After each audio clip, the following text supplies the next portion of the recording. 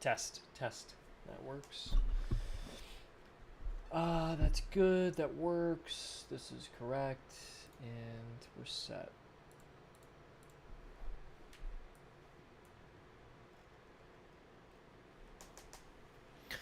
Alrighty. Oh yeah.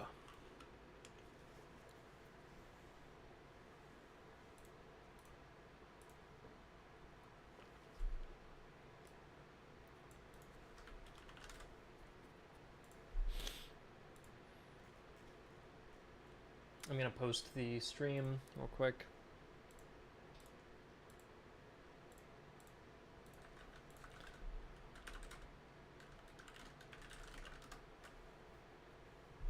There we go. All right. Good evening from Germany. Well, guten Tag, my friend, or mein Freund. Greetings from Portugal. All right, we got a little international click going on. Is international click a... Hold on. I did not mean to use that term. That is a conspiracy theory. I meant an international group, an international... Oh my gosh. All right, well, sorry about that, guys. I did not mean to start us off with a little accidental anti-Semitic term. Anyways. Okay. I have a little agenda here.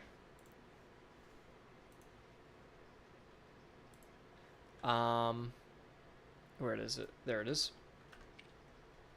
Greetings from Germany squared. All right, very good. American stationed here. Oh, okay, that's neat. Still need to learn German. All right. Whereabouts in Germany? Wo in Deutschland? In Bayern oder Brandenburg oder... That's the extent of my German for the most part. Game's delayed for a month. Yeah, the game will come out on October 27th. Here's our schedule. Kaiserlautern. Let's see where that is. That is in Southwest, in the Palatinate. Interesting. Okay, that's neat. Will I do another showcase showing off the other nations? I will. In fact, you can see... I put a streaming schedule on Discord. I don't know if you're in our Discord. I'll put a link for you to join if you'd like. There.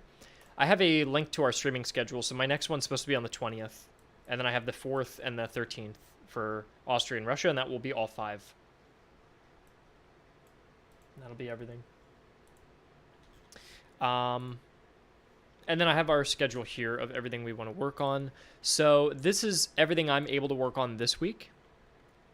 And then you guys can tell me what you're interested. I have to do all of them anyways, so you can tell me what you're interested in me prioritizing first. I did the stuff in green. I knocked it out before the stream because they were a little more boring. But we could do difficulty modifiers, which I have to do a balance pass on. We could test the deployable and artillery stuff. That's a little more extensive. I can rebalance the skills, the officer skills, and the doctrines. I can do a little bit of balancing on loot generation. I can do another balance pass on the AI army compositions, though I may... Do I want to pause that until I've done... I'm going to pause this for now, so I don't want to do this yet, because there's something else that we have to do first. This is not relevant either. And so it's really just this. These are our options. Invite says invalid. Gosh, let me see. Works for me. I think it might just be blocking it on your end. It might just be blocking it. So check the link in the stream description. But yeah, the release will be on October 27th. That is the release date. It was going to be today, but I'm glad that we gave it a little more time. But yeah, any opinions on what you guys want to focus on first? I might want to do... I don't know. I'm tempted to work on the officer skills and just get that done. Because we're changing the officer skills. We're getting rid of active abilities, the buttons that you can press to activate an ability. But I will say artillery and deployables might be quick to just knock them out.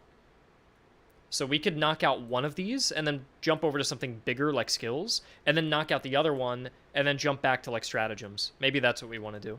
So deployable, skills, artillery, then stratagems. Maybe we do that. Let's do deployables first. At least you guys will be able to see some combat as well, or just like some glimpses of it. But let's check it out. So apparently they were too powerful. And then we can do deployables and then artillery if you guys want. We'll do it in that order. I agree. If that's what you guys want to see, it's probably more interesting. So let's do that first, and I'll save the boring stuff for last then. But I can't put all of it off because it's more labor intensive, and I'll be burnt out by then. So what I want to do is I want to go to the faction sheet, and what we're going to do here is first apply wooden stakes to... We're actually going to grab 3 units and give them identical stats for testing purposes. So they're all now virtually identical. And then we're going to give them wooden stakes 2, and wooden stakes 3, so we can test the tiered system of those wooden stakes. Then we're going to go into debug, and we're going to add these 3 units that we just created. Cantonists, musketeers, and land milites at 1,200 each. And then we're going to give the enemy 3 of the same unit, if not even more there. And I'm going to turn off the AI. And that should... Actually, we'll do like map template. There we go. Map template is completely empty, so we won't be hindered by terrain for testing. And then we're going to rebuild the unit data because we just unified all those stats. And then I'm going to undo my changes so we don't permanently break those units. So watch, we undo. There, now they're back to normal, but on Unity they are updated with the synchronized stats. And let's go see what they do. Right now and it'll work like this until maybe another time, but the deployables will work against infantry. So if infantry charge into wooden stakes, they'll still take a debuff on that, which is fine. And then let's grab these. Here, we're going to turn off fire at will. I'm going to grab 3 enemies. Turn off fire at will from them. Spread them out. Will there be a demo? Yes, we are planning on doing a demo for next fest. All right. They have good wooden stakes, excellent wooden stakes, and basic. So let's try the basics first. And I guess right now we just want to see if there's a difference between basic and excellent to test 2 extremes. Pause. And there. That's basic. Let's bring them out. There we go. And then let's charge these guys at the same distance. In fact, I'll put my audio on so you can hear the game if I play any noise from it. All right. So we're going to go in, and upon impact, bang. Let's pause it. So the 2 impact differences from excellent to normal quality are nothing. No, wait, not nothing. Hold on, I'm wrong. Oh, I have 2 different sizes of units. Whoops. I'm using a 1,200 and a 1,500, so I need to redo that test, unfortunately. Because check this out. I set the manpower to 1,400 and 1,600, so it's a wrong type of test. Now, as we go reload that, I'm curious how many people actually died. So in this case, I think 15 people died, and in this case, I think also 15 people died. And look, same exact deaths on each side. So they effectively did nothing. Therefore, we need to go check on what's happening. And what we can do is go to cover, deployables. Where is it? Charge resistance. Let's bump wooden stakes up to... Actually, we're going to do it here, sorry. Wooden stakes charge resistance up to 1,500. Okay? Just an outrageous number. And let's see if it's even working in the first place, because I think it's broken. So that's what we're trying to identify right now.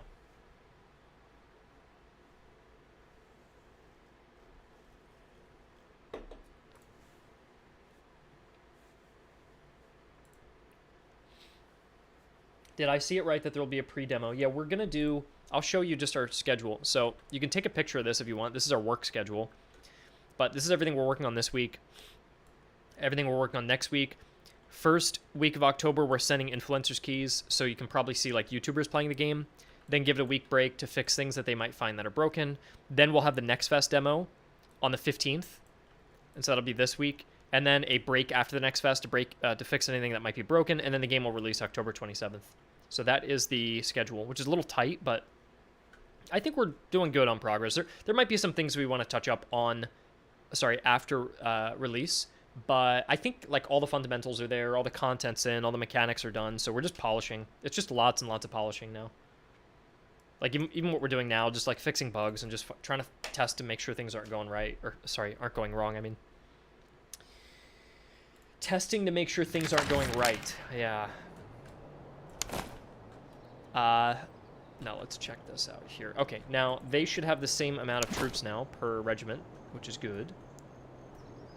And if I did this correctly, the excellent stakes should kill them on impact. And I'm hoping that that's the result, because I set the number to 1200.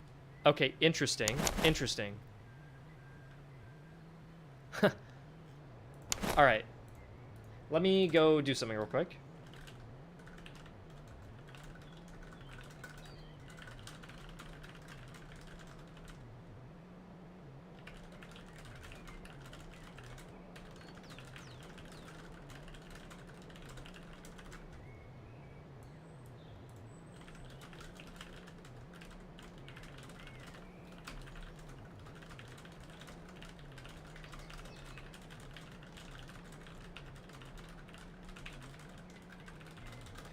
All right.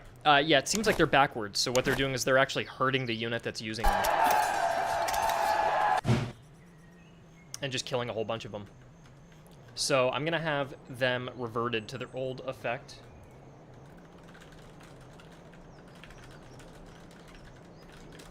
And then we'll retest. Now, while the developer is fixing that, because we're going to revert, he added a divider into the number. And I think that divider is causing like a negative or something going wrong in the math. So we're just going to undo that. And then I'm going to rebalance these. While he's doing that, let's put it in his workspace real quick.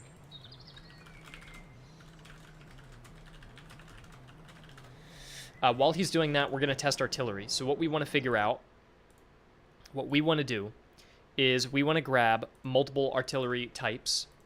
And so we're just going to bomb different enemies and see what happens. So we're going to go in and grab cannons, and let's see what's useful, what's not. Let's start with iron, all the iron guns, okay? Let's do a big iron test. And what we're going to do is grab the field artillery and just copy and paste it. How many iron guns do we want to test? 1, 2, 3, 4, 5, 6, 7, 8. So 3, oh, I don't want to do that. Whoops. I want to do this. Grab that. 1, 2, 3, 4, 5, 6, 7, 8. Good, and all of the artillery pieces are going to be identical now, with the only differences being the gun they're using, which are going to be an iron 3-pounder. In fact, I can just copy and paste this down. Perfect. And then we're going to pop these guys in, and they should be at 250 strength under items. Not items. Under debug. And we're just going to bomb a bunch of Austrians and see what happens. Now, we have 8 cannons, right? So we probably want 8 different enemies to bomb to test their strength. 1, 2, 3, 4. We don't want to count the initial guy because he is an officer.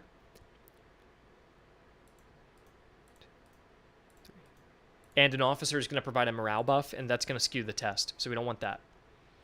So we gave the enemy the amount of guys they need.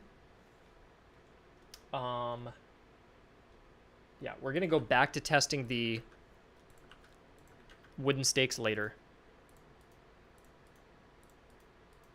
Okay, so we have guards, provincial, hussar. So what I'm doing is I'm using the unit IDs of the old units that I just overwrote. So it's going to say cuirassier or something, but it's actually artillery. And then I'll just undo the change at the end of the test. So we're basically just overwriting units temporarily in order to just complete rapid tests without having to go through the campaign and actually like debug console command myself artillery. I'm just changing the IDs themselves, or the units themselves. All right, that's all fixed.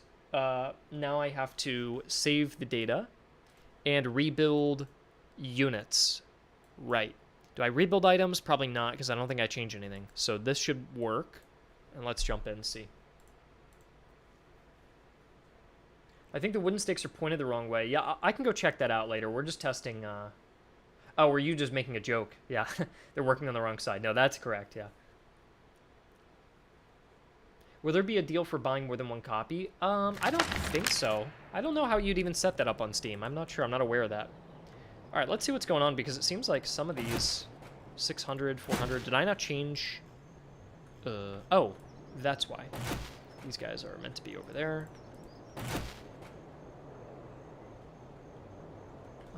He's meant to be over there. Okay, ignore those guys. 1, 2, 3, 4, 5, 6. It's kind of weird seeing the uniforms different. Now, why are these guys on horseback? These guys aren't. Are they classified as light? They shouldn't be classified as light. That's weird. What other... Their stats are different, too. Why would their stats be different? This is a Cuirassier unit, who I overwrote.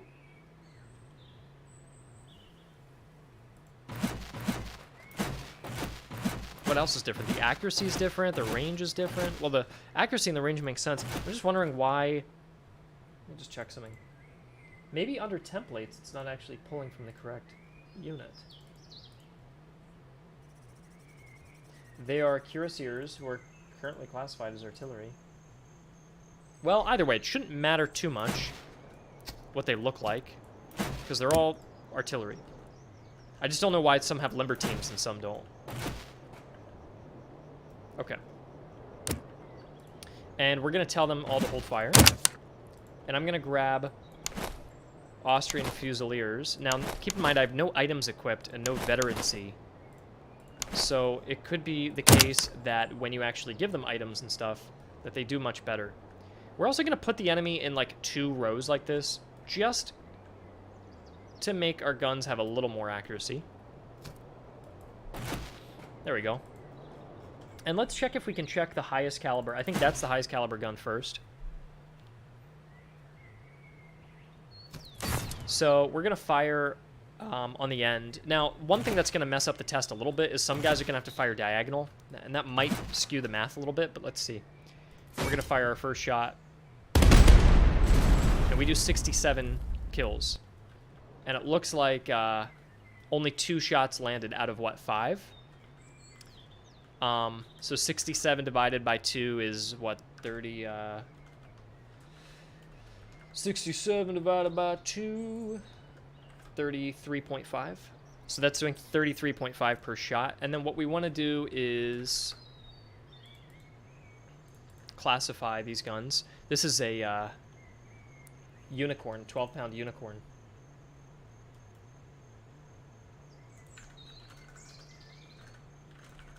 In fact, I'm going to write down the names of everything. And we have an 8-pound unicorn. How do I want to do this? Let's start from the left. What do we got? 3-pounder? And then we go 6. I assume it goes 6, then 12, then 6 howitzer, and a 10-pound howitzer, and then what, a 16? Yeah. And we have not tested the bronze variants. These are just the iron guns, and iron guns are going to be a little worse, or at least they should. So the 12-pound unicorn is doing, let's see here. What did we say? 33.5 damage. And the actual kills.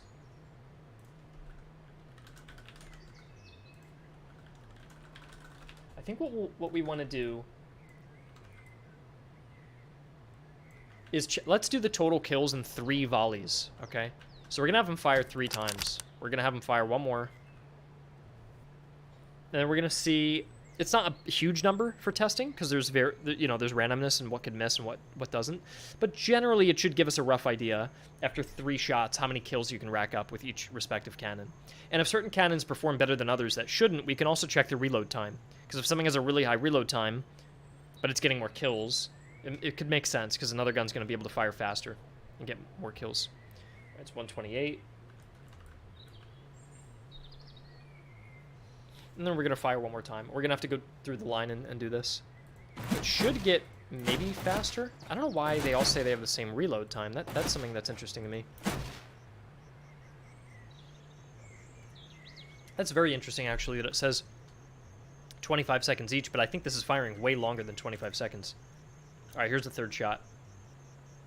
198. Okay. So he got 198 kills. Now we're going to tell him to stop, and we're going to go to the next guy. All right, so we did 55. We got 2 hits. And then 55 divided 2 is 27.5. There's going to be a lot of math that I end up looking up that can seem obvious, but I just don't trust myself. So I'm always going to do a calculator. Even if it says 40, I'm going to pull up a calculator and make sure it's divided properly. Because if I make one mistake and then screw everything up, that's going to suck. I think he's fired twice now. So this should be his last shot. And he is firing faster, I can already tell. Even though it's listed wrong. So that's just a bug that I'll have to report. That they're all being listed at 25 seconds, I think. Alright, let's see what he ends up going up to. He's at 173. Okay, that's not bad. It makes sense that you'd pay a little extra for the larger gun here, the larger unicorn, and for it to do better. I will say the it should be silver, but it's actually gold. I'll say the unicorn. This is a bug here. The iron unicorn guns are displaying as bronze models.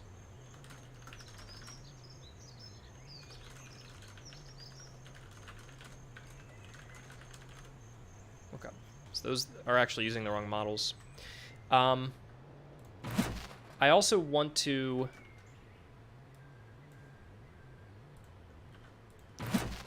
say to Tom that all the cannons appear to have the same reload speed.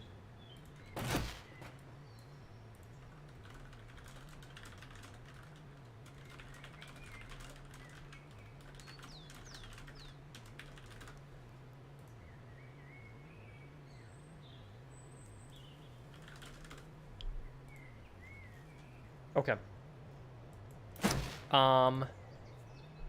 Let's see.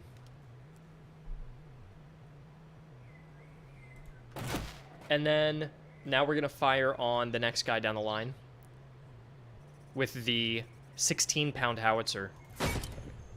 82, which is pretty good now, which is 41.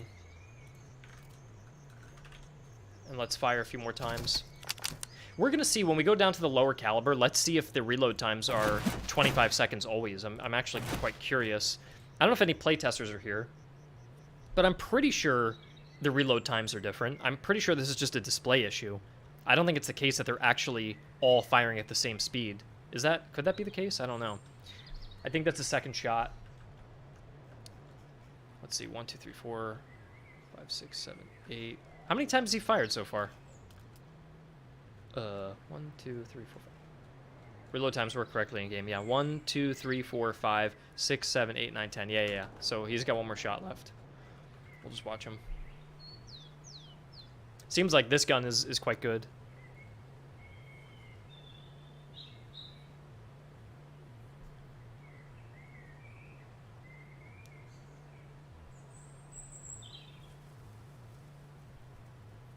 Okay, 236.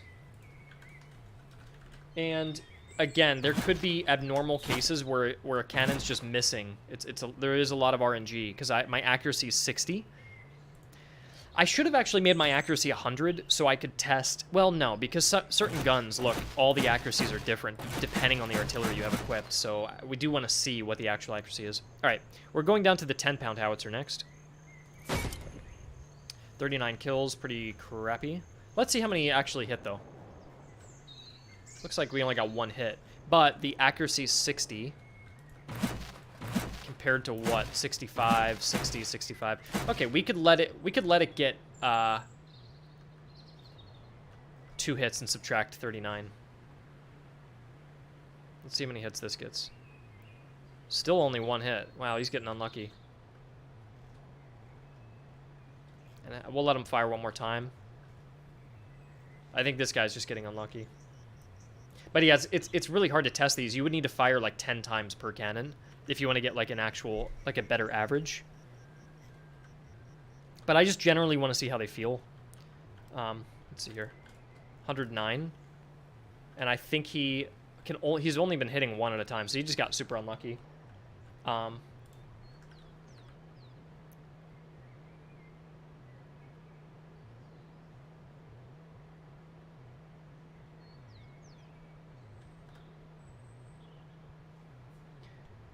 So he was only getting about 36 kills per volley.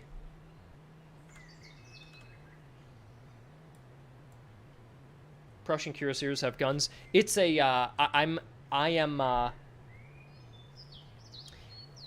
overwrote old units like dragoons and hussars and gave them artillery for a test.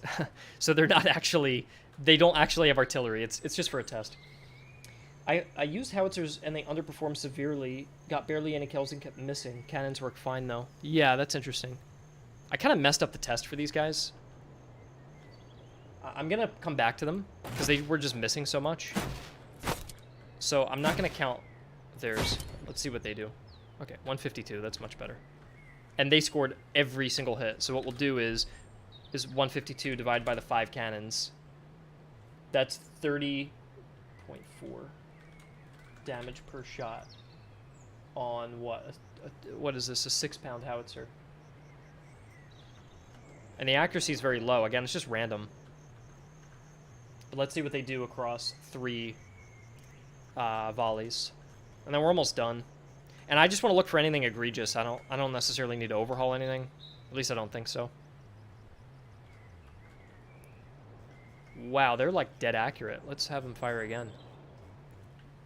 If they score every hit again, then there's something weird going on. But look, they have 20% accuracy. They have 25. They actually have less accuracy. 450 range.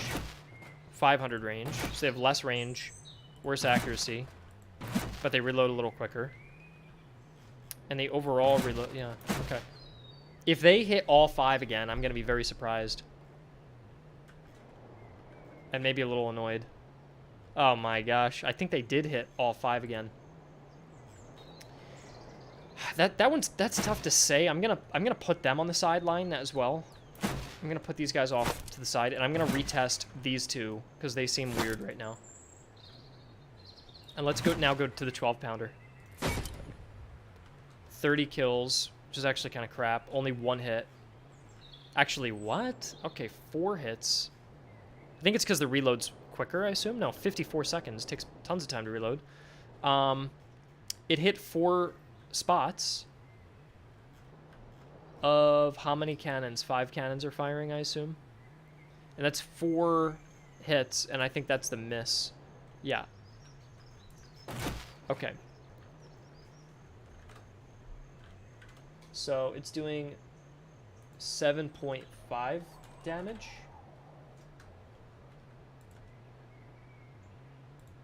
Yeah, 7.5.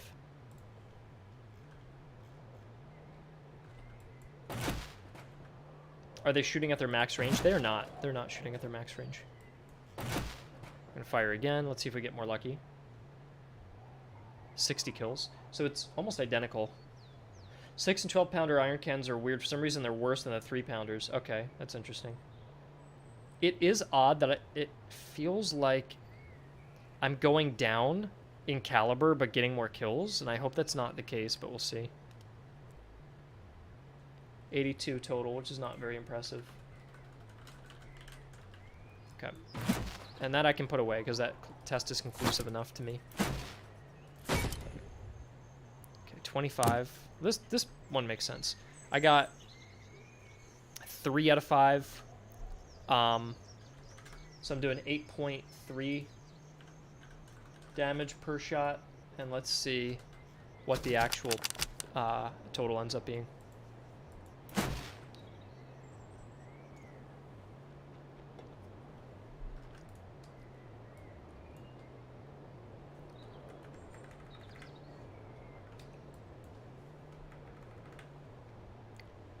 $61. So it's currently on track to beat the 9 or the 12 pounder, surprisingly.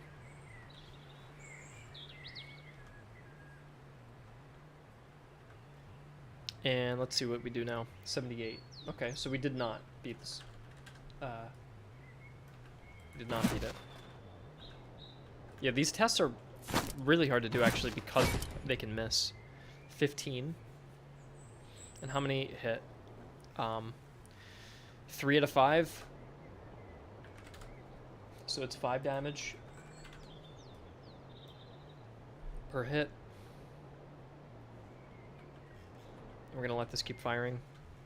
It does seem like the howitzers and the unicorns do really good. This thing fires pretty quick. How many times have I shot already? I think I've shot twice. So this will be my 3rd fire. There it is already. So it's nice and quick. But very inaccurate. 58 kills. Okay. So you can see here what we've got so far. And it seems as though these are scaling pretty nicely as they go up. This got higher kills per shot, but I think it may have just got lucky. It may have, because there is some variance there. So it generally does seem to be scaling correctly. These seem okay. The howitzers feel very strange to me.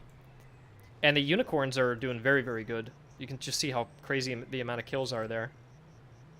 Why no shot bounces in front of the formations? That's a good question. Yeah, none of them shoot short, do they? They always shoot on or behind. It might just be how the math is set up. Because it is a lot of math to do the physics, trajectories and everything. And it just may be how the math is set up, which is probably not going to change, to be honest. You know. It's just the iron guns that underperform regular cannons. Well, I want to see what the... I need to run more tests for the 10-pounder, which currently is never missing. Oh, they broke. My cannons broke. Yeah, they're broken. Definitely seems like we've got an issue here. I'm gonna do a recording real quick.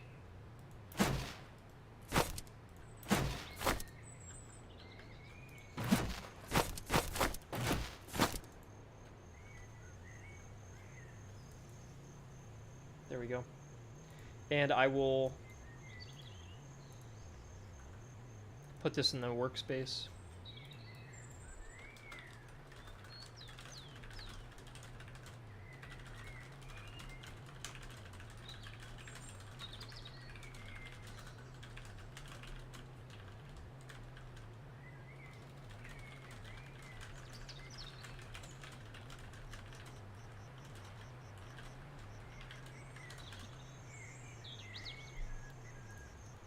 Okay, and then we're gonna reload that test and then try those howitzers one more time, and then based on the results, we can check it out. 60 kills and 3 volleys is terrible, especially for 6 and 12 pounders. It really depends, OH, because I'm using base stats with no veterancy and no items and no officer and no elevation, and firing near my max range. If you fire closer, the accuracy increases. You add items and you add all the other stuff and it'll continue to increase. So that is one of the bigger factors to be aware of. Now, unfortunately, we can't measure the actual range of where we were actually standing before. So we're just going to have to eyeball this, unfortunately, and put them in approximately similar formations to what they were. This seems about right.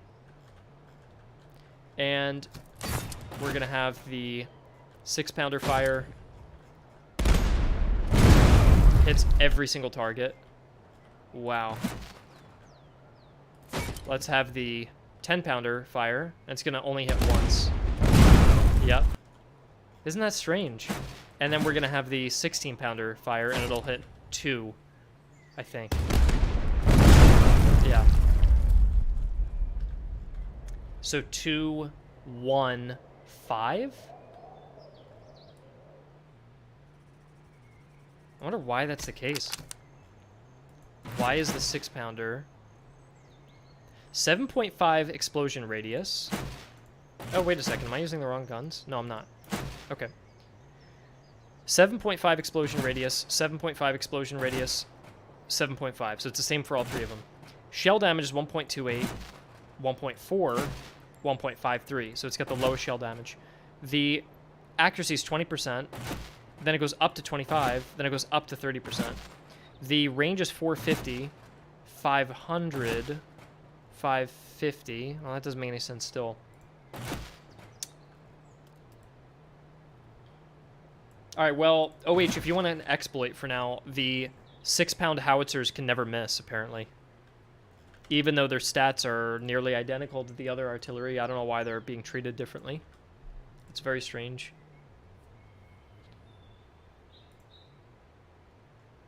Let's see if anything here is set wrong.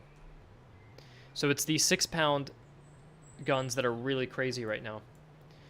This looks right. The accuracy is correct. The minimum accuracy is low, which is correct. The accuracy randomness is correct. Deviation is as well. Deviation max matches. I don't think I see any numbers wrong. Fatigue uses is the same. Cannon round shot is the same. Basic is the same. Reload supply. Canister true. Cannonball damage is less. There's nothing being listed as to why this gun would be performing perfectly. Isn't that odd? This should be silver. I cannot figure that out. Yeah, that's odd. I'm gonna have them keep firing. But I don't think this guy can miss.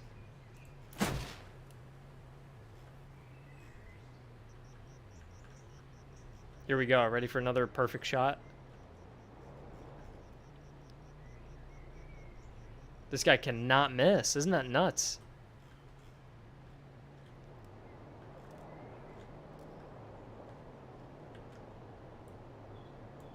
I'm going to have to investigate this later. But this was at least good to learn that this is a problem and that it's got to be fixed later on.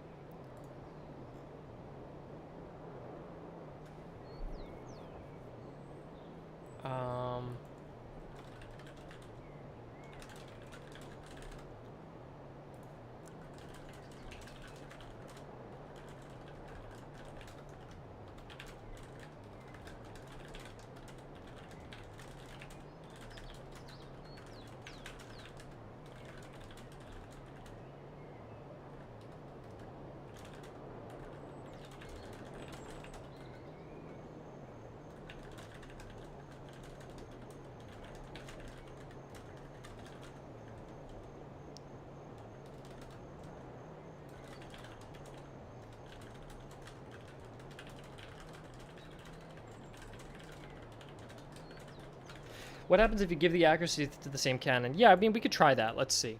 So if we go into the iron howitzers and we make the accuracy 0.3, 0.3 for everything, and then we go in and rebuild the item data and try that again, what happens? Wouldn't it be funny if this whole time the lower accuracy actually meant higher accuracy? Like something was just inverted in the math? So when people would go to upgrade their cannons, they just can't hit shit. I don't think that's the case, because it's kind of weird.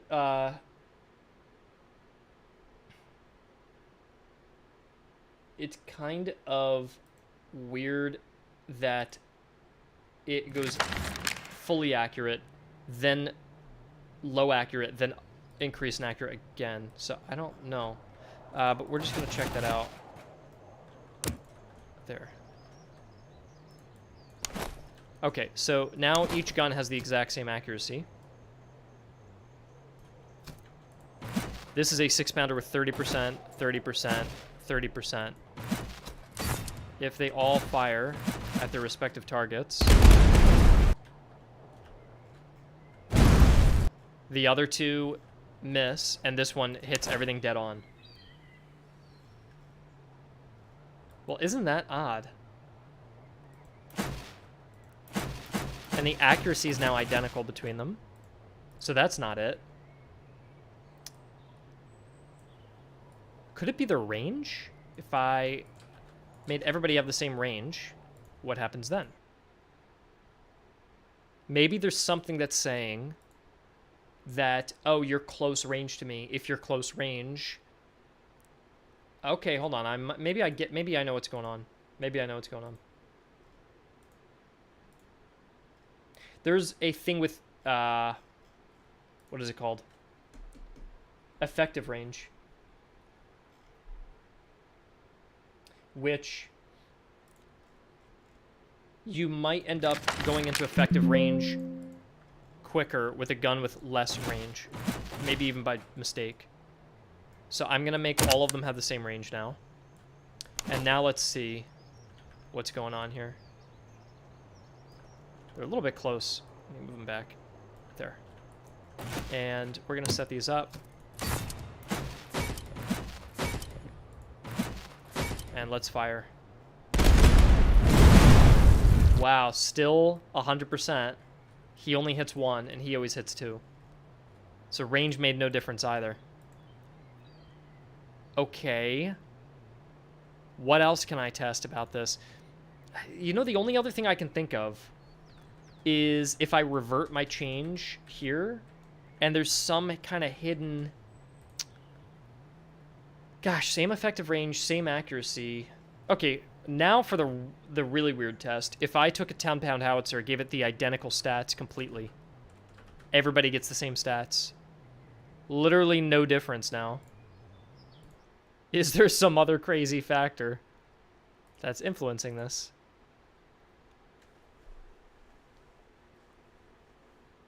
And let's jump back in. How about a first shot low accuracy penalty for artillery? That technically happens, Octavio, because we have an effective range system. And so if you fire at max range, you get this massive accuracy debuff. Yeah, OH, it does seem to maybe be the unit that's firing the cannon, but I don't know why, because their stats are identical. Their stats are literally identical. So I don't know why. But yeah, whatever, it's the Dragoons. The Dragoons... But the display accuracy is identical. Well, now these cannons are literally the same. Why do they have different melee stats if they're truly identical? That's the weird thing about that. There is something fishy going on. It honestly may not even be a bug with the cannons. It just may be the way... You know how we're giving cavalry artillery right now? It might just actually be a bug with that. So, let's go see. Yeah. Oh, no, yeah, no. It's the units. They have different swords equipped. Yeah, very interesting. Something on this unit is wrong. The unit itself, because the items are now identical. So here's what I'm going to do next. Here's what we're going to do next. We're going to grab this problem weapon, which they're now identical, right? We made them identical. Yeah, these are identical. I'm going to grab the 6-pounder, give it to the field artillery, like a unit who's meant to have it, and rebuild the unit data. What if the cannon overlaps with the carbine that comes with the Dragoon? Yeah, that could be interesting. I wonder if that is the case.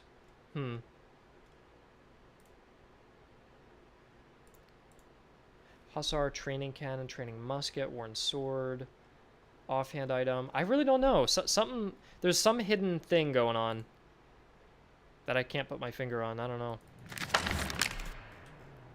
Well, now we just want to take the regular field artillery. This is who's meant to be firing this cannon. And I changed its stats to be equivalent to... I'm going to bring it back a little bit. Okay. Yeah, there we go. It is the unit. It is the unit that's the problem. There was something with the test where when we were using cavalry, it was messing up. The actual... when I gave it to actual artillery, now it's working fine. So something was just messing up with the way I did that. I am curious, though. First, what's my reload at? 55 seconds. Yeah, even the reloads are displaying correctly, so something was just going wrong with the way I was testing that. I think the way I was testing it was flawed. I'm going to remove that task, because it seems to not be the case. Either way, it generally seems like the howitzers get a lot of kills, the unicorns are kind of in the middle, and that the iron guns just do a standard amount. I'm okay with this right now. I don't think there's anything I want to change right now. I'd have to do more extensive testing off of stream, but I just want to jump in and see if we could catch any major problems. So I think I'm going to have to look into that more later. And then with the wooden stakes, I have to wait on the developer to fix that too. So we're going to put those both on pause at the moment, and I'm going to handle artillery later. The next thing I want to take care of are officer skills, and I think this would be fun for you guys to be involved in. I don't know how many of you guys are still with me after that riveting testing that we just did. There's 80 people here? How are there 80 people here? Everyone's dead quiet. Feels like there's 15 people here. Everyone say hi. There's no way there's 80 people here. Well, get ready to participate, because we have something pretty cool to work on that I think is more exciting, which is we have these officer skills, and what we're going to do is we're going to change them. We're going to change a lot of them, and you guys are going to get to participate. Okay, wow, there's a lot of people here. Hello, guys. Hello. Everyone's just listening to the background. That's nice. Well, it's good to have you guys here. We're being so quiet so you can focus on working. Thanks, Hugs. Yeah. No one gets technical stuff, so we don't want to sound dumb. Yeah. Okay, well, fair enough, guys. These are all the skills, and what I want to do now is we're going to take all of the circular skills, and we're going to turn them... They used to be active abilities, so if you clicked on this button, it would give you a temporary speed buff to reload your weapon, for example, for 10 seconds. I'm going to get rid of that and just make them all passive, because I don't think the Warhammer Total War style of clicking abilities on every officer and just having to micromanage and just keep clicking stuff it doesn't really fit, and I don't really think it's fun, and to get it to be fun would take a lot of work. And then when it is finished, I don't know if it even really fits the historical theme. So I'd rather maybe just go with all passive buffs. Yeah, I think passive buffs are better. And this way it gives you more opportunities to synergize, because currently there aren't that many passive buffs to be... Well, there's like 3/4 of these are passive. But if we can bolster the passives by 1/4 of their strength, by moving the actives into passives, it creates more opportunities for better working synergies. Because at the moment, the active abilities are just completely ignored. And so if 1/4 of the abilities are ignored, that means we can do a lot more with what we've got already in the game if we just make adjustments. Yeah, focus in battle should be maneuvering positioning. I agree. Yeah, I'm with you guys. I'm fully aligned on that. Yeah, I think the frantic clicking of activating abilities to get artificial buffs is not necessarily what this game's about. The first thing we have to do is we just have to double check that all of these are still in date and that these are correct, which is going to be a little bit annoying, but we're going to do it. So, and then once all of these are correct, and all these skill effects are correct, we're going to go in and make some adjustments. And then you guys could even give suggestions as to what you think different personality skills should do. We could even rename them, right? Like if we don't like the name for this, which this skill is currently called Hold the Line. But all of my actives are shout-outs, like Hold the Line. And all of my passives are adjectives that are personality descriptors, like intimidating. So this would need, if this is being eliminated as an active and we're extending it out to be a rectangular border like the rest of the passives, grab him. If he's getting a nice square border just like the other one, he's going to need a name that fits. I don't know what he would be called, like Gandalf. There's your adjective. It's a Gandalf-like commander. So I don't know what this personality would fit. Maybe we have to redraw. We're probably going to have to redraw a few of these, depending on the effects, but we'll see. But for now, we need to go through and just check that these are all set up correctly here. So artillery mastery currently gives ability range 10. So it's giving artillery range plus 10. That's correct. The infantry, which is now meticulous, basically we have a skill ID on the left, which is like outdated. And then we have the actual display name, which is the current, what we currently call it. So careful is still careful, but restorative breaks is now just restful, right? So I've updated some of the names, the display names in game to look a little more intuitive.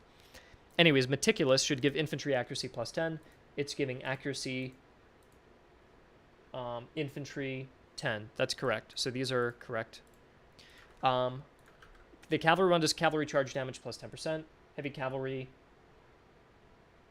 recruit light cavalry, ability, charge damage 10. That's correct. Grounded is saying army experience gain plus 5%. That's wrong. It should be infantry combat effectiveness plus 5%. So we're going to go update the localization. Actually, we don't... yeah, let's update the localization because that's wrong.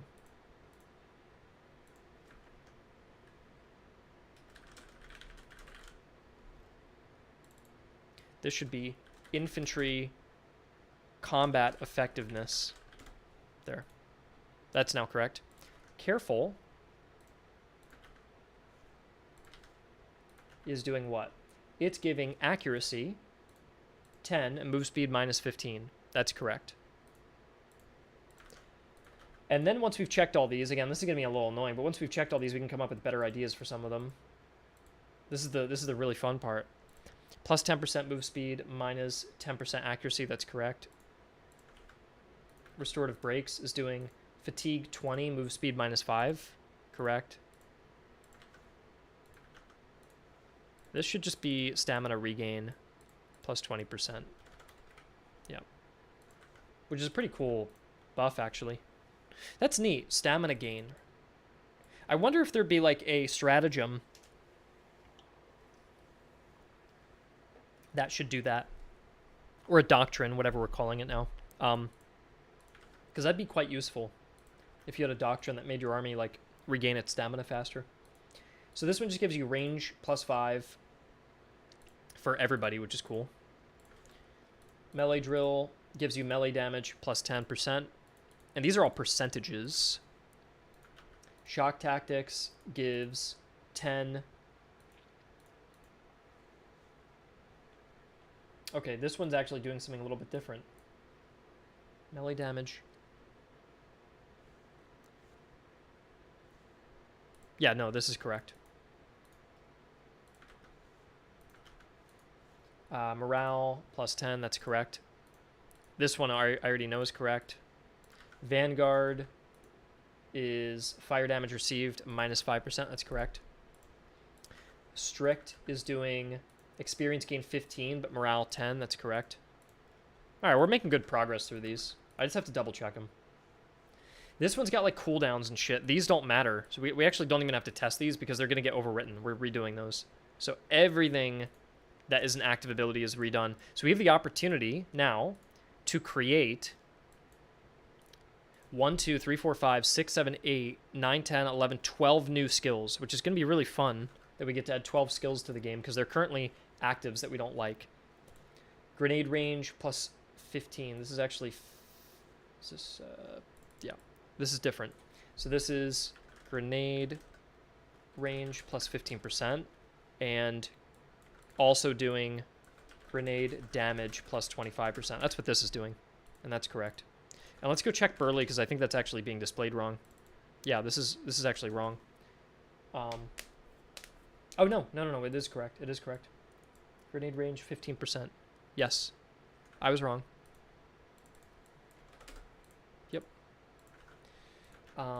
We have Equestrian, which is accuracy for Dragoons. That's interesting. This is actually wrong. That is actually wrong. I need to go fix this. I'll show you what's wrong with it. It's only affecting Dragoon, which is an outdated unit class that isn't even being used anymore. So what should be happening is modify accuracy by unit. What we need to do is modify unit accuracy data. There. Let's get, because there's a few different types of cavalry now. There. So it shouldn't be Dragoon. It should be, I mean, we'll keep Dragoon on there. Why not? We'll keep melee cavalry too. Horse archers don't exist. Light cavalry is real. Recruit light cavalry is real. Heavy cavalry is real. That's everything it should get. It should affect. So then what you want to do is do on start trigger these. And what this is supposed to do all cavalry accuracy. Yep. And then accuracy modifier, fill in the values. And that's now fixed. Good. Okay. We now want extended influence. Modify command aura range, double the aura by 100%, so that's correct. Focused is accuracy +5. For who? Everyone.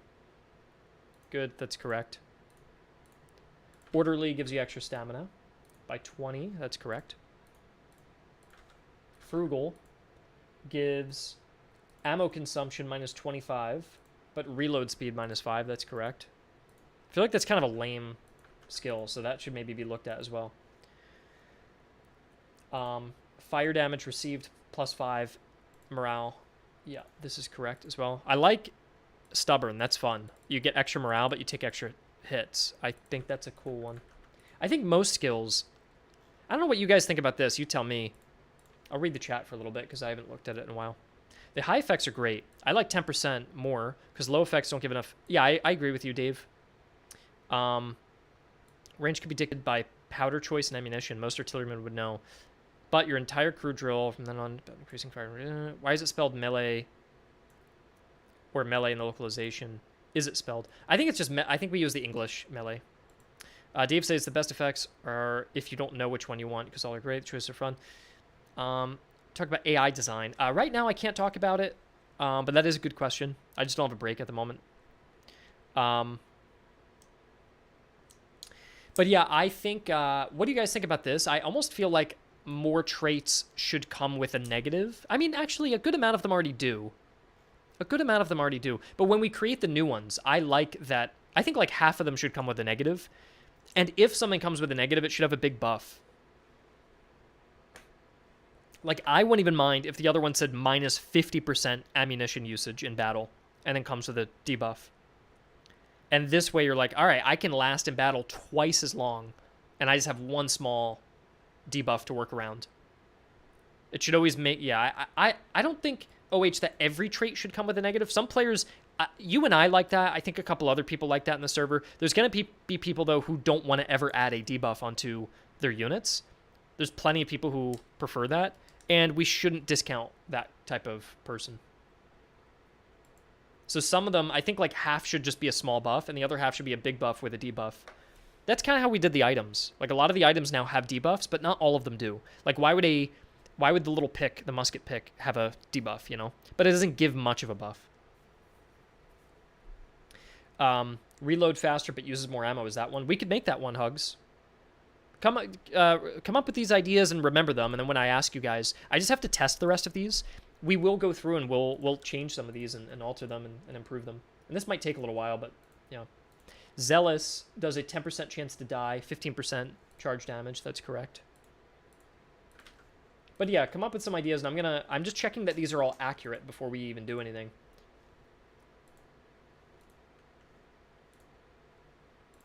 Just in case something's just completely wrong, and I just want to make sure we know what's working, what's not. And we may even change some of these. Morale damage and morale, that's good, that works. Deploy speed, 100%, yep. Reload speed, 15. Stalwart defense. Melee damage received, -20, that's correct. Cool, it looks like almost all these are set up correctly, which is really nice. Movement speed and morale is 5 and 5. That's correct. Almost done, actually. Morale damage received is minus 15. That's correct. Ground Hugger is morale 20. Charge damage minus 10. That's correct. Cunning is flanking fire 25. Wow, that's just really good. That is just very good. 30 and minus 15. Yeah, that one's like a Swedish thing. And then we just have 2 more. We have combat effectiveness 15. That's very good. And then we have fire by rank, which is correct. Okay, so we're in good shape. The next thing we want to do is probably what? We probably want to like list let me just see how this would work. Okay, yeah, I have an idea. We grab these, put them onto a paint document, and now we're all going to review the skills and see what's lame and what works, what doesn't work, and how we want to change the actives. And the other important thing I'm going to do is I'm going to grab all the icons for them, which is going to take me just a little bit, but I want to put the icons next to everything so we can actually see what feeling each thing should evoke. The other thing that's important is we have commonalities. We have common, uncommon, rare, and ultra rare. I kind of think we only need 3 rarities, so I may actually just move these to rare. I don't really want to do... I don't want to have to balance that, you know? It's just more shit to balance. And it's already tough balancing this, so... I would rather just keep it simple. And 3 rarities is plenty. Because you can only level up 5 times, or even, I think, only 4 times anyways. So why do we need 4 tiers of rarity for 4 level ups? That's like... Yeah, I don't think we need that. So 1, 2, 3 makes it a lot easier for us. So now what we do is we're just going to grab the images, the icons for everything.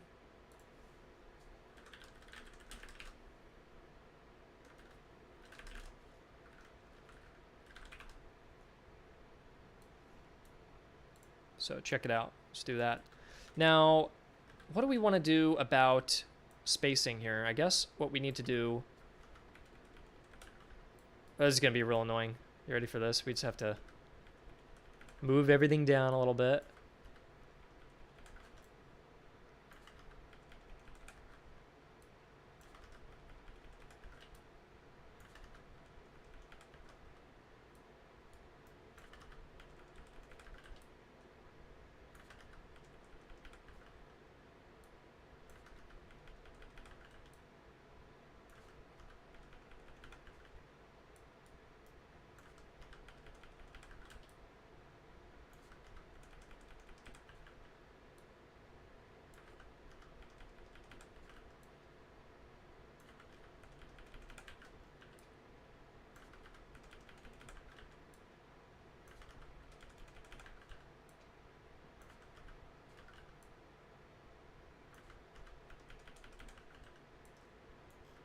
Okay, almost done.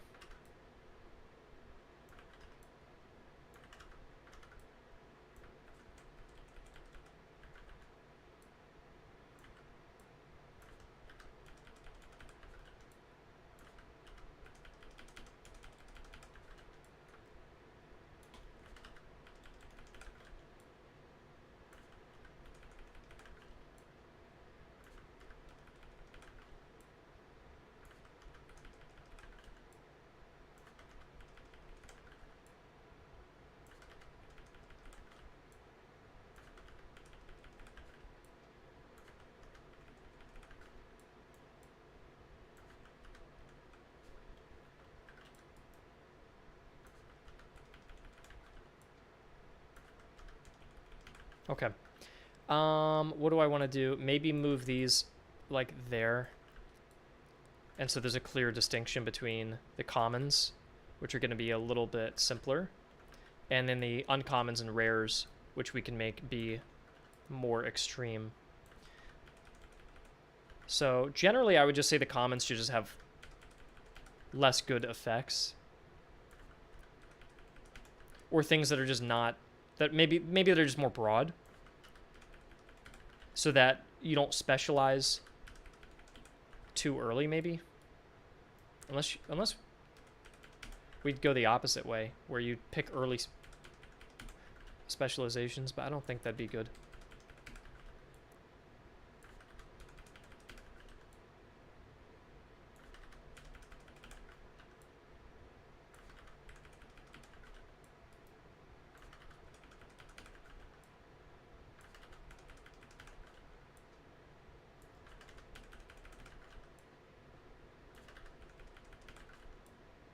Okay.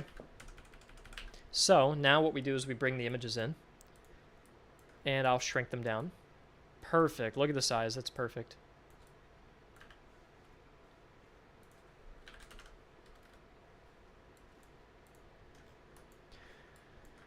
I wish I could listen to music, but it will get copyright struck, so I don't really know what to do about that. Sometimes I just don't care and I just let the stream get copyright struck afterwards, but I don't know. I don't want to do that. But yeah, we're just going to add the images now.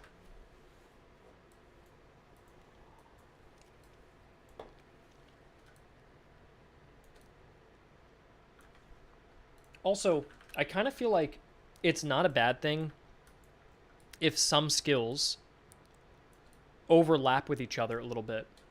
In fact, that's sometimes a good thing. And let me know what you guys think of that, because if you were building a melee force and you got a melee plus 10% but minus 5% reload, and then you got another skill that you rolled that's another plus 5% melee, but now it's minus 5% range, let's say, you would be happy that you got two things that are both melee related, even if they're giving almost the exact same effect and maybe just a different negative, because then you're specializing that officer into one particular thing. Whereas I think I was really obsessing when I was originally making these, and I designed many of these skills over a year ago. I wasn't even playing the game was not even playable when I designed these, so they're very outdated in some ways, but I was designing them for everyone to just feel completely different. Not always, but to an extent. And I think that's maybe a slight mistake, because it's actually more frustrating when you keep getting wildly different skills that have no way to synergize. And by the way, synergize is kind of a loose term, because synergies usually mean two things that are different that go well together. Like peanut butter and jelly is a synergy, okay? But peanut butter and peanut butter that's not a synergy. That's just, I mean, I guess it technically is, because if you want more peanut butter and you get more peanut butter, great. That's your synergy. So my point is, if you just got melee skill plus melee skill, that's not necessarily a synergy, though it kind of is if that's what you're going for. But a more appropriate synergy would be getting melee skill plus charge skill. And you're like, oh, he's good at melee and charging. That means when I make impact with my opponent, I will damage them nicely, and then when we go into the ensuing melee, I'm getting another buff. So that's great. That's a synergy. Anyways, I suppose my point is, I just generally don't mind if there are some redundant traits. That's okay, as long as all of them feel like they should be there and they're all doing something interesting, or like doing something. I don't even want to say interesting. It doesn't have to be that interesting. It just has to make a difference. That's what it has to do. So you could have something interesting, like a unit can, I don't know, maybe it gets some special a bit. I guess one thing that would be interesting is being able to deploy your deployables twice as quickly. That's one I have. But okay, yeah, that's interesting, but is it noticeable? Well, considering that you put emplacements down in about 6 seconds, now that they get put down in 3 seconds, it's not really that noticeable. So something that's interesting doesn't necessarily mean it's potent enough for it to be actually fun to use. And yeah. So not that I want officers to be overpowered, or again, it's like Warhammer, where a single officer is like a hero or something. But I definitely do want officers to make a difference to reward the player for organizing their division in a way that synergizes traits and gives them some kind of small advantage. And it should feel impactful that if you make a decision like that, and not just something that you click on and ignore. By the way, I said this is going to be quick, but obviously it's taking a little bit longer, but I'm filling some of the dead air by just talking a bit, so. And luckily I've played the game enough that I kind of know at this point what useful stats would be. Like, I can already tell grenade range plus 15% doesn't do shit. That sucks. If it was grenade throwing range plus like 40% or 50%, which, by the way, just for reference, if your grenade range was like this, a 50% increase, which sounds huge, right? 50% is this. That's 50%. Because 50% is half of your normal range, which, look, that green is about, that's the halfway point, right? And then added. So if your unit was standing here, that's giving them about 50%. All right? I give 15%, which 15% is like adding this sliver in there. So the one thing to know about percentages, now it's different with in all cases, but when you're using percentages with small numbers, like your range is 50, which I would consider that's a pretty small number, then percentages don't do much. You can do 50% on something. And the reason I think a lot of games do percentages is it can sound exciting without doing very much. Like 50% on a small number is not that much, but it sounds big, right? Now, the difference is if you had an artillery piece with a range of 500 and you increased its range by 50%, let's say, now that artillery piece has 750 range. So that's where you get into the danger zone when things have really large numbers. But most things in this game are dealing with numbers 1 to 100. Like most skills, like your accuracy is 1 to 100, your melee skill is 1 to 100, your movement speed is 1 to 100. Almost everything has been balanced around that. The only thing that's not is your range. So range is where we want to be careful. Range is where we only want to do like a plus 5% buff or plus 10%. That's actually still noticeable, especially when it's stacked with like an item that also gives 5 or 10%. But if you're giving somebody 5% accuracy, do you know what that is? 5% of, if my accuracy was 35, I'm gaining 1.7 accuracy if my stat is 35. So I pick up this skill and I go up to 36, maybe 37 if it rounds up. So there you can see it doesn't mean very much. Now, when we were balancing items a few days ago, or last week, we were using small numbers, right? Remember when we were balancing items, anybody who was part of that stream, we were doing like move speed plus 5. Well, the difference is those, when we're doing a plus 5 or plus 10, or I was even doing plus 2, 4, 6, right? Those weren't percentages. That was just direct skill. So when we were adding, if somebody had 10 movement speed and we gave them plus 2, that's like a 20% buff. So plus 2 sounds small, right? But in that context, adding that 2 is much larger. So in this case, for whatever reason, officer skills are always done on a percentage basis.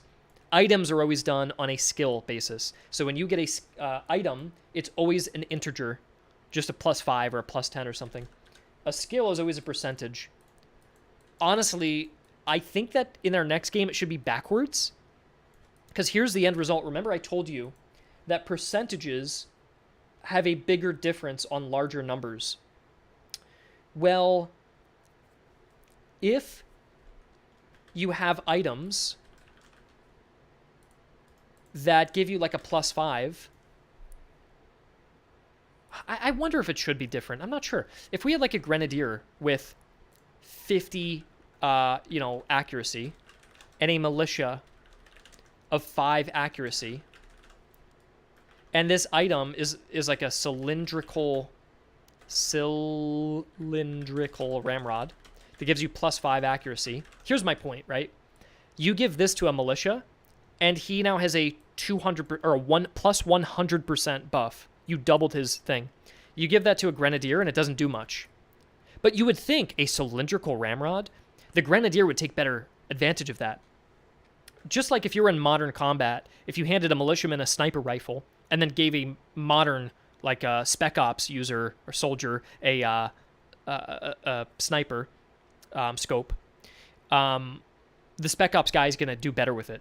So if anything, the elite units should be able to scale better with equipment. Equipment, something you put on your person, if you know how to use that well because you're elite, you can get better use out of it. So if equipment was plus 5% accuracy, 5% on 50 is much greater than 5% on 5. In fact, giving a cylindrical ramrod on militia would be a waste of their skill. That would be better. That's not how we're doing it, and that's not how we're going to do it. Just because everything is already set up the way it is, and I'm not going to change it. I think this is just a lesson to take forward to the next game.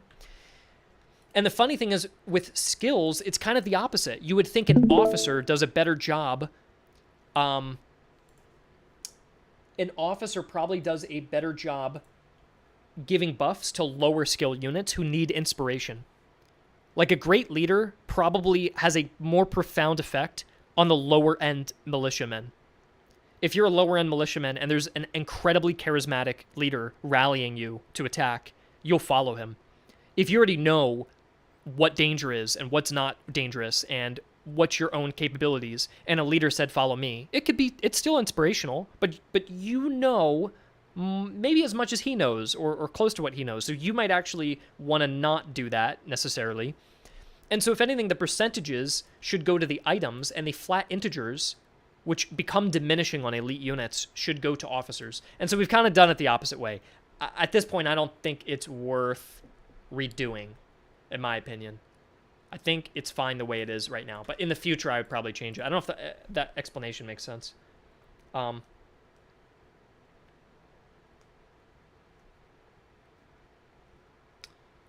just reading through to see if there's anything important here. Okay. Are these perks RNG, or are there factors like more melee creates a higher percentage to get a melee perk? That would be cool, Sharpshooter. Unfortunately, we don't have that. It is fully random at the moment. And yeah, I agree, Dario. Early specialization gives a player the feeling they're setting their units on rails. Yeah, I get you. So items are better in armies focusing on quantity, and officers are quality. It's right now the way it's set up is that officers benefit quality armies and items benefit quantity armies. But I would almost imagine it should be the opposite way. Is that you get a bunch of leaders to lead the mobs, and you can make a mob more useful. And you get a bunch of items on the elites, and you make the elites more useful. That's how I think it should be, but we did it the opposite for this game. Which, all of this... Here's the other lesson to learn, as a person who has worked on multiple games now. Everything I said doesn't really matter. It matters to an extent, okay? If you're planning a game from scratch, then yeah, sure, you should... Oh, hold on. I messed something up. Okay. Yeah, this is incorrect. What was I going to say? If you're planning a game from the start, you should do it this way, right? But as a person who's worked on games before, this doesn't really matter. Because at the end of the day, we're talking about the difference of a couple numbers. And a player's never going to notice this.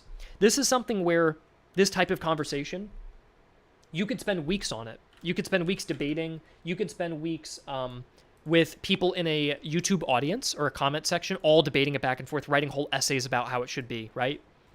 And I'm sure you've seen maybe on game development logs or podcasts or streams or whatever before, these huge over-intellectualized 3-hour debates about like little mechanics like these, like little differences. But it doesn't really matter that much. Like, for one, you can compensate for the problem I just talked about by just making these percentages larger, and like, you could just be aware of the issues and work around it. But also for two, like, players are just not going to notice it. What a player would notice is, like, when I hold the W key, does the camera move fast enough? Does the game feel responsive? When I shoot somebody, does it feel like I did damage? And a lot of these decisions that I'm talking about will amount to something like that. So the way you set up officer skills by percentage or items, decisions like that can mount and stack and then create the overall gameplay feel for a player. But just one of these things alone is not going to compromise the game. Like, everything I talked about, realistically, no one's going to notice that on the actual release. Like, even the playtesters have never commented anything about what I just talked about. It's something that sounds important, and it is to an extent, but you don't really have to change that, you know? There's a lot of things in game development that are like that you'll spend hours on, or people write essays on, and then you make the decision and no one even noticed it anyways. I'm sure there's people who have written me little essays about like how the clouds should look in battle, and not a single person who's played has ever even looked up. So like that, I think that's a good example. It's just like people will pick at details when you look at things in a vacuum. When you really zoom into something, you can pick lots of little details about what's wrong, what's right, what colors to use, and maybe even the color theory of how you want to do skills or color code them and all these things. But then at the end of the day, like almost nothing matters. It's all about like how everything comes together broadly if the game is big enough. If this is the only part of the game, if the whole game was just officer skills and that was it, and that was the only way to upgrade, then yeah, I would probably recommend changing this or making it more like focusing more on what exactly we want to get out of this. But based on what I said, it doesn't matter. Anyways, I am just repeating myself right now because I'm doing a monotonous task, so I'm just kind of like, I'm not saying anything profound right now because I'm multitasking. I'm sure if I was not multitasking, I would have shut up like 10 minutes ago, but this is a little tedious, so I'm just keeping myself preoccupied here. And luckily I'm almost done. This ended up taking way longer than I thought, but it's useful because, isn't it useful? Because we can actually see all the icons of every skill in the game, and their names, and their effects, and make changes to them. And I think that's pretty damn important. Is this listed twice? Oh, that's rapid fire, that's why.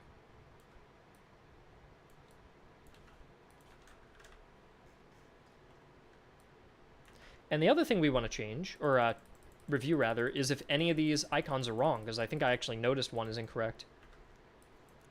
Besides this one, which is rapid fire.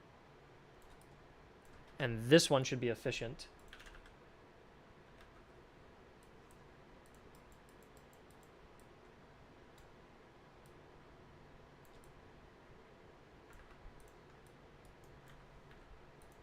There we go. Disciplined. You never see discipline. This one's it's on ultra rare right now, which again, that's why I want to remove ultra rare, because you just never see it. And it'd be fun to actually play with it. Same with commanding voice. You don't see it too often.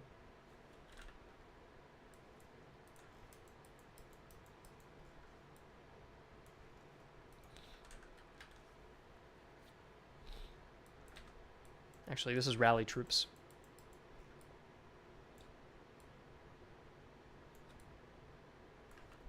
And then there's break them. This one, you also don't see break them too often. This one's very rare. Okay, there we go.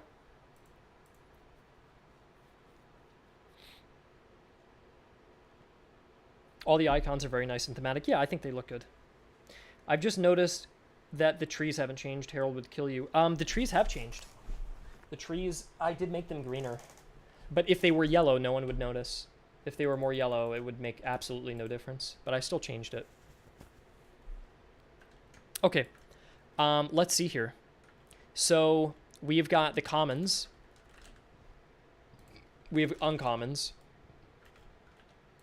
And then we have rare.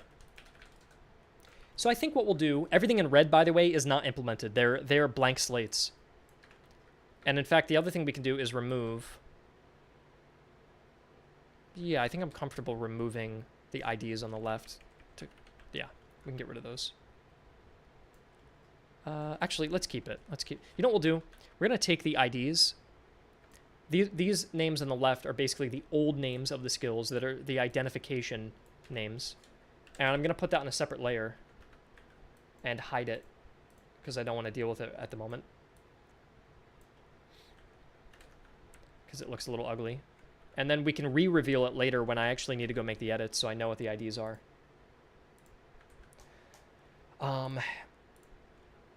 Good. So I think what we'll do is we'll look at everything and see if the trait is good.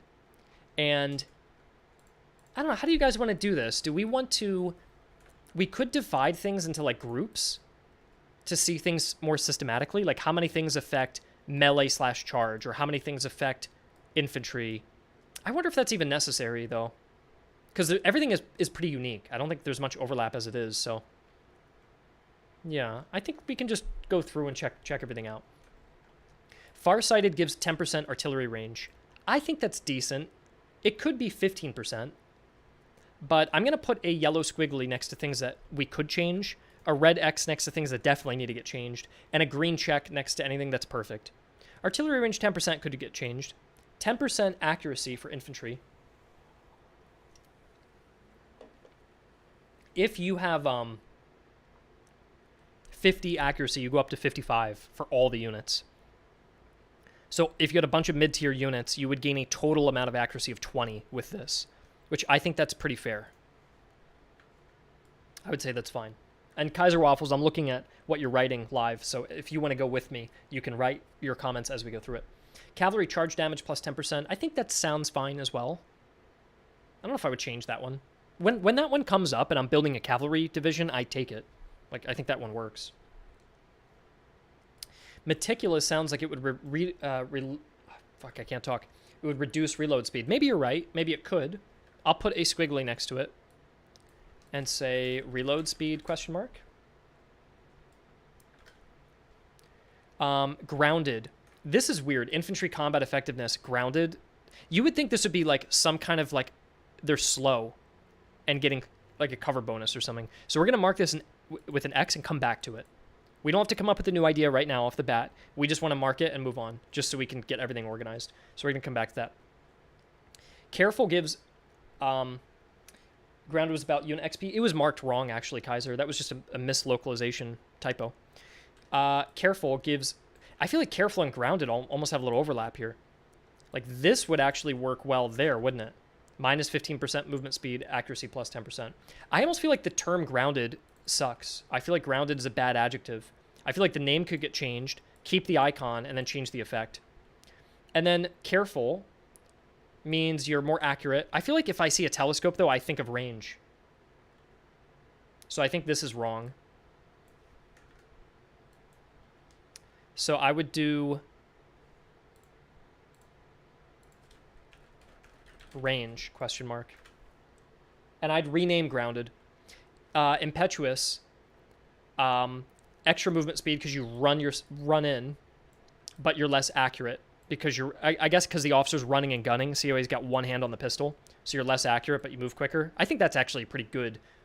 The picture matches the effect. In terms of what you actually get, minus 10% accuracy for movement speed buff is kind of whack. Like I'd make this a minus 5% and plus 15%. And this way you could give it to cavalry, who's not going to shoot anyways, or you could give it to infantry, who's not focused on accuracy as much.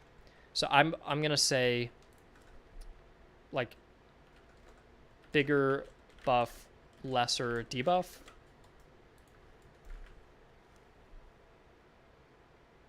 You know what I almost want to do? Like,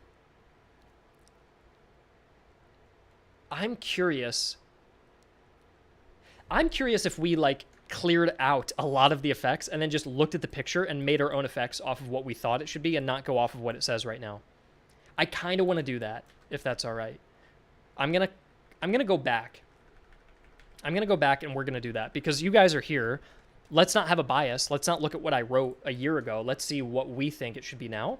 I'm gonna save. Yeah, it'll be a layer. I'm gonna save what it originally was in a separate layer, and we'll compare what it used to be with our new idea and see if there's overlap. So we're going to keep those, and I'm going to call these two layers hidden. And now we just get to do anything we want. And the other thing we're going to do is the circular ones are being redone, so they don't have a name currently.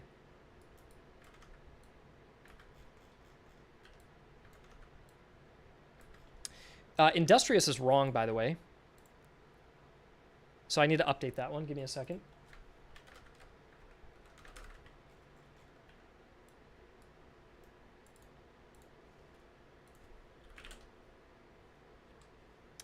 Industrious used to be field engineering.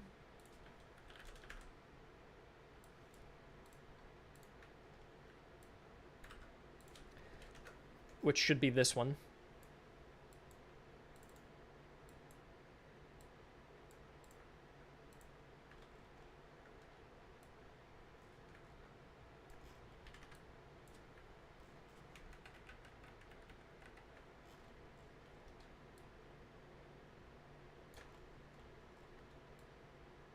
There we go.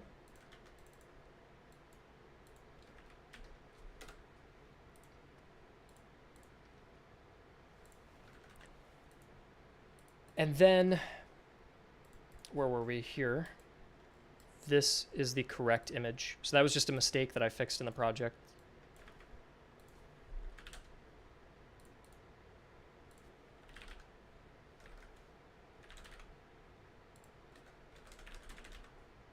There we go. Here's the first thing let's do. Let's check the names of everything. What do we like? Farsight. These all have to be adjectives. Think about like a personality of an officer. So farsighted. I like that. The artillerist officer can see farther, and it gives you a range buff. I like the double meaning with that. Meticulous is good. Cavalier is a nice adjective. Grounded is okay. What does grounded even necessarily mean, though?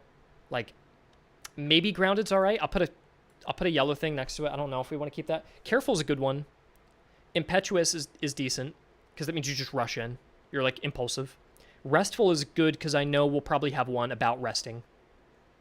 Grounded as in grounded in reality. You know what? Honestly, even the fact that you're asking that question, I'll get rid of that one. I don't like it. I don't like it. Grounded would be, like, practical. I just don't like it. Stonewall, a Civil War reference. Well, is Stonewall an adjective? Could someone be Stonewall? To be honest, I'd associate farsighted with the careful one. Oh, maybe you're right. Yeah, maybe we could change that. That's not a bad idea. Move that over there. I like that. And then we could change the artillerist one to something else. Grounded sort of means nothing in this context, since there's nothing to correlate to the game traits. Yeah, I feel like grounded sucks. Maybe prudent. Prudent isn't bad. What do you see with this picture of the soldier crouching? Like he's taking cover. I guess I kind of, if a soldier's crouching, I think he's taking like a well-aimed shot. Steady. Steady could work. Hidden wouldn't really work. Defensive's not bad, because a person could be defensive. But that's more of a negative. Again, I wouldn't come up like loyal. What does loyal have to do with a guy crouching? You know what I mean? It has to relate to that. Steadfast is not bad. Because steadfast is like holding firm. And the guy's like crouched and dug in. What else could you call that? You call it resilient, but I think we're probably going to use that somewhere else. Holdfast is not an adjective. Like it'd have to be. Let's see Stonewall define. Stonewall is a verb. Yeah, I don't think you would have an adjective like he's like a stone. You could say he's like a Stonewall. That's a comparison, but you wouldn't say he's Stonewall. It'd have to be an adjective. Entrenched is not bad. Let's come back. Let's come back to that one. Farsighted I like for this. Impetuous is the guy running in. I feel like we could come up with a different word than impetuous, because he doesn't look impetuous. He looks like a strong leader, right? He looks like he's leading his men in with the flag, like he leads from the front. What's somebody who does something by example? And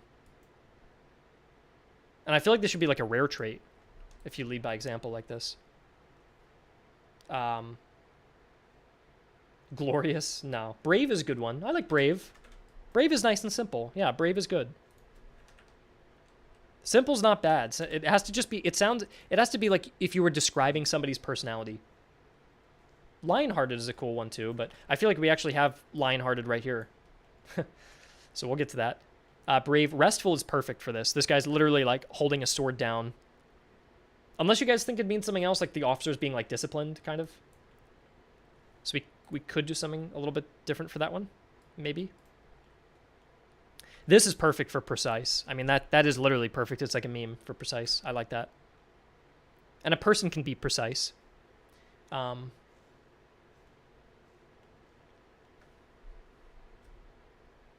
I don't think the sword image is restful. Yeah, he looks pissed off. Firm. He could be firm, strict. Firm, strict. What's another word that could... I think firm is good.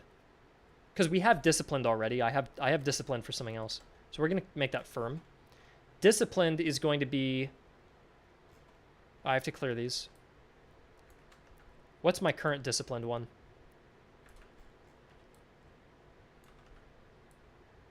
Okay. This one is disciplined, which I know doesn't... It just looks like two guys standing there. Well, we could change it, but this gives you the fire by rank ability. So what officer trait... I guess discipline doesn't really fit there, does it? Because... Yeah, I don't know. We'll come to that one. We'll get to that next. Or later, I mean. Where the hell are we?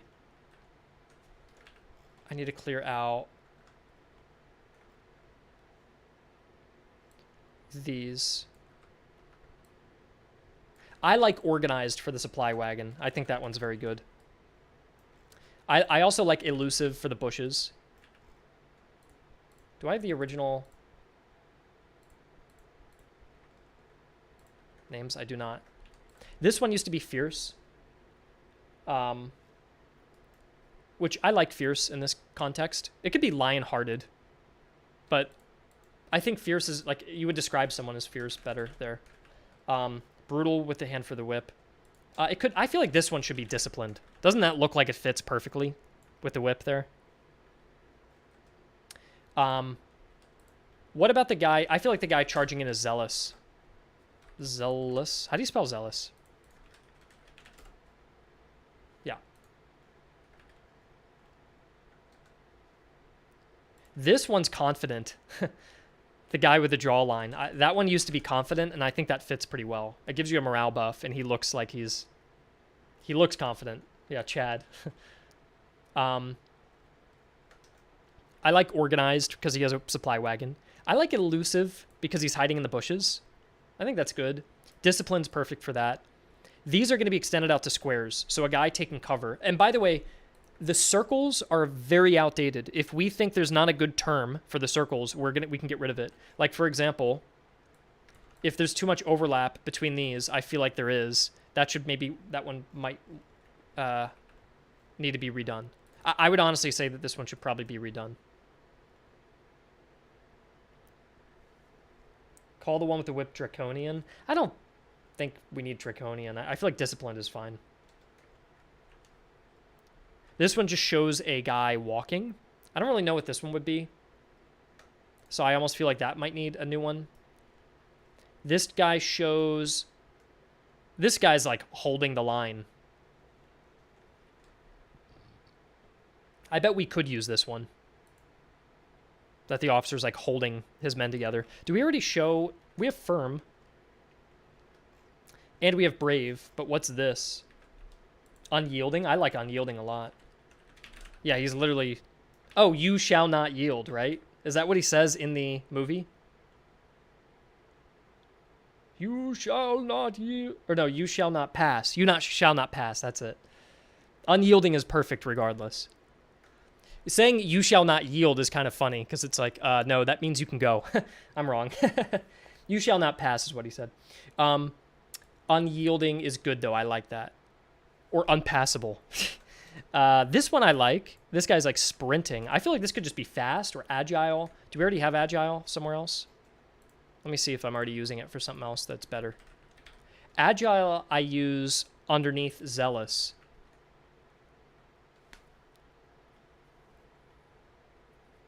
I think I use it right there.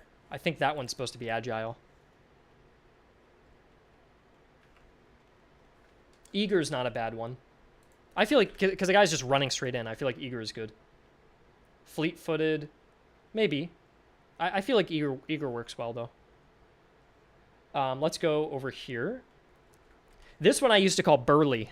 I like burly, because it's a dude with his shirt off throwing a grenade. I feel like that just fits very well. The guy on horseback firing with his gun, I used to call equestrian. an equestrian adjective relating to horse riding. You could say he's like an equestrian, like a rider, a performer. I think that works. Unless there's a better adjective for that.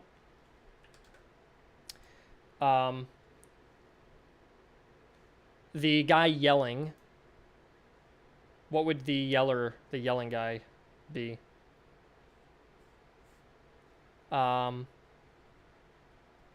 Dominating. That's not bad.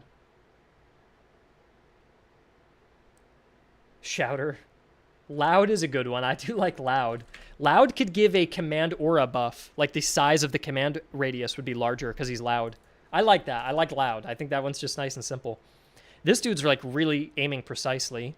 We already have meticulous. I feel like you could do meticulous and precise. Don't I use precise for this already?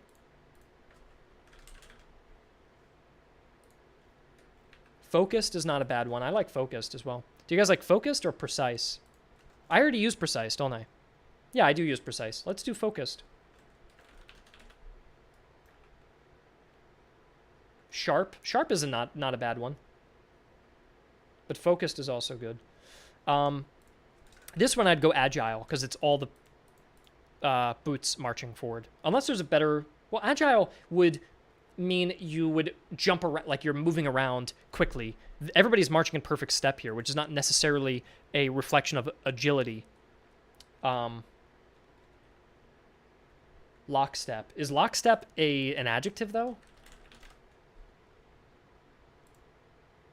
Lockstep is just a type of march, so this has to be like an adjective that the officer would have in order to get his men to do this, basically. Orderly is not a bad one. I like orderly. That's very good. You're basically looking for little like word plays where somebody's personality can be reflective of like a tactic. So you could have like an orderly march led by an orderly officer. That's a great like double meaning there. The cartridge box. Prepared. I think prepared could be good with the cartridge box because it's literally like a box of ammo sitting ready. It's currently called frugal, which I don't really like. Hoarder, that's funny. Stocked. Prepared. I think hoarder or prepared would be good. And by the way, traits can come with negatives too. Like loud could come with a larger command radius, but less morale or something like that. I think prepared should be the guy in cover. Yeah, that's interesting. I like hoarder. I think hoarder is funny. And then prepared. Prepared could be this guy behind the earthwork. So we could keep this the same.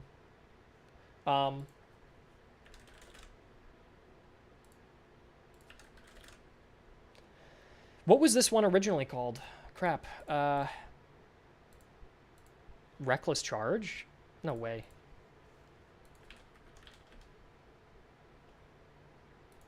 Gosh, what was this one originally? Does anybody remember what that originally was? I have to grab the icon for it. Enduring would be the man walking with the gun. That's interesting too. Yeah, that's a good one, Holger. Good job being creative there, because I thought we would have to get it redrawn. That's a great idea. I like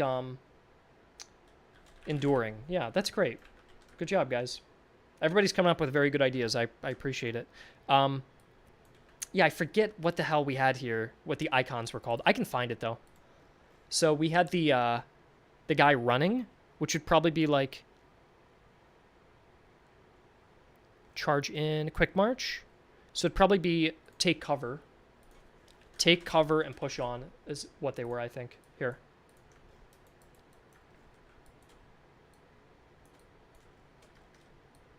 Yeah, I just want to get rid of the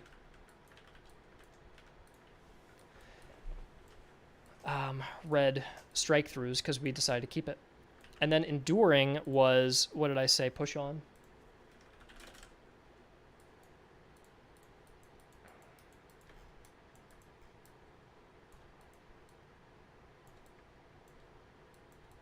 Okay.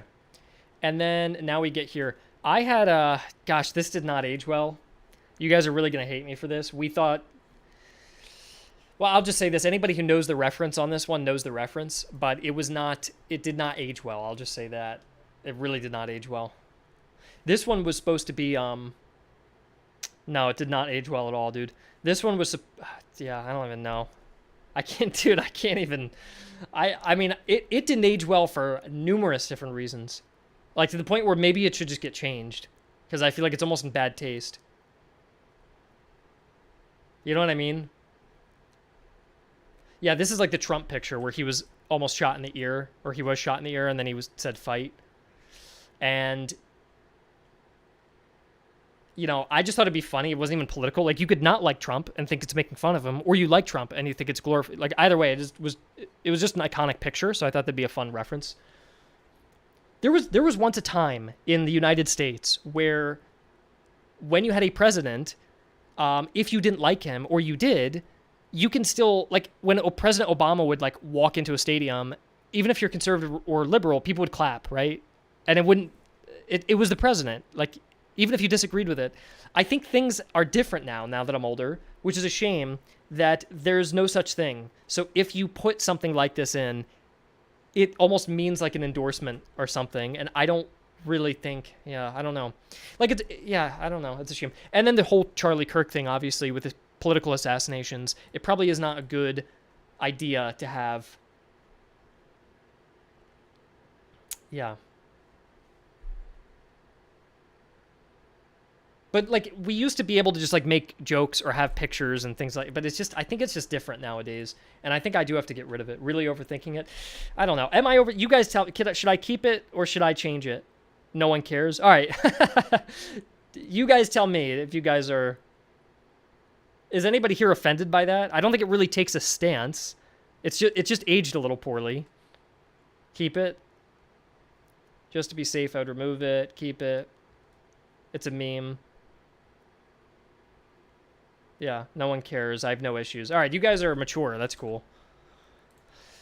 I had originally I'd called this stubborn, and the idea was that you would actually take plus 5% extra fire damage, like from gunshots, but you would get like a plus 10% morale buff. That's what it used to do.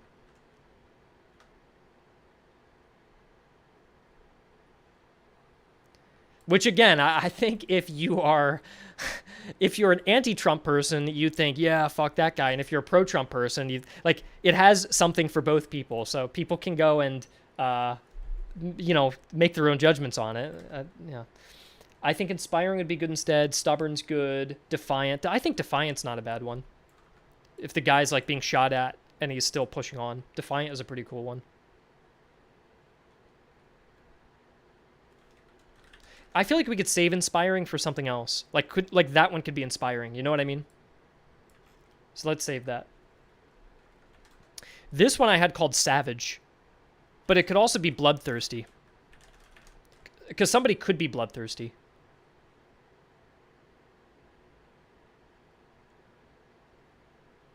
Does it have a hyphen? No, it's just, I feel like bloodthirsty is good. People could bitch about the Red Army and socialist references in the achievements. Yeah, I feel like Kaiser. I feel like who cares right now? If people do come out and they're really upset, we can always change something. But for now, like, I don't think we're doing anything in bad taste. It's not like there's a political endorsement you can find in the game. I think we just have little memes and references like sprinkled around, and I think that's fine. This is agile. That's definitely agile. Because the dude's literally jumping over a fence. So. This one I love as intimidating. I like this one.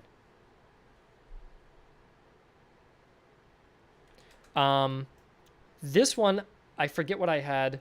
The picture looks more like the victim, not the one who is bloodthirsty. I don't know. I've always just pictured this guy like, maybe if he was smiling. I think it's okay. Industrious is a good one. I like Industrious. Yeah, I like Industrious. I think that fits perfectly. All right, this guy's like reloading really quickly. What's something that's like you do your work? I feel like conscientious. That's a bit of a conscient. I don't even know how to spell conscient. All right, let me do this in a separate tab. Conscientious. I don't know why I can't spell that.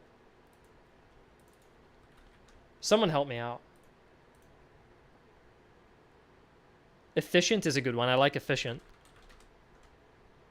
Let's do that. Let's not do conscientious. Conscientious is basically like your work attitude, in addition to doing what's right, but it's also your work ethic as well. In the context of psychology, I think. So maybe not in a colloquial. Oh, geez, man, I can't talk today at all now. I'm misspelling, mispronouncing. I don't know what's going on. Well, let's continue on. What's the blood with a dagger into the ground? What is he doing with this one? I feel like that's also kind of bloodthirsty too. It's not good when you have to look for a definition. I completely agree. Brutal is a nice one. I like brutal. Brutal's nice. I like that. Change the bloodied dude to savage and rename the sword to bloodthirsty. I don't think the sword would be bloodthirsty, but this one used to be called savage. Should this be savage again? Or do you guys like bloodthirsty? Craven, that's interesting. Conscientious in a work context just means your work right is important to you. Savage, bloodthirsty. Oh, it's kind of split, isn't it? It's pretty split.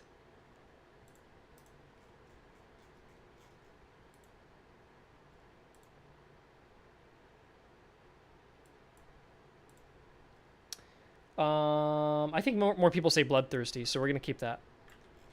And then this one's inspirational, I think.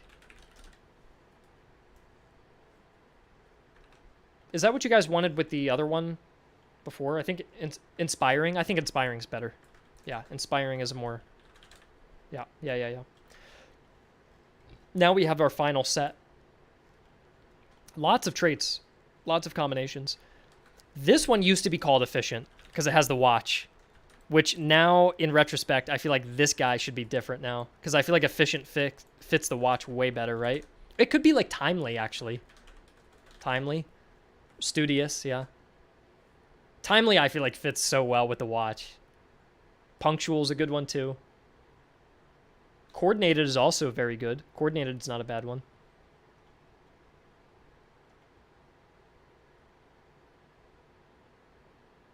What do you guys think? I feel like timely is not bad. This one used to be resilient, but it could be Spartan. It could literally be Spartan. Yeah, you guys think Spartan's good?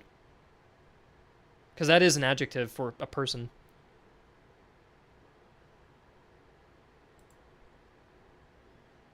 Spartan, yeah. And then what is he? He's leading his men into a charge. This one could be heroic. Do we already have heroic? We have brave. And we have defiant. And we have inspiring.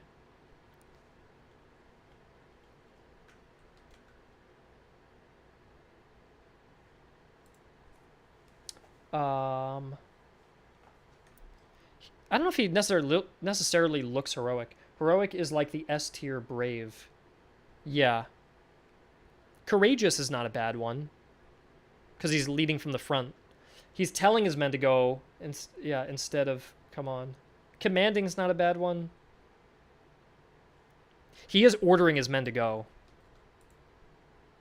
But he's with them as well, so it could kind of be, it's a little vague, I think. Big balls. Yeah, big balls is a great one, Kaiser. Very good, man. Spartan as an adjective just means unadorned or sparse. You call a room Spartan, but not a person. Is that true, Dario? I feel like you could call someone Spartan if they are, like, if they do things with brute force. I feel like I've heard people describe people as Spartan before. As an adjective. Let's double check it. Showing the indifference to comfort or luxury. Spartan, but adequate rooms. Harsh, rigorous, rigid. Let's see. I feel like people associate it enough with someone being like simple and not particularly comfortable, resolute in the face of danger. I don't know. I know what you mean. I know what you mean, but you can describe them as Spartan, but it is someone who lives minimally. Right, right, right, right.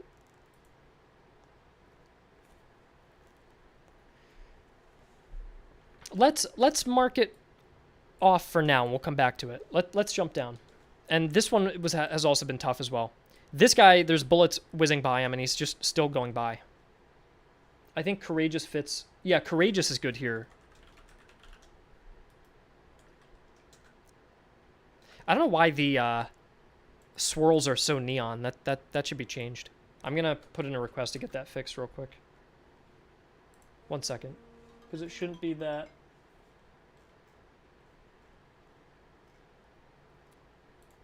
In fact, I can just go fix it now. Let's go fix it, because I don't like the way that looks. Where is it? Da, da, da, da, da.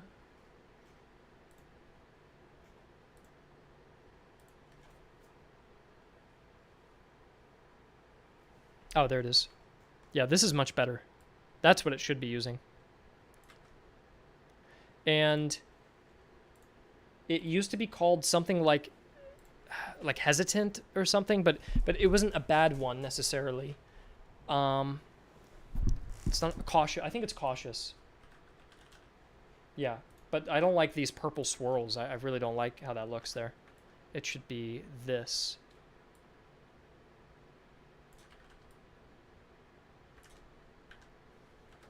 There we go. I think that image just looks a lot nicer. It just fits better. The purple's just way too bright. I like the idea of the swirls making them look a little confused, but these are supposed to be mainly positive. Not fully positive. They can come with drawbacks, but they're supposed to be mainly positive. Fucking hell. I am going to go pee real quick. You guys can look ahead and come up with ideas for other ones here. And I'll be right back in literally a minute. Hold on.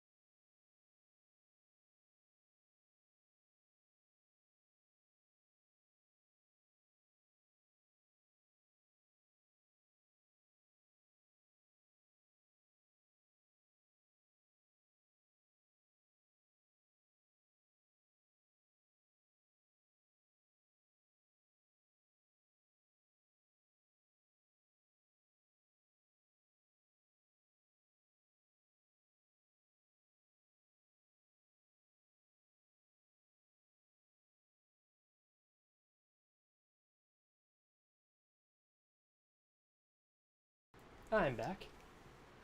And I'm going to set an alarm to walk my dog. in about an hour and a half. There we go. All right.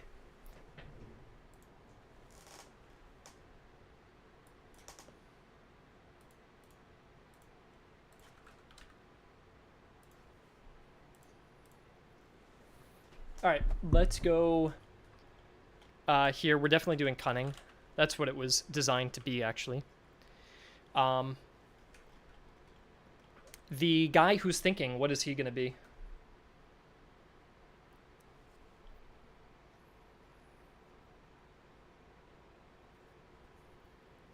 Undecided. Well, it's got to have kind of a positive high. Yeah. Contemplative. That's not a bad one. I like contemplative. I don't know if I get a wise impression from him. Pensive isn't bad. Thoughtful is good. Psychedelia.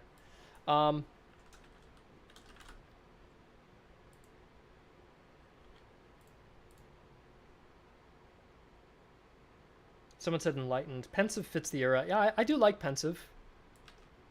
I would go either thoughtful or pensive, which I have a feeling that more people would understand thoughtful. Also, pensive almost has a little bit of a negative connotation, or a like it's a little bit like sulking a little bit, or at least some people kind of perceive it that way. I would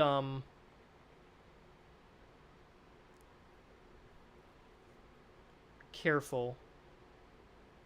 I think careful is not a bad one. He's thinking before he goes in. I'm gonna just pencil down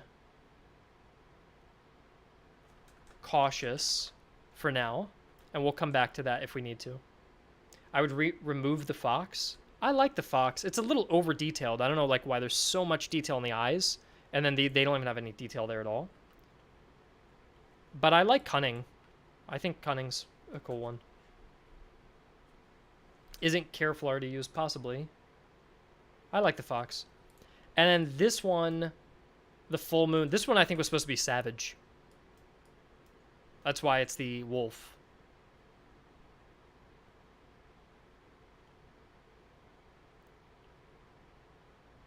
Alpha. Alpha male. Yeah. Predator. Yeah, I don't think you want to hire a predator. You do background checks on your officers before you hire them. We have savage 2 times already. Let me see. Do I have savage?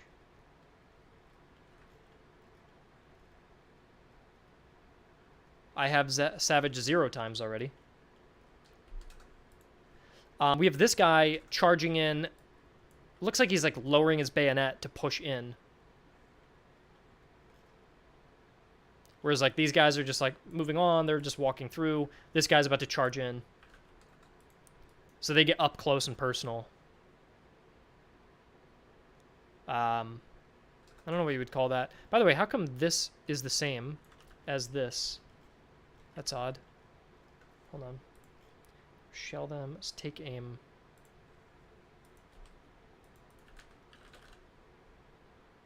One second. I have the wrong picture I'm using.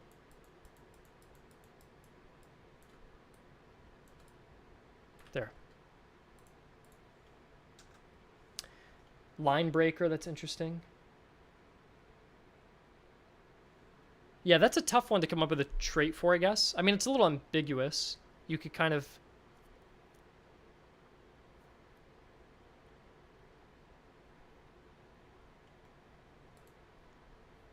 You could say aggressive.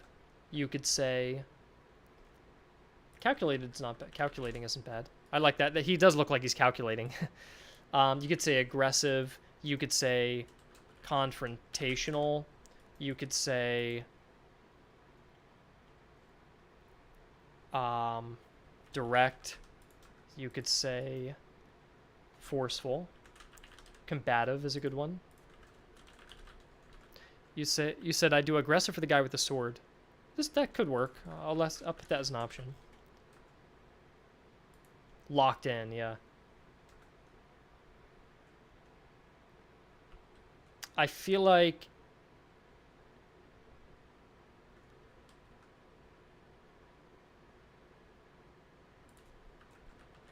Vigorous and daring. We have a lot of options. I feel like direct and forceful suck. I feel like combative sucks and confrontational sucks. I really think it's probably between these three. Aggressive, vigorous, or daring.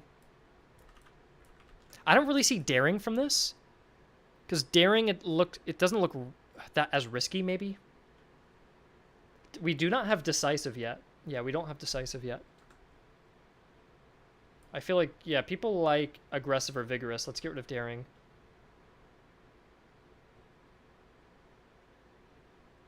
All right, we're going vigorous. Yeah. How about for this one, explosive? I think that would fit as a nice like a way to describe someone as well as the action there. Do we have steady? This looks steady. I don't know why I think of that when I see that. Do we have steady already? I just immediately think of it when I see that. Hawkeye is a cool one as well. Determined. Bombastic is good. That could work. I don't know. I like explosive though, honestly. Sharp. Sharp is also good. Focused. It could be just be keen. Observant. I kind of like... I lean on sharp. I don't know why I lean on that. I think that's not as popular. I don't think you guys have preferred that. Sharp or keen. I would say these are the two that I like here.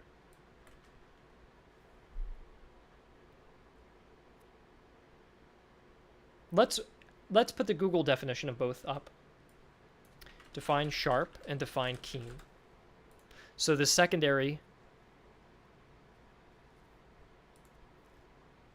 Oh god, there's so many definitions. Having or showing speed of perception and response. Keen is having eagerness or enthusiasm. But I think also there's a better... I don't think that's the definition we want in this case. We, I think, are looking at like this. Having or showing great perception or insight. Which is like perceptive versus also perceptive. I think the words are kind of almost the same. So it's really just what sounds better, because they almost are pretty much identical by the looks of it. Are you more of a keen or a sharp kind of guy? It looks like more people are keen. All right, we'll go keen. All right, we have 4 left. This one adds the fire by rank ability. That one adds an ability. So your troops are allowed to fire by rank. I don't know what you would call that, but that's the image we use to show that the guys are firing by rank as well. Drilled. Drilled's not a bad one. Would the officer be drilled? That sounds a bit weird though, doesn't it? That the officer's drilled? I think we already have orderly, Ben. I think we're using orderly for the boots. Yeah.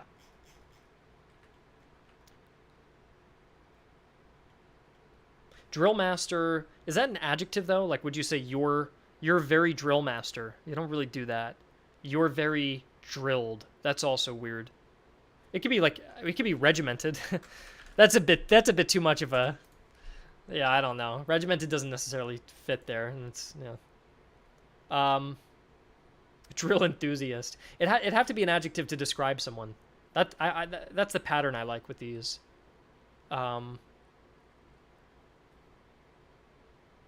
Professional could also work. Professional, tactical. Tactical is good because if you're a tactical person, you get in there and you know all the special drills if you were tactical. And this is a new tactic that you unlock, so I feel like that works as well. Tactician is a noun. I'm not very tactician, but I am very tactical, so that would be the correct usage for that. Innovative could be cool because he's innovating the drill. I like that. Systematic? That's cool, because he likes each row to fire one by one. I do like systematic. I like systematic and tactical. Those are my two that I like in this case.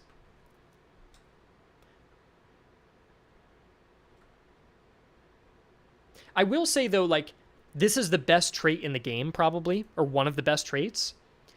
Would you say that, like, the best commander of all time and who leads a regiment is systematic? I'd almost call it tactical, because, like, if you've got a tactical officer, he's going to be able to position your men better than anybody else. Like, I feel like that word helps to enforce the quality of the trait itself. So I think I will call it that, regardless of what you guys think, because I want it. If you saw systematic appear, it doesn't sound very sexy. If you saw tactical, you're like, oh shit, they're getting in there. You know, like, I think that word just is like, oh, I got the tactical trait. All right, I can use a new tactic and beat the enemy. So, yeah, I think that's good. This is like the huge gold sword, which is going to be like, that's also a very, very good trait.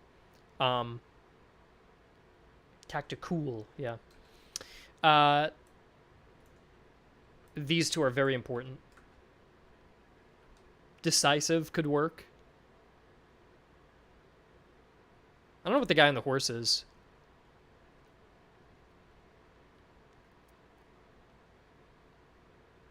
Duelist. I don't think duelist really works, because I don't think we can really give a trait for that.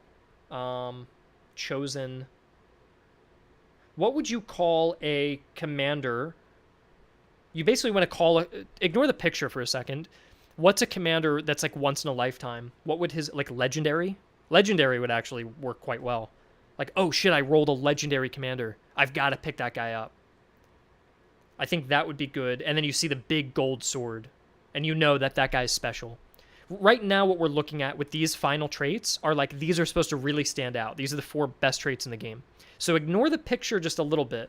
I think this should be legendary, because it's supposed to be exciting to get it. This one, you're supposed to scare the crap out of the enemy. I already have one similar to that called Intimidating, which is this one. But we may want to use Intimidating then for this, but I'm not sure. These pictures almost like tell a story together, actually. Because, like, I feel like you could put that next to this, and now you're scaring this guy.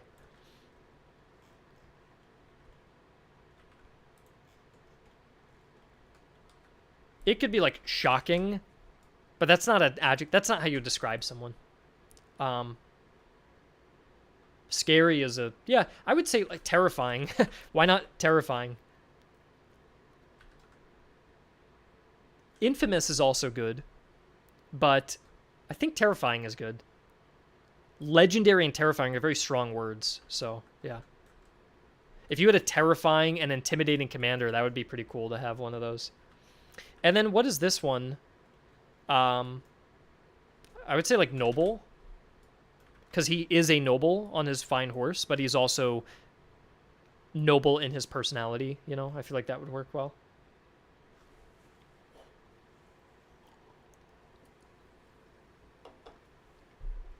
Don Quixote, yeah.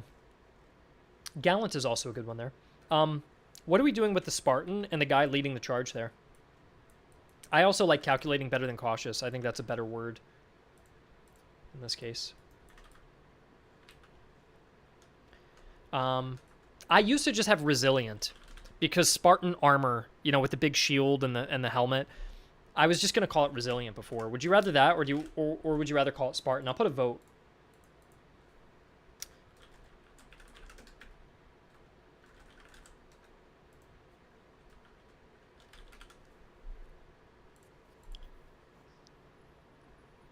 Also, words are whatever you interpret it as.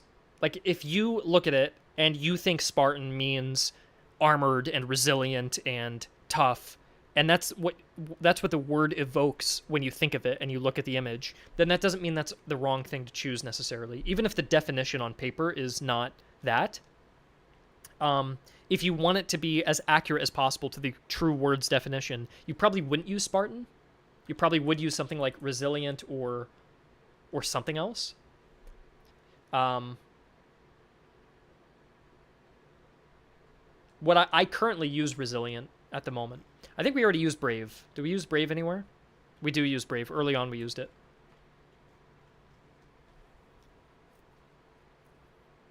Okay, so you guys don't want to use Spartan. Do you want to use Resilient or Tough? I think Resilient is good.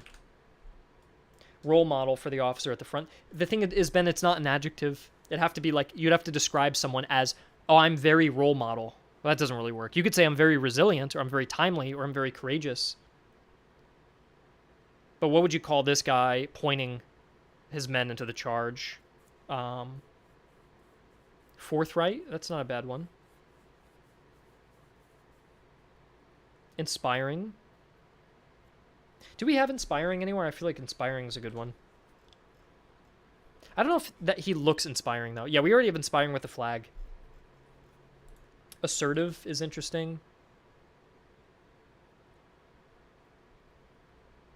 Damn, this is actually pretty well drawn, but it's hard to come up with what this is actually describing.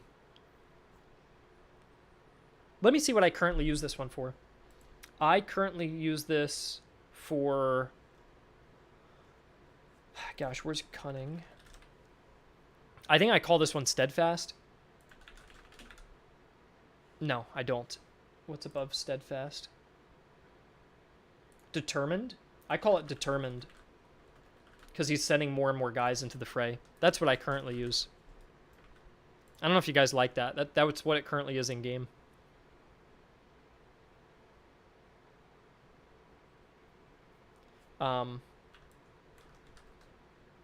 Stalwart. I think I'm just going to keep it determined because it seems so... everybody's suggestions are kind of all over the place. So I'm just going to keep it like that. Because that's what it is currently. So I'm just going to keep it. And then we only have one more or two more to fix. We have the guy looking behind the artillery piece. Charismatic. I don't know if this guy has charisma, though. I feel like if you were to do charismatic, you'd probably do it on this dude. You know what I mean? I don't really know. This guy doesn't tell me he's got a lot of charisma. He's just telling everybody to push in. So I don't think we have to overthink it, though. This one we already have precise. The guy behind the artillery gun. It's supposed to make your artillery better. We also have one that has the explosion already as well, called explosive. And then I don't know what to call this. I have currently farsighted because it gives your artillery crew longer range.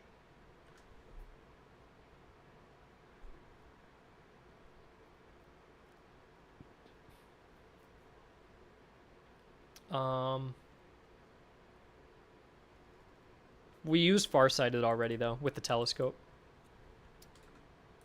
Mathematical. It could be mathematical. We could change it. I could change it and put a... do like a mathematical tool, like one of those... what is that called? You know what I'm thinking of. A bombardier. Let me see what that... if that's a good adjective for a person, though. A member of a bomber crew. Yeah, not really. I'm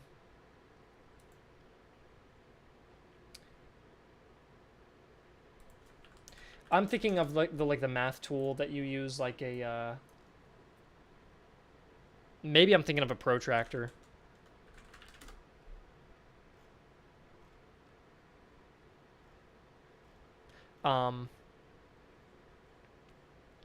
But yeah, I don't know. That's a tough one. What could we call it that I don't have to get this redrawn?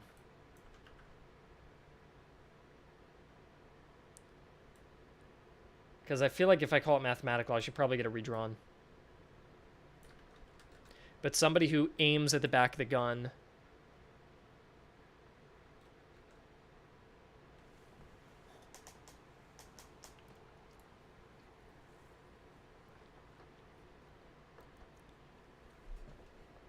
Aimed. I like aimed. Aimed is a good one.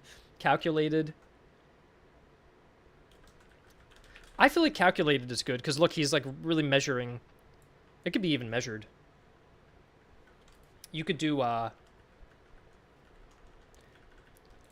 calculating, measured. We already have precise.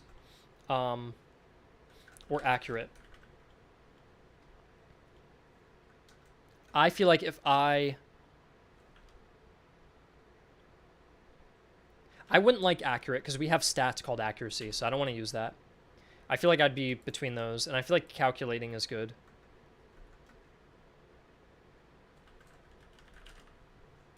Yeah, I think that's good. And then we have the last one here. By the way, would you say calculating, a person is calculating, or a person's calculated? It'd probably be, he's very calculated, right?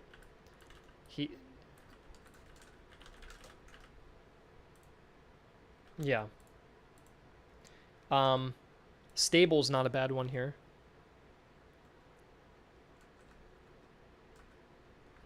Is it calculating? Either one works. I'll ChatGPT it.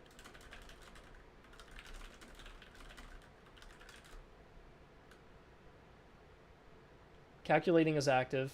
Calculated is passive.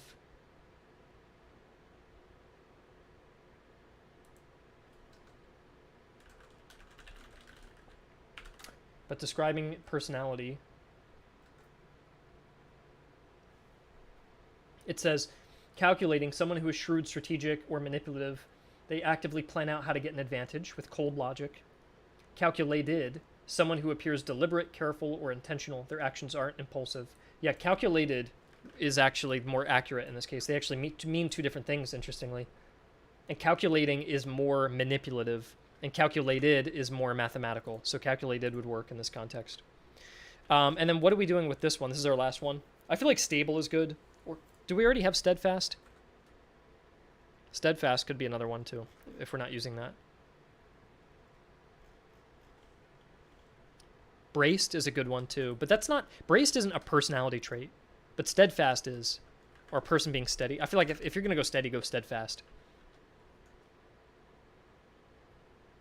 Yeah, steadfast is good. I think that's the way to go. Okay. Now we have to give traits, we have to actually give the effects to all of these. So that's our next big tedious task we've got here.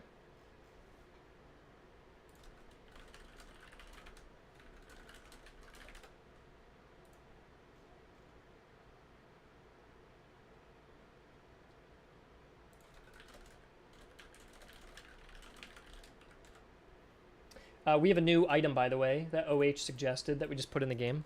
We have horseshoes that you can equip. So that's another little cavalry item that you can now use, which is fun.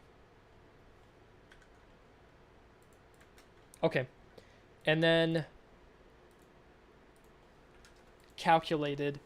We need to buff artillery here. I'm going to maybe go rapid fire, and then we can go back and audit my decisions here.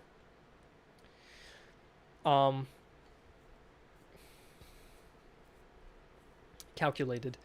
Do we just want to give artillery range here, or artillery accuracy?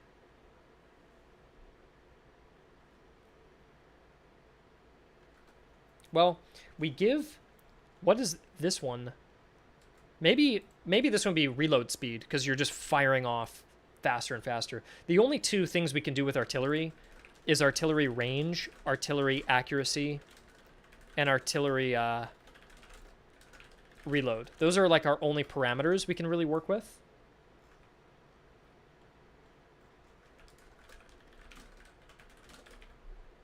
We'll go plus 10%. I think 10% is good.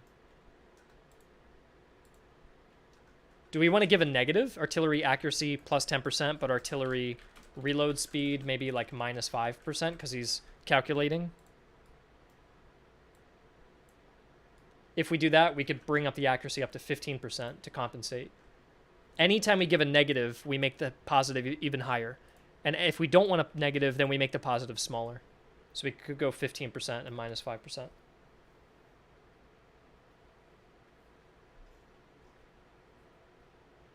We can always go back and change things around. But yeah, that sounds good then. I like the extreme buff with the negative. I tend to like that as well because it makes the commanders feel like they have weaknesses, like they're actual humans who have strengths and weaknesses. So I like that usually. And meticulous, honestly, meticulous is kind of the same but for infantry, which I don't know if I like that because this literally looks like infantry accuracy plus 15% and infantry reload speed minus 5%. It kind of just looks like that's going to be the same thing. So maybe this should be different. What did I say the other thing we could do is? Range? But it wouldn't make sense that you would lose range. Maybe we should just give him accuracy. I don't want these to be... Like, these look a little too similar. I mean, they can be both the same. They can be both the same. Is there any problem with this? It just feels a little lazy, I guess. Meticulous, give range and reload speed. I don't know. Worse melee combat. Well, their artillery already sucks in melee, so... Yeah, do you guys think it's a big deal that they have overlap? Is this a problem? If it's not, we'll just continue on. No shame in having them similar. All right, well, we can always go back and rework stuff. Cavalier, I like charge damage for this. 10% charge damage buff. Any negative to being Cavalier? I don't think there really is. We could even do like a morale plus 5%. This way it adds up to 15. By the way, some traits can be better than others, and then we can rank them when we're done and assign what we think should be common, non-common, and rare. So we can reassign these into new categories at the end. I like a little morale, actually. Take more damage. We can, I forgot we could write down the effects of what these things can do. We can do range. We can affect range. We can affect charge damage. We can affect combat effectiveness, which is very powerful. We can affect accuracy. We can affect move speed, reload speed, stamina regain, and then stamina generally. We can affect range, melee damage, charge damage. Probably separate those. Well, I don't need to separate anything. Fuck it. Morale, if I didn't put that down yet. Fire damage received. Officer lethality or fatality rate. Division XP gain rate. Melee damage received. Where's fire damage? There it is. Melee damage received. Ammunition consumption. It's another one we can do.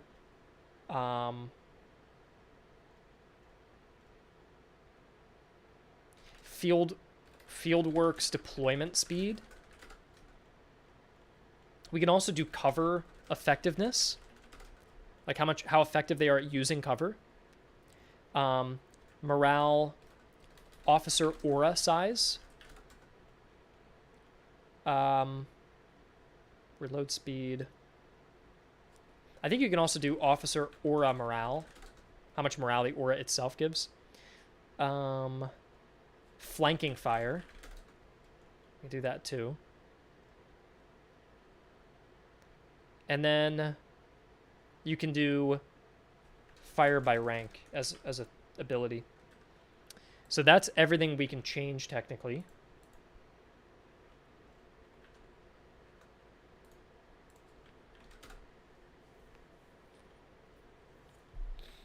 I know that aura unfortunately became a meme, and we were using that word 2 years ago when it wasn't a meme, and it's kind of funny how we aren't able to use it anymore.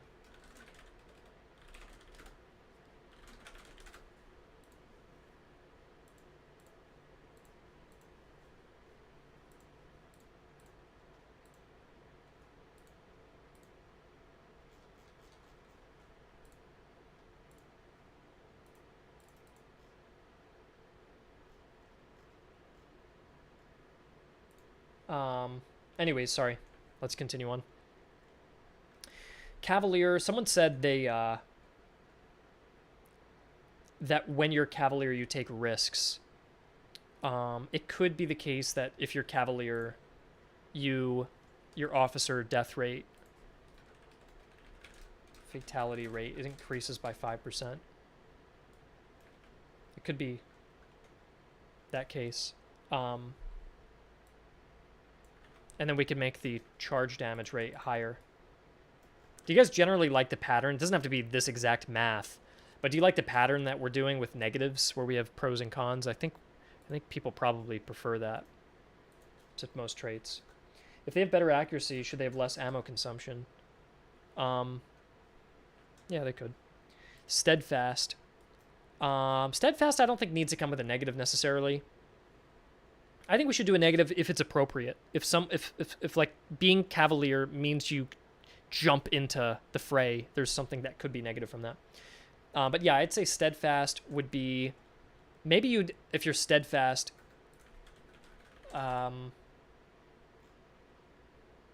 unwavering.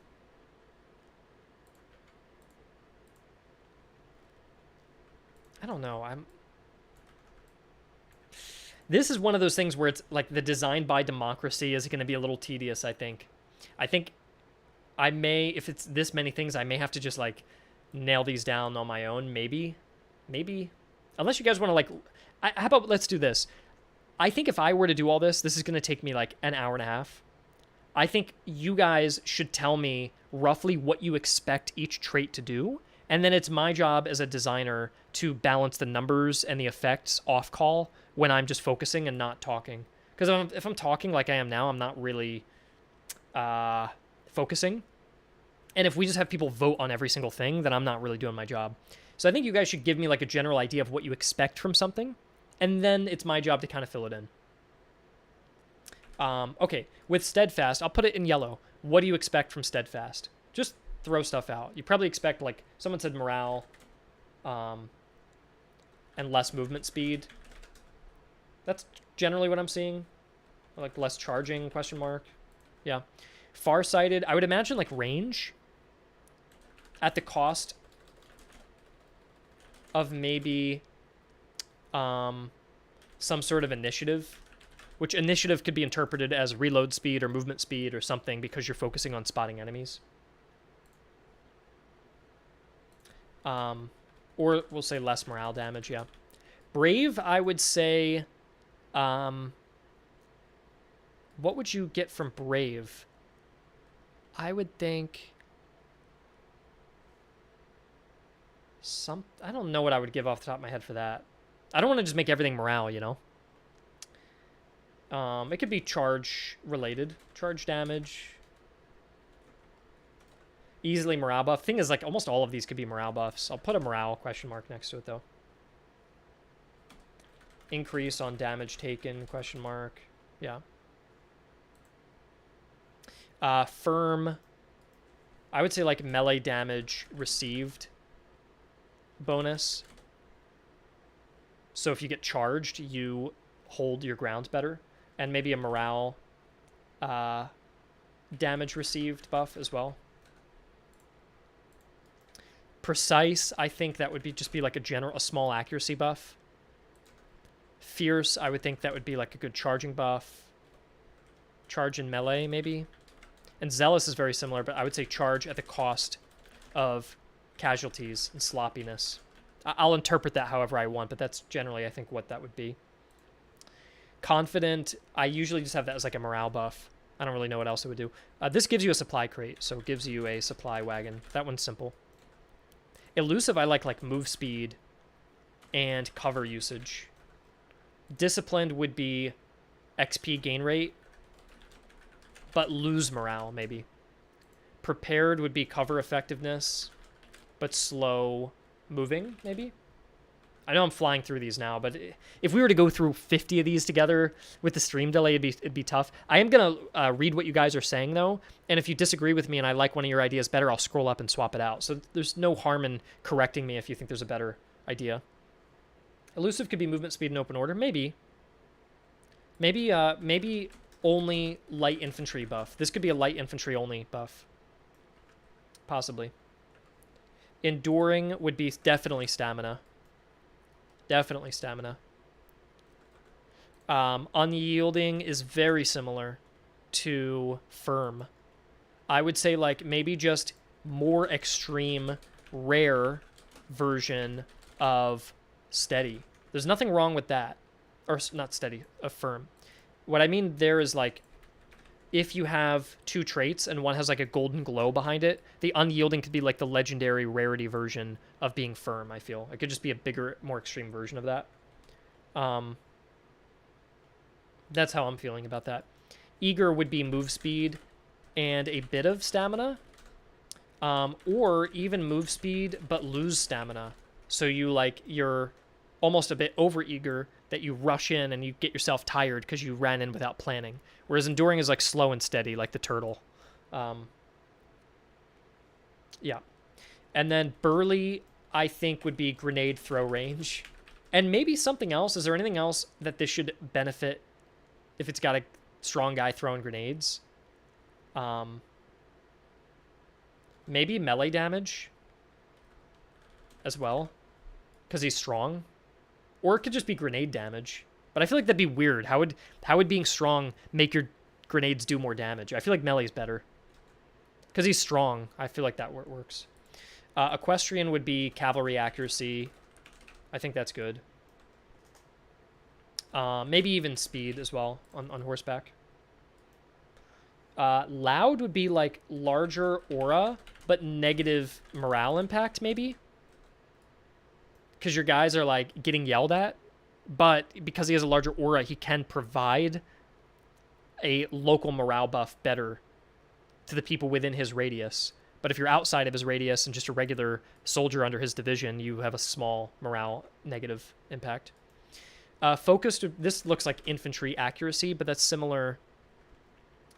I'm going to read this one would be like slow firing infantry accuracy. Or I could even just do slow firing accuracy. And then calculated would be slow firing range. And then cavalier would be charge damage, but suffer losses more. And then focused, that's slow firing accuracy. They're kind of doing the same shit though, aren't they? Like they're both just messing with their gun. This guy's like really staring intently though. And this dude is slowly cocking back the weapon for the perfect shot. And that guy's aiming. I feel like this would be more range. Focus could give better reload speed because he's focused on the battle. I feel like he could just get range though. I would say infantry range. Orderly would be I would say like move speed, and this should be like a good trait generally. This one should even be maybe a double positive. Like orderly should just be a good thing. Move speed, and what's something else that you could get that like would combo nicely with move speed? It could be a move speed plus stamina maybe, but I don't know if I want to double down. I think it could be unique to give it like some other bonus that would,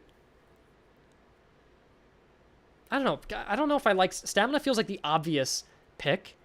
I kind of want to give it like move speed and something else. And morale. It could be morale. But if you were one of those men marching in line and everybody's in perfect step and you're getting hyped to go in, I don't want to touch stamina. I kind of feel like I want to just give it a double buff with, what would it like, orderly melee damage since they fight together, or damage taken.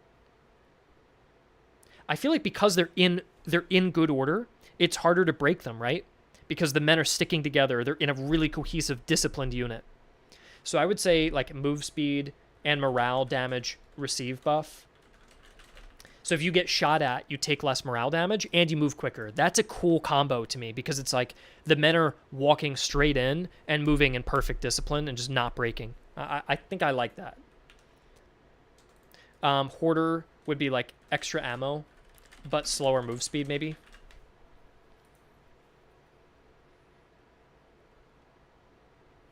And then Defiant would be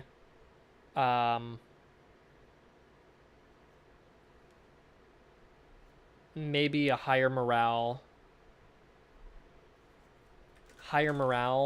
but higher fire damage taken. So people are more attracted to shooting at you, but you are like undeterred, kind of. Bloodthirsty would be melee damage because the charge is just the initial impact, but the melee damage is when you actually get to kill people. So it'd be melee damage, but at the cost of something. I don't know what bloodthirsty would be.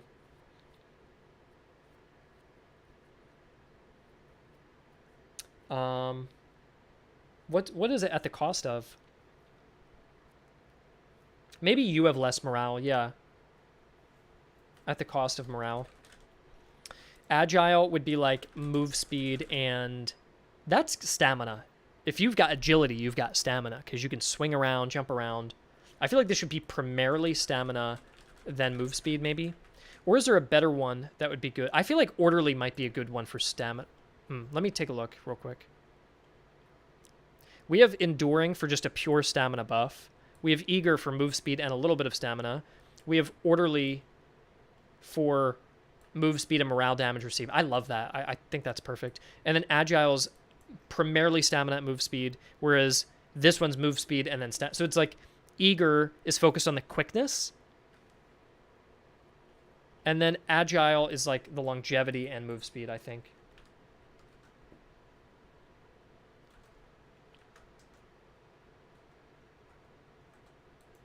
I agree with Kaiser. What's Kaiser say? Because you go berserk, you have higher melee damage taken. Yeah. Yeah, it could be like you do more damage and you take more damage because everybody's just fucking killing each other.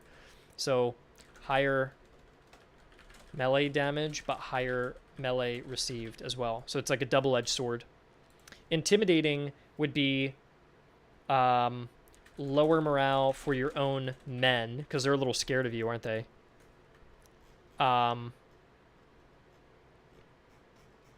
But what would you do?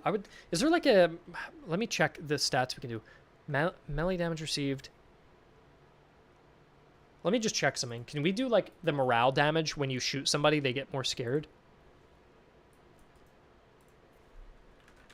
You can do modify morale damage. So you can do more morale damage. So I would say deal more morale damage and slightly lower your own morale.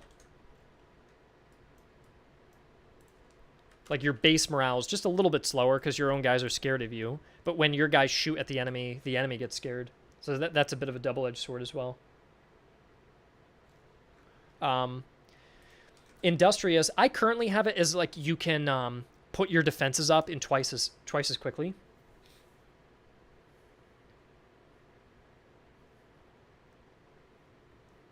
With the amount of traits here, there's going to be overlap for sure. Yeah, I think there is. I'm gonna balance all these later, but I gotta fly through and just put in some placeholder stuff for now.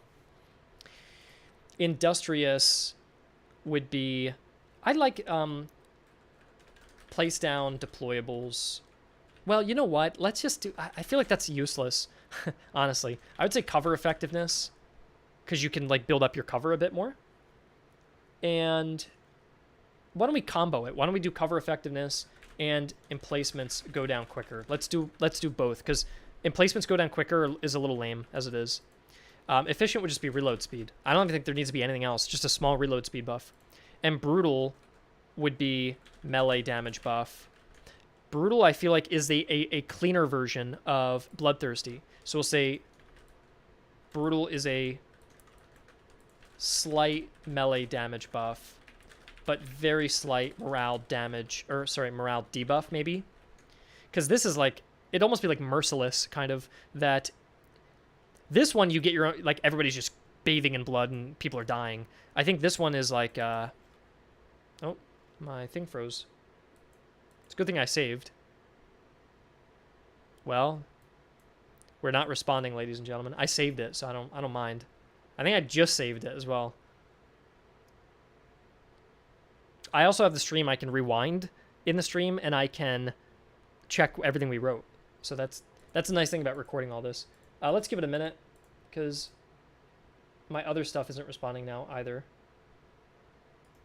1 second. Let me close some stuff out. Okay, that works. We'll save again. Now watch this save get corrupted or something now. I don't know what's up with the computer right now. We are having some trouble. Let me shut some stuff down. I'm having a lot of trouble with this computer. I want to eventually talk to someone who knows stuff about computers, because I've got good specs, but I just am always the last person to load into games and stuff, and that's frustrating after spending so much on this desktop that it really underperforms.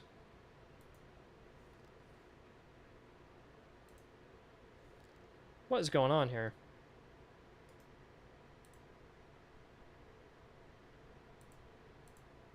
Are we in play mode on Unity or something? Let's shut down Unity. There we go. Let's close that out. Close this out. We'll close down Unity for now too.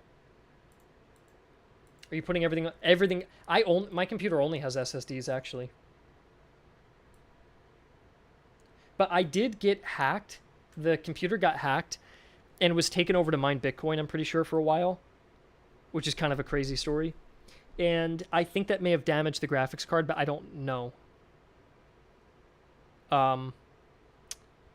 Check the partitions, yeah. I'm just so not tech savvy that I am scared to go in to places. Basically, the story is I was on a call with someone in voice chat talking to them. We hung up. As we hung up, they sent me an exe and said, hey, can you test this for me? This is a project I worked on. Right after we hung up. And I clicked on it and opened it. And I knew this person. And then it immediately installed a BIOS virus. Like literally a BIOS deep into the actual computer. And that person apparently got hacked and signed out the moment the call ended. And they never got their account back, but it was a BIOS virus that embedded itself into all parts of the computer. It got access to every credit card information, every Discord server, all my addresses, everything. It was sold off to a ton of people. Everything was just sold off. And then I had to take the computer to a computer repair shop. And I tried to reset the computer and like restore factory default. That's not enough. The factory default didn't get rid of any part of the virus at all. They were still on my computer monitoring me live as I was on it and logging me out of stuff as I would log in. They're just watching. And so I took it to that repair shop and they supposedly cleared it off, but you never truly know. Now the thing is, this happened like 6 months after I spent $4,500 on a computer by just buying every best top of the line thing. And then despite that, I load really slowly into things now. And I think ever since that happened, the computer's always been slower. So the other thing with a virus of that quality is that it can very easily embed itself into your internet. And then it can download itself onto anything using the internet and then install its BIOS virus into your phones and all of your computers. And who knows, maybe that happened. I don't know. But that would be tens of thousands of dollars in damage. So, I don't know. Now, I will say the scammers weren't very smart. They really had a big ego. And whenever the virus was on the computer, they would contact me all the time, like laughing about it. Like they loved that they had control over it. When I didn't tell anybody, I took it to the repair shop and they took the whole thing apart, reset everything. Like the one guy I knew a lot about computers. And I got it back and I never got another message or anything again, ever again. It never happened. And it's been like 3 years. 2 years, maybe 2 years, 2 or 3 years. And so I think that did it because they're gone. But because they never really said anything again, and I never had another logout attempt or anything. If they were smart, they would not have gloated. And if they wouldn't have gloated, I would have had that virus on the computer for a while. So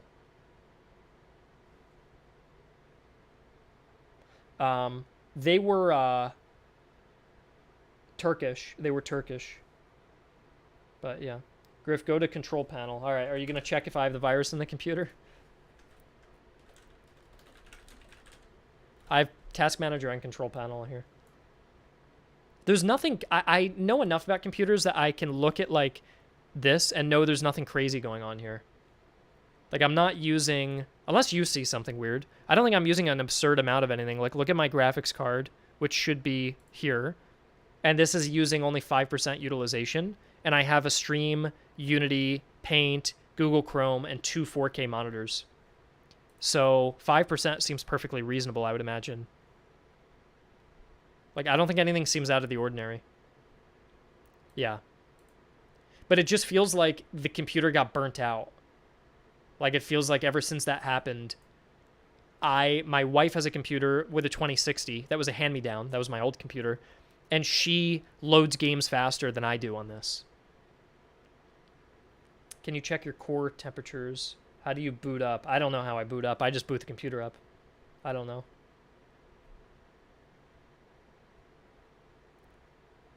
But yeah, maybe after is the 5000 or 500 series any good? I've heard it is a worse graphics card that uses AI frame generation to trick people to get higher performance on modern games. But because its actual performance is worse, it's bad at running older games. And I don't know if that's a lie or not. I don't know enough about computers to know about that.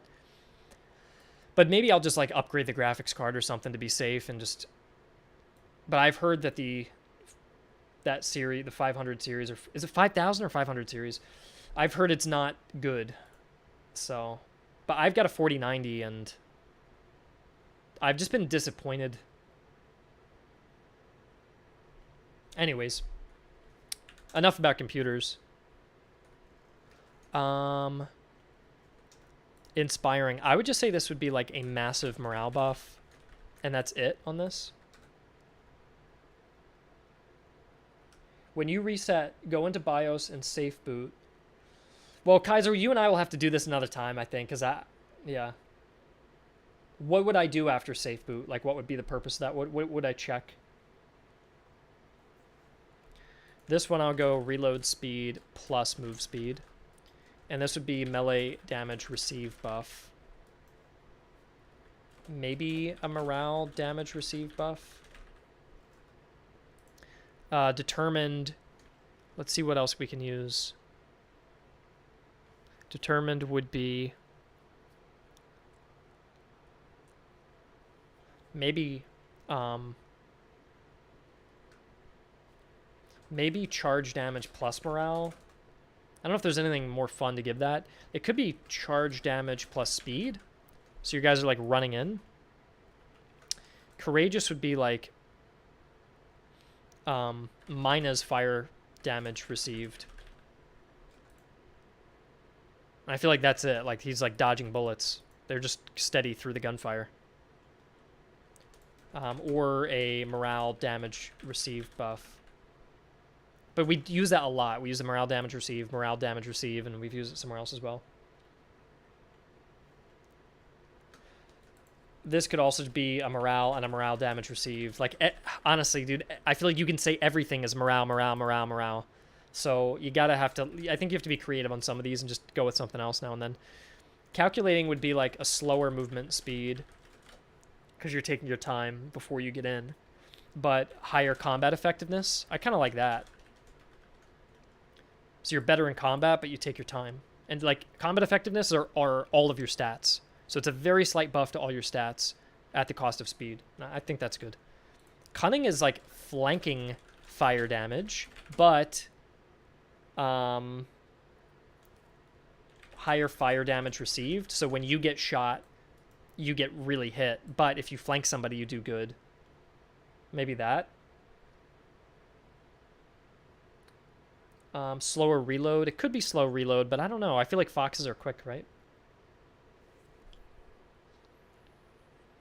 Flanking fire damage. I'm going to keep that the way it is for now. Savage could just be charge plus melee damage buff. I guess Cunning, you're right. Cunning could just be fire flanking damage plus move speed. It could be 2 small buffs. Vigorous, I feel like, is a more...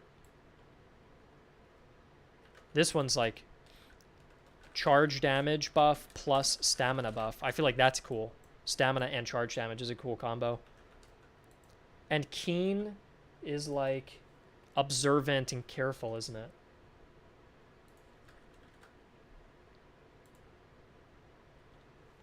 I feel like this one could be like accurate. And range. Maybe a little bit of both. And then explosive would be artillery reload speed.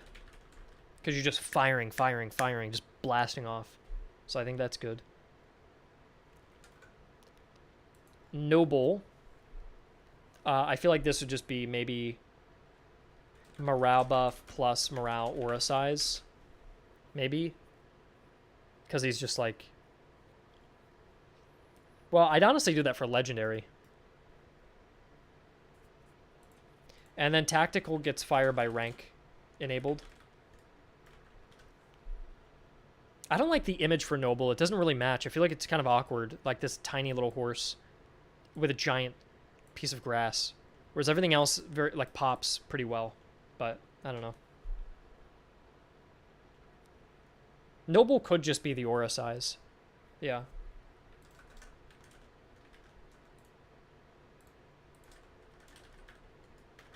And then terrifying would be enemy morale damage. Gets buff morale damage onto enemies.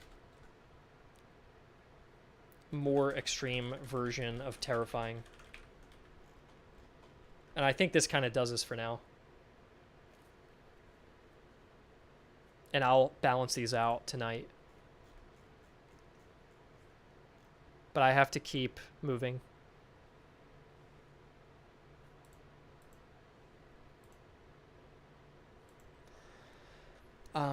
That's saved. So I'm in the middle of doing the request. I don't need to change the art. I don't think we're going to change any of the art. We could always change it later. We could always update it later. So let's knock that off there. Add new quotes to the game. We could add new quotes because that's pretty easy. That's pretty quick. So let's go knock that out. Localization.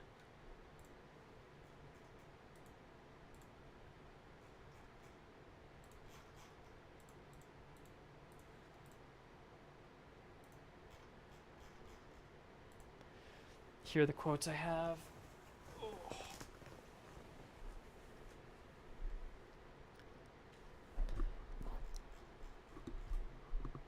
And then we have historical facts, and then we have my current quotes.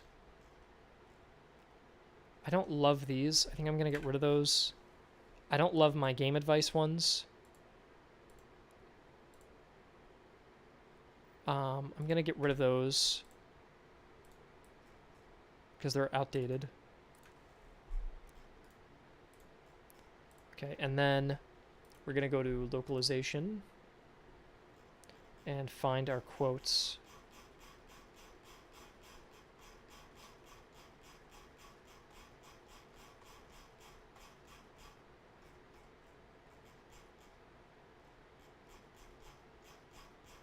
There it is.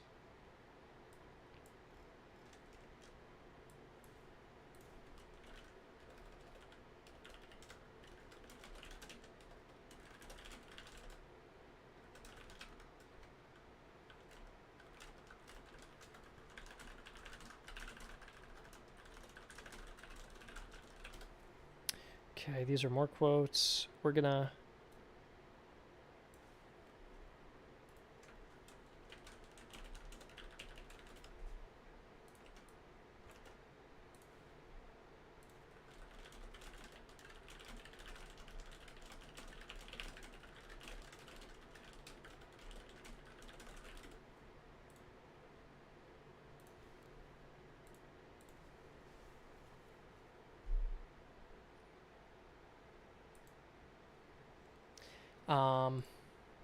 you know what we could do? OH, do you want to... Because it's useful to have you here. Me doing quotes is kind of a dumb task at the moment. Do you want to look at the army comps and then rebalance a few of the starting stratagems with me?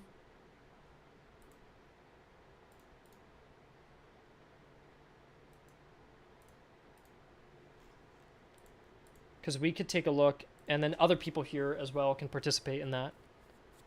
Because that's more, I feel like doing quotes, it's more tedious. I can just do that on my own. So let's go look at the army compositions, and we'll determine if we find anything too strong or too weak. The other thing we'll do is we're going to open up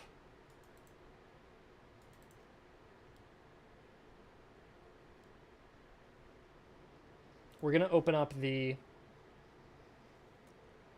I did like a feedback Google Sheet. OH, do you know where that is? Where someone organized a Google Sheet wherein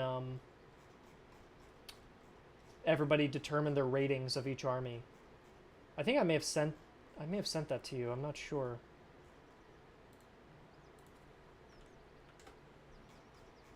Just looking for that.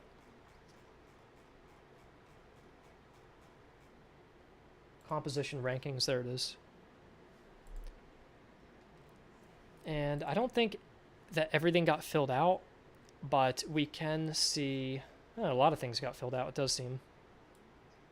We can see what people generally think of each composition. So if I go to Prussia with the Cantonist levies, the feedback here is that from Abenomics, reasoning, battle ranking, campaign ranking, fun. I mainly want to look at the fun ranking. Overall, Prussians are all-rounder fact. Balanced early start.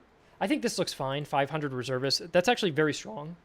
If anything, you still have my feedback in our messages. I didn't fill out the Google Sheet. Okay, gotcha. Do you think the 500 reservists is too strong, if anything? 500 manpower every time they go to a settlement? Because they're passively going to get a couple thousand per region. Maybe that's okay if you're a newer player, but... because they are kind of like the new player thing, but do you think that that's too high, or...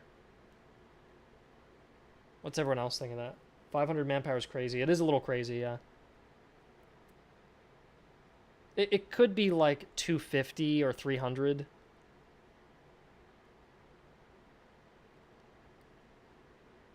Yeah, I think 300 is better.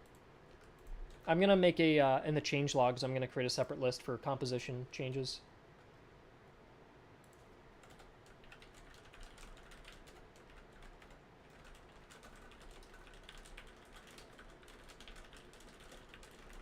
Especially because they don't even get a debuff. It's just purely a buff, right? So we'll go to the quest graph. Actually, I'm not going to change it now because I'm just going to list what the change will be, and then I'll change it off stream probably. Okay, we have the Freikorps.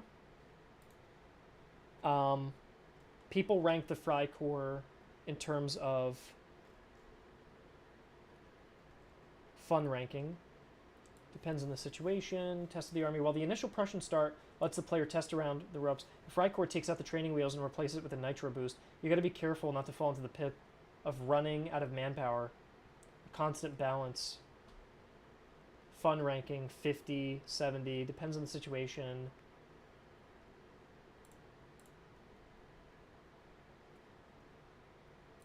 I find it really easy. I'd also reduce the dollars gained per visited settlement in that one stratagem. We'll look at those stratagems, OH, later. We could even do that after the compositions.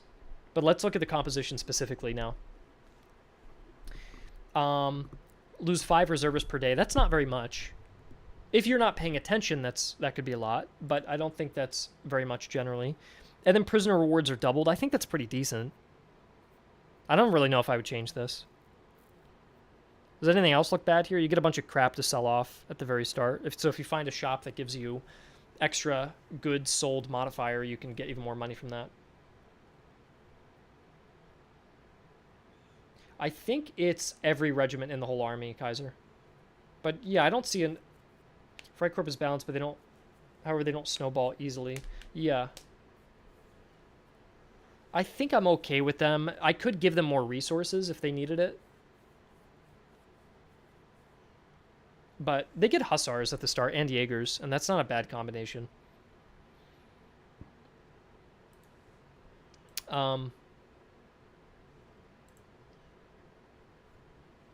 Yeah, they're losing 15 reservists a day at the very start. I'd give them more equipment in their starting items. Yeah, it is a little lame. You just get shoes in a cartridge box. So maybe they could get... I'll note that down. Frycore receives an additional starting item. Which item should we give them, do you think? What could they get? They could get like a gun that they maybe they stole off of someone. They could even get a cannon because they can't equip it yet. So you could turn the cannon into liquid cash or keep the cannon until you get an artillery piece. So you have a decision to make strategically because you're scavengers. As you can see, they're scavenging there. You could get... I don't think they should have any staff because they're not professional.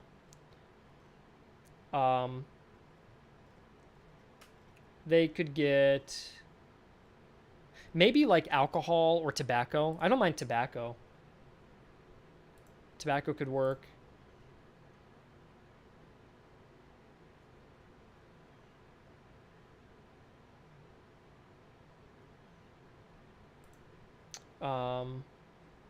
I was looking through. There's horses. We already give him a horse. We give him a... What is this, a Holsteiner? Yeah. And then, or we could give them field works. Like they get earth... But they don't really dig in. Alcohol and a cannon. I feel like we give out alcohol a lot, and I don't think we really give out tobacco. Oh, we give tobacco to these guys. How many people do we give beer currently? Let's see. We've given away spirits once, beer once, spirits twice, spirits 3 times, spirits 4 times, spirits 5 times. I feel like we give them beer. Yeah, we can give them beer.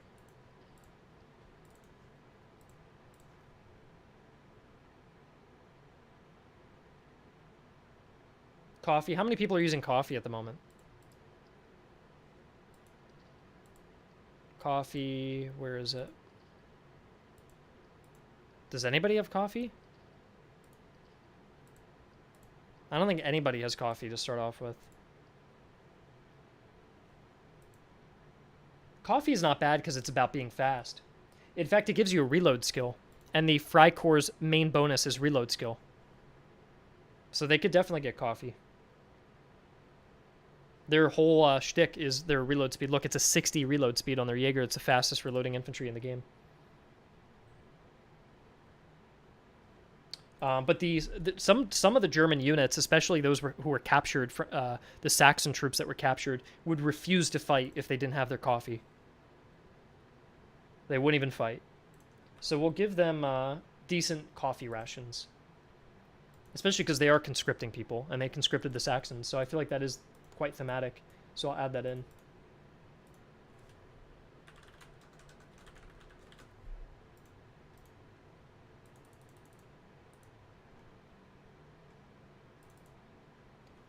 Let's see here. There. We go to the next one. We have the Old Corps. A cannon and coffee. I don't know if I should give them a cannon as well. Then they might be a bit too powerful. I could give them, like, if I were to give them a cannon, I could give them, like, a bronze 3-pounder.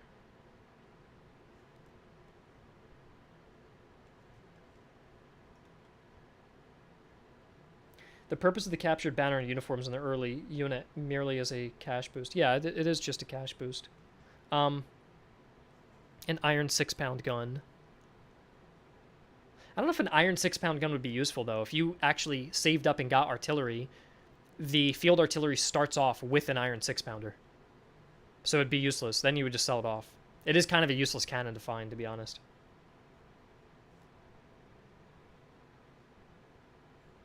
I would give them, like, the lowest level bronze gun, so at least there's something unique about it. Like, it could be useful, but you can also sell it for 100. I feel like that's good, but let's not overdo it. I don't want to overdo it right now. I'm not really that... I don't really see the idea with giving them a cannon at the moment, so let's hold off. Like, we're already going to give them something new. Let's hold off for now. We could always add that another time. With the Old Corps, I like the Spontoon because they are an elite German fighting force, and the Spontoon is the symbol of the officer. And they now all of their non-heavy infantry now costs +1 more in experience to level up. So to level up your artillery, it costs more. To level up the cavalry, it costs more. To even get the basic infantry, it costs more. So you definitely need the experience gain. You really, really need it. The Greyhound is because Frederick the Great had a Greyhound, and it's like, some of this has to be, it can't just all be meta gaming. Some of it has to be thematic. Like the foreign musicians, they also had a foreign musician band for the Guard, the Prussian Guard. So this tells a little bit of a story, and then this is Frederick's dog. And you get the morale and move speed, which is quite good, because you want to push in with your grenadiers. That's not bad. The medicinal herbs are good because it reduces casualties, because you only got 2 guys. And we're going to change the medicinal herbs. We're going to change them out. And what they're going to do instead is, instead of giving you a refund of manpower, it'll actually just stop the loss of the actual unit. Like, if the unit had 1,000 men, went down to 900, you'd end the battle and they'd be back up to 950 without you even needing to replenish. And then I took the replenishment time and doubled the time it takes to replenish. It now takes like a week to replenish low-tier units. It takes a very long time. So this will make it so that replenishing the grenadiers is much easier, and I think that will serve a much better role. I could give them beer as well, in addition to that, to give them another item since they don't have much cash. But I think the herbs make sense because they're going to be taking losses.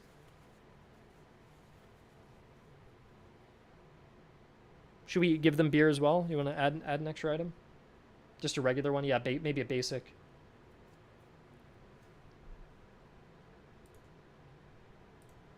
Yeah, because we don't use it very much. I feel like we use the spirits a little too often. We may want to, if we get the opportunity to, we should remove someone's spirits and give them something else instead. Okay. Then we have, oh, their bonus. I like the 25% combat effectiveness is very good. That means you have plus 25% accuracy, plus 25% reload skill, plus 25% melee skill, plus 25% charge skill. That's what that means. But all of your upgrade costs are plus 1, that's really tough to work around. So I think you get a huge buff, but also a pretty huge debuff, and I think that does balance itself out. JJ, I will be doing that. I will be giving away copies to YouTubers to cover the game, yeah. Should I reduce the combat effectiveness down to 20%? Is that 25 a little too high, do you think? That might be a little too high. Because previously it didn't work at all. So if you ever thought the old core used to be useless, it's because this would give you no buff. It gave you nothing. So maybe 20% would be a fairer amount, because 25% might be a bit extreme. Especially because I'm going to change. See how this gives you a minus 10% combat buff? I'm changing this to instead give the AI a plus 10% combat effectiveness. So you no longer lose 10% of that. So what you've been playing, OH, is you've been playing a plus 15% combat effectiveness when you turn on that modifier. That's going away. So if you've been playing plus 15% and it's going away, and I change this to only be plus 20%, then you're actually going to have higher combat effectiveness than you did before, even if I reduce this. Because this is going away. So I'm on the fence about it. Would you say the old core is the hardest comp so far? Seems extremely difficult to move around major field armies in the first region. I don't know. I have not played with them. I'd have to play with them. I'm kind of trying to balance them without having played, so maybe that's not a good thing. We could give them a little more cash. I could start them with $100 clean if I'm reducing the combat effectiveness down to 20%. Why don't we do that? Why don't we give them a little bit of extra cash so they can get the ball rolling just a little quicker?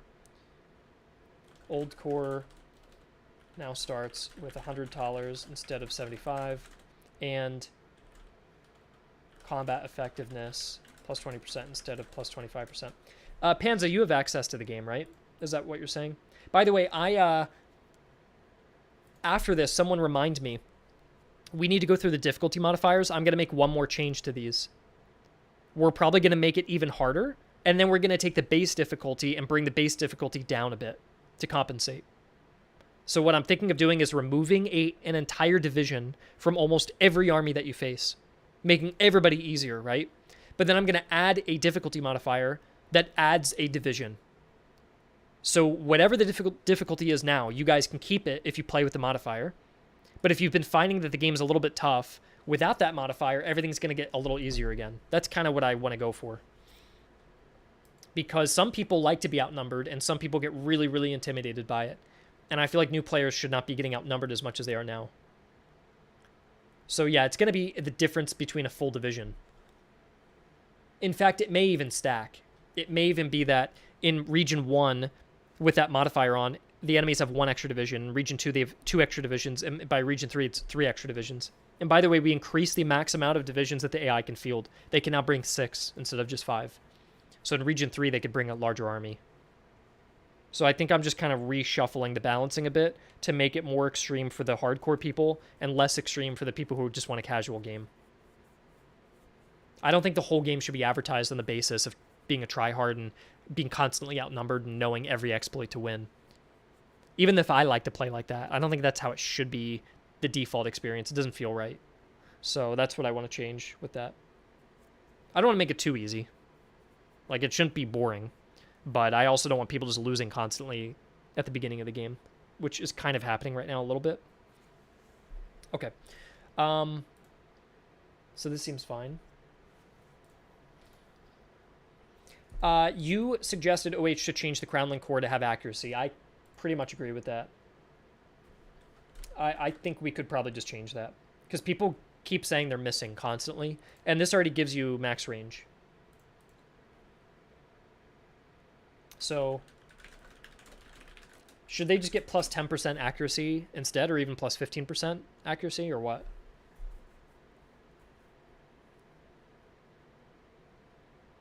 I don't think reload makes as much sense because the Austrian artillery isn't known for firing quickly. The Prussian artillery crewmen fire quickly. The Austrians are like really precise and they aim really well. And they can fire at longer range. That's kind of what they're stereotyped as. Even into the 1800s, like when I did fire maneuver, the Austrian artillery fired slower, but they had, I think they had a gun that had high range on it.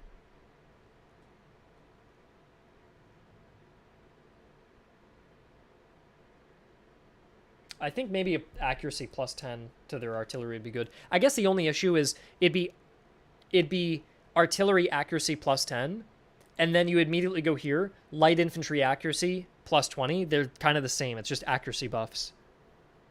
Unless we change it so the border troops get a range bonus instead of an accuracy bonus, which could be interesting if your infantry can fire really far and snipe enemies. Maybe that's more interesting than just getting more kills. Because there's not really an effective way to fire further with infantry right now, which would make the bonus maybe more unique. But I don't like the idea of both compositions both getting accuracy buffs. That feels too similar to me, especially because Hungary gets a negative accuracy. So you have an accuracy effects 3 times in a row. I don't like that. So I think what we do is Crownland Corps gets plus 10 accuracy instead of range. I would say the border troops now get plus 20% range. 20% light infantry range should be good. If your range was 165 increased by 20%, that Jaeger rifle could fire at 198. So you're getting like 30 extra range. And if you have a lower end rifle that has 100 range, or like let's say 120 range, 120 range plus 20% is 140 range. So it's still not even a good musket wouldn't even be able to fire as far as a Jaeger rifle, even with that 20% buff. So I think 20% range isn't bad.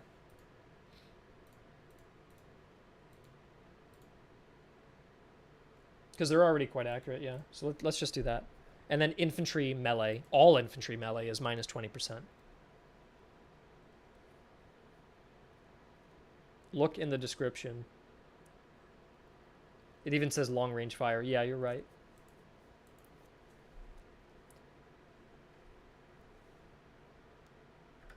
Okay, I think that's good. And I don't think they should change anything else. They're already really powerful, if anything.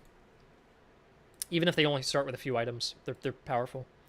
The Hungarians, I want to get rid of the spirits, I think, because it does give you the charge damage, but you don't need that. You already have so much charge damage. And they have bagpipes because it's a historical. The Hungarians actually, I'll actually show you.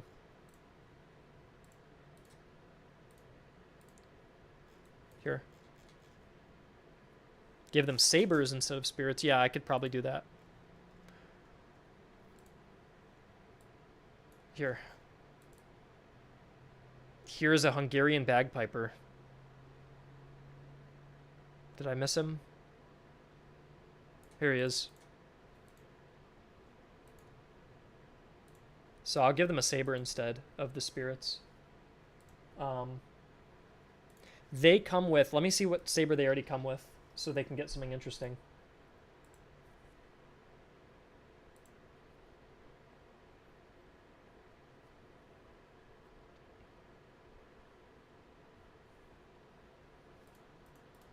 They come with Hussar sabers already, which have 12 charge and 8 melee.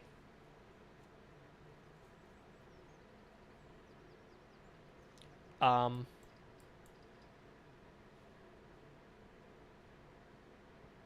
I'm fine that these are pretty extreme.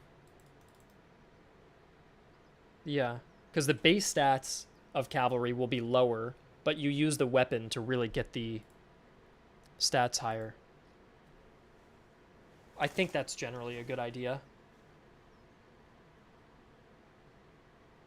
I think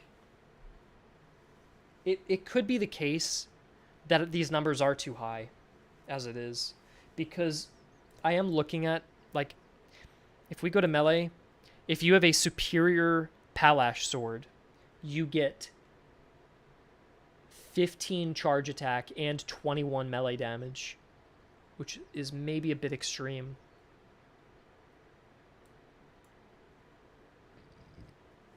Unless we just compensate by reducing the base stat of cavalry, which is possible. I don't know. We could go either way. I'm not sure how I feel. I'd almost rather the base stat be pretty decent and the swords maybe not be so extreme, because if you're comparing units, you don't want to see, you know, if I'm comparing, I go, oh, 35 melee, 30 melee. Well, they're about the same. How come my Fusilier is just about the same as a Hussar? So I'd almost rather pass on some of the skill from the weapon into the base stats so you can tell at a glance that they're actually good. I feel like that's probably a better thing to do. Well, anyways, they already have a Hussar saber. What should they get to make them... Thing is, if you drag a new saber in, what do you do with the old one? You just sell it, I guess. Artisan Hussar saber. Actually, it shouldn't say artisan. That's a mistake. Let me check localization.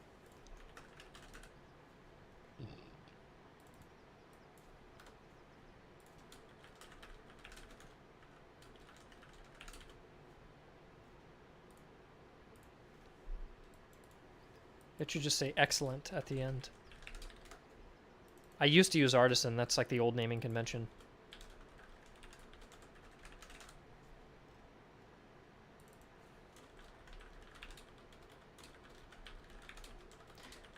I feel like most people would sell the bad saber. Yeah, you're probably right. Which isn't a bad thing. Like, you just have something to sell that you're not going to use. Or you keep it in case you want to raise a new cavalry unit. Like, for example, if I were to upgrade these guys to a cavalry, what weapon do they get? They have a worn saber. That's shit. So you could pass on the Hussar saber onto these guys and give them that instead. And then, yeah, why don't we give refined Hussar sabers, which 12 and 8 goes up to 14 and 10, so it's just a little bit better. And then get rid of the fucking spirit rations. I'll just do that.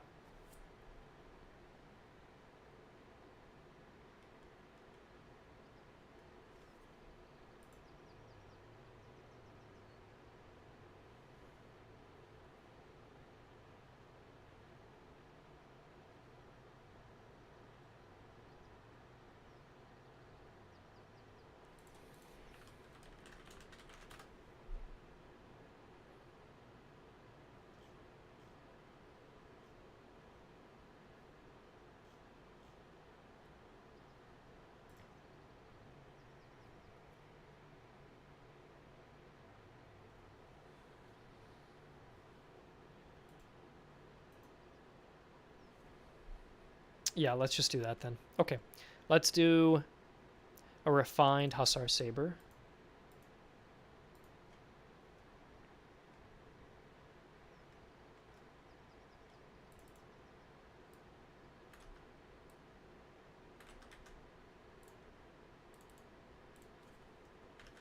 There we go. Hi, Flipper. Glad you're excited, man. Just doing a lot of balanced stuff.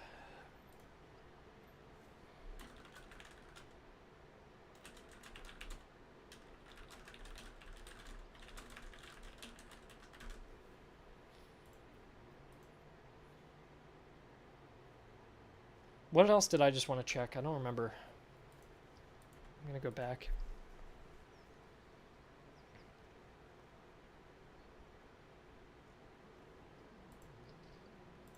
I do need to fix the localization here, though. Anything that says refined also has to get changed to good.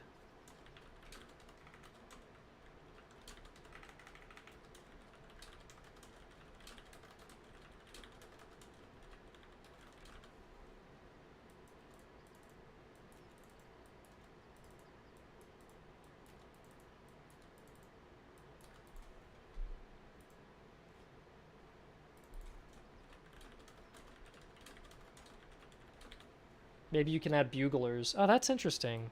That's an interesting idea. I did add horseshoes. The thing about the buglers is you probably expect an actual difference in hearing them, hearing the unit, but I don't have... Like, they already play bugles when you move them around. You already play bugles, so I wouldn't want to necessarily take away the bugles to them. Maybe I could. But I think it's okay now. That's not a bad suggestion. But, yeah. We'd have to change, like, more than just giving him a stat buff.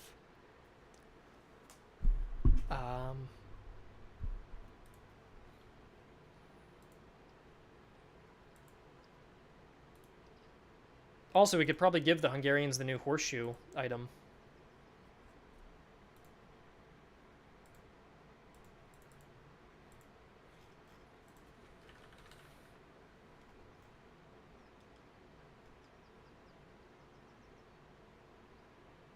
And horseshoe should go under which category? Let's see.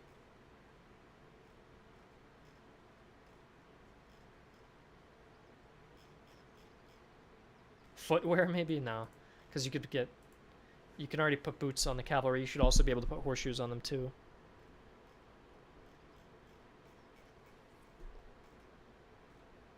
I don't like right now that they're with the saddles, because now they're mutually exclusive with a saddle, which I don't like. I feel like it should fall maybe under these, the additional tools thing, which I currently call that what? We do have sappers, actually. Entrenching tools, field implements. Yeah, it's not a field implement. Definitely not that. Ramrods, grenades, staff officer gun tools.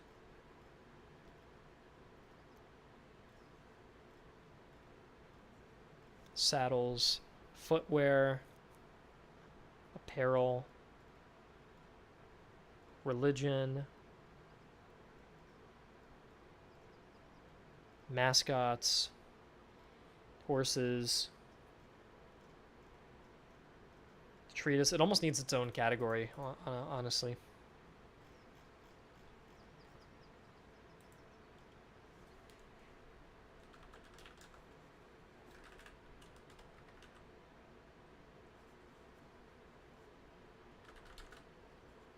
footwear is the only logical thing. Yeah, but it's weird that it would be mutually, like, you can either have your guys wear riding boots or have your horses have horseshoes. Like, that feels a bit weird to me, I think.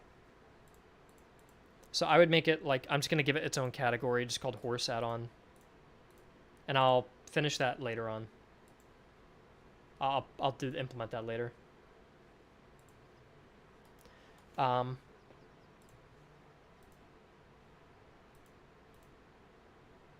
Let's see here. I'll give them decent horseshoes and maybe replace. They already get saddles and they get hussar swords and they get horses. I don't want to overdo it. Like, I don't want to give them all these cavalry items and they only have one cavalry unit. You know? But meanwhile, you've got fucking France with 2 cav units here and they've got only 2 of these items. I guess this is a third, but there's definitely other comps, like especially the Cossacks, who have only 2 items, but they have 2 cavalry. So I think I'll leave it for now. Light cavalry charge damage plus 20%, infantry accuracy minus 15%. I think this is fine.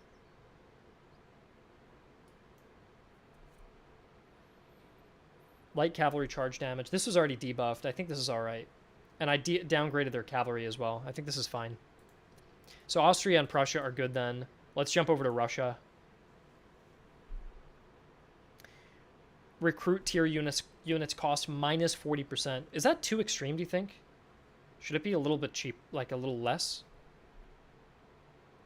Minus like 30%?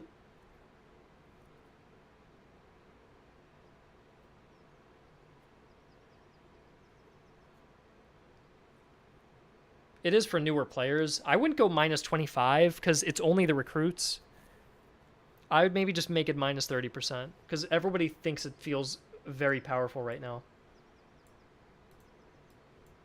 And I don't want the challenge to be removed. They already have a lot of men in open divisions, so.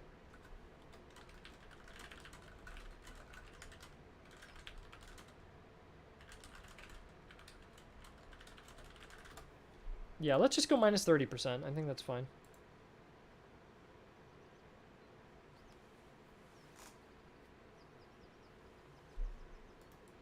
And then the rest seem fine for them. I like that they get buckshot rounds, and I upgraded those too because I used them and they didn't feel very useful unless they were upgraded, so I like that. Observation Corps, plus 50% cover effectiveness. Now, the thing is, I know people say they suck, but Ocean has repeatedly stacked bonuses and taken 0 damage in a single shot before. He even got it to the point where he was taking negative damage. Now, we fixed that. We've patched it, so if you do hit the negative 100% damage taken, it caps out at minus 90%. So you can theoretically take up to 90% less damage with cover. The one thing that helps the map dependency is that you can deploy earthworks to give you cover. So I think that does help out. But I don't know if I would really change anything about them. Someone said to change the fire damage received, but I like that it's a trade-off, that when you're caught out in the open, you take extra fire. Yeah, you get an early Lycorn, and the Lycorn's one of the best cannons in the game as well. So I think I don't want to change it. Cossacks, they start with like no resources, which I'm definitely keeping it that way. I almost feel like they don't need this many items. Like, they probably don't need diamonds because they're really good. They can immediately start raiding and make a ton of money. Why do they need this much cash? And diamonds isn't characteristic. I feel like we could get rid of the diamonds. It's a little bit nuts. I don't mind alcohol and horses and some captured uniforms. That tells a little bit of a story. The diamonds were definitely looted. That also is part of the story, but it does feel like they're already so damn powerful. And I don't want to debuff them. They're fun. Like, I don't mind some people feeling powerful, but yeah, I could replace it with something. We already give a cross to the Imperial Army. Just replace expensive sale items with uniforms. I could just make it a second uniform, yeah.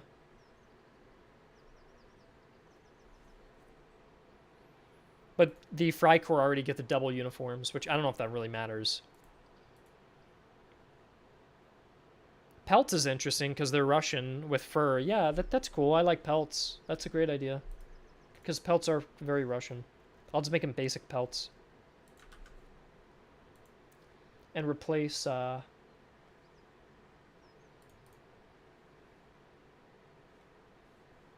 what do I want to replace? Probably the diamonds.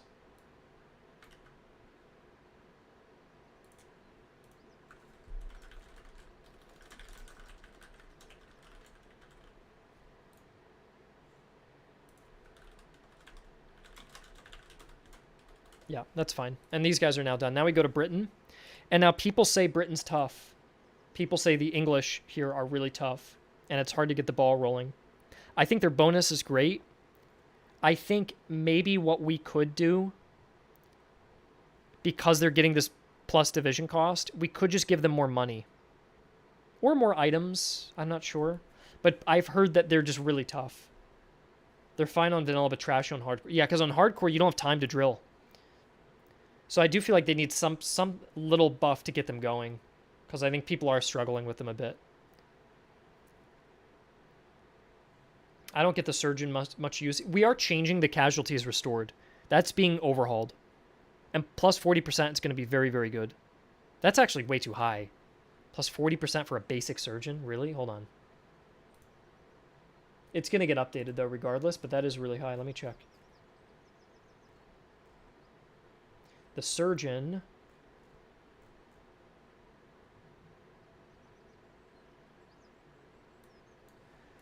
50, it goes up to 50%, which I don't know. I guess I'll leave that. You could get plus 50% there and then stack it with herbs to do 80%. Okay, what you could theoretically do is if you got the best herbs and you got the best chaplain, or I'm sorry, surgeon, is you can get this up to minus 80%. And when we change the casualties restored code, which we are, it's no longer just going to give you, if you take losses, just give you a manpower refund. It's going to actually prevent that unit from taking real losses, which means if you had 1,000 guys and they went down to 200 strength, but you had minus 80% casualties, you would just jump right back up to, I don't know what that would be, but like almost like 800 men. You'd like save almost everyone. So that will become stronger. We did give them a light dragoon originally, and that made them very strong. That is true. You're very true about that. They used to have a light dragoon. You're very right. And that used to be way too powerful because the light dragoon was too good. I think we will just give them the light dragoon back. Let's just do that. Because they're just so... They struggle so much. And I don't mind just giving them something to hold things down. Especially because Granby was a light dragoon commander. It removes a little bit of the progression, but you only have 3 units anyways. You're going to be buying more units and create more progression. Would you guys rather the British start with more money or with the upgraded provincial cavalry to a light dragoon?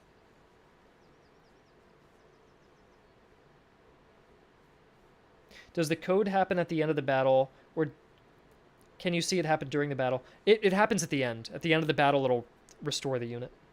Okay, we're going to upgrade it to the dragoon.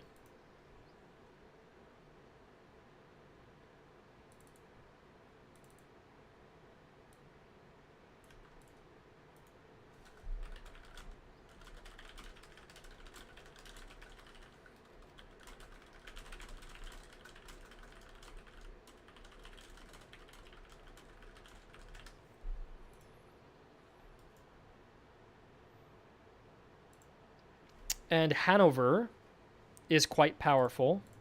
They just have land millets and Hanoverian cavalry. I could downgrade the Hanoverian cavalry to a German rider recruit. Let me see what it's called. Or German provincial cavalry. Especially because Sporkin is in like the red uniform. This guy's in blue, von Braunschweig. And he could have like just a regular German cavalry unit, maybe. I'm making replenishment way harder to deal with, just generally. It's going to become much more of a concern in both hardcore and regular.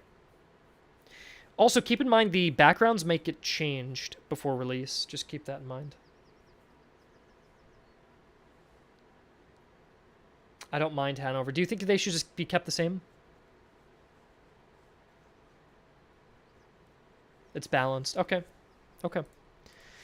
Then we have the subsidy troops who, it says challenging, which is like mid-tier difficulty, but they're really powerful. Minus 20% fire damage received is nuts. I think that's way too high. I think we should do two things. First of all, take it down to 15%, and I'd normally say take it down to 10, but just, I have an idea here. Go down to 15% and keep it strong, right? But then take the reserves available at settlements and swap that to the reserve or manpower cost plus 75%, or even manpower cost doubled. So manpower cost 2 times as much, but fire damage is minus 15%. So you still reduce the damage taken, but if you do suffer a lot of losses, it's really expensive to replenish. I feel like that would be a better balancing for them.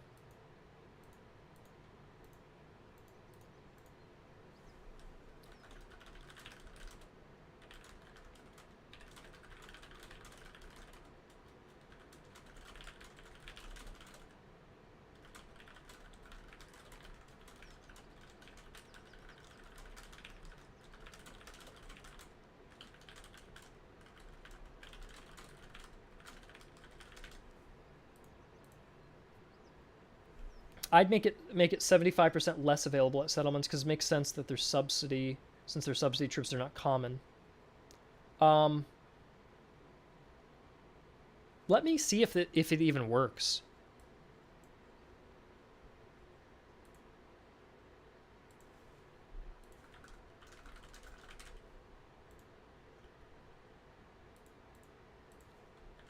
Let's try minus 100 just to see if it works.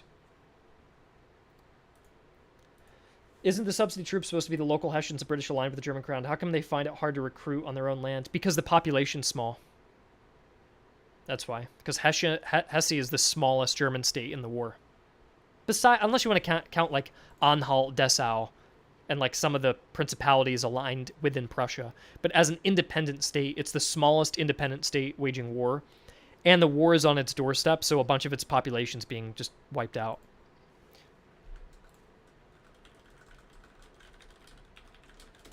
So yeah, it's hard for them to get the manpower. They fielded a very small army. They only had a handful of regiments.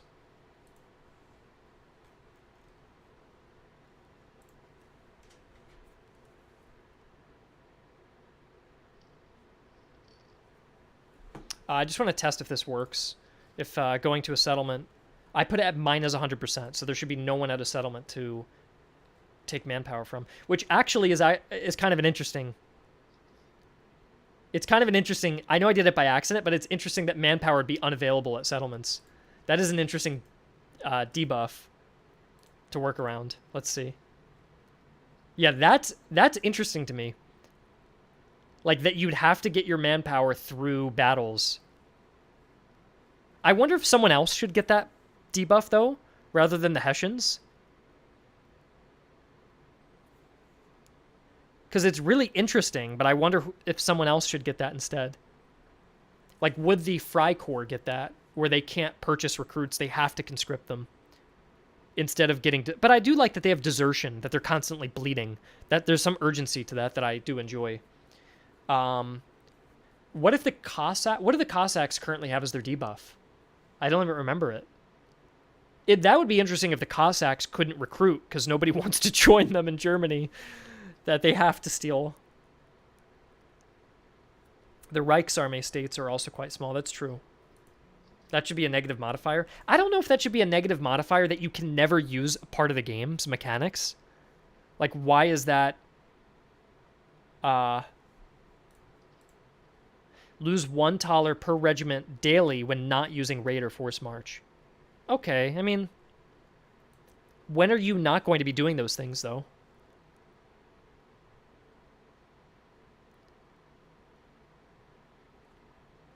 I'd almost find it more interesting if the Cossacks couldn't recruit if there were no reservists available for the Cossacks.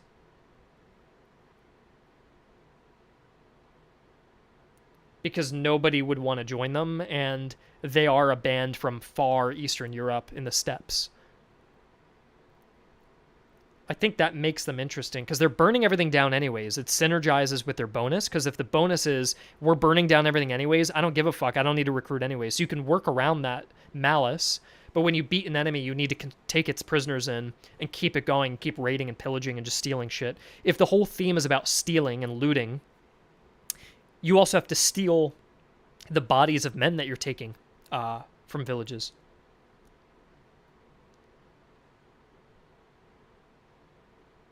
They're currently OP. That would be interesting. Yeah, that's what I'm thinking too.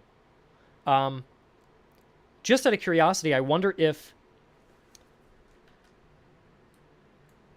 it is an interesting debuff, by the way, that they lose money anytime they're not doing that. But what do you guys prefer? I could just make this more extreme. That's one option, or I could make it that they don't have manpower. I could also move the not having manpower to Hesse. I could keep it on the Hessians. But another just let me just brainstorm something real quick, is that it could be that instead of settlements are pillaged twice, I'm just curious if it said like settlements, raiding settlements now yields manpower and ammunition.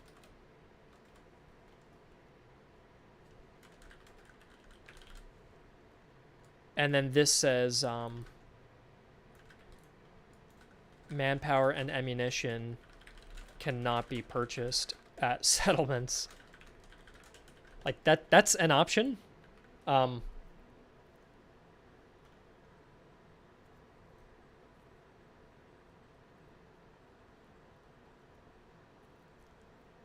Alternatively, here's another option, which would be to keep the top bonus the same because they raid quicker. I like that they raid quickly as well. It does make them feel special. Yeah, I think so. Why would raiding lend manpower? I think if you're raiding and getting manpower, it would be because you're stealing people. But I don't think we need to go that route. That's fine. I don't think we have to do that. I think in this case, we could just say the malice is manpower can't be purchased at settlements. It could be that. Which malice do you guys prefer for the steppe raiders? You lose money every day. You're not raiding and force marching, almost to imply that your force is somewhat disintegrating, similar to the Freikorps, that they're spending money and they're disorganized and there's no actual quartermasters or logistics management, or that nobody wants to join them. Nobody wants to be with the Cossacks.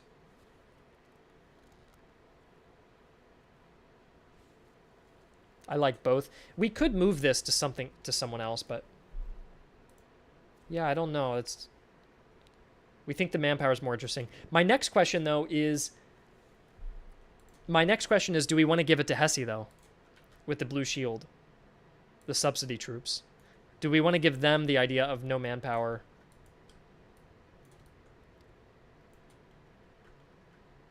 Reservists available at settlements minus 100%. Or even minus 90%. The raiding giving manpower could also imply attracting Cossacks to join you. Yeah, you could probably explain it through multiple ways.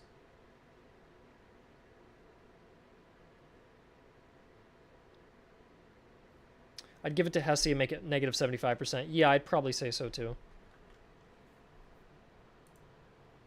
Let's try that and see how it looks.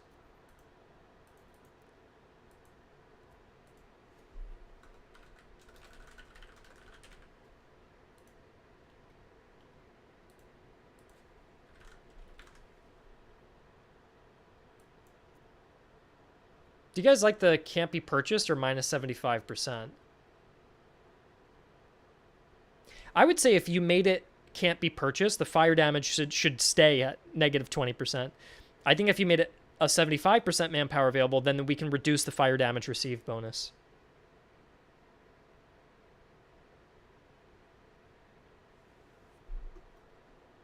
It'd probably be too punishing to say you can't purchase it. I feel like that's a little too much, because if you do get stuck without men, you're fucked. It's just too much, I think.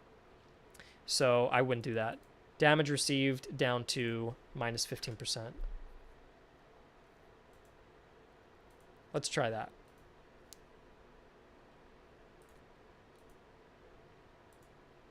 And I think what we do with the Cossacks is fine. We may even be able to increase this. What if it was minus $2?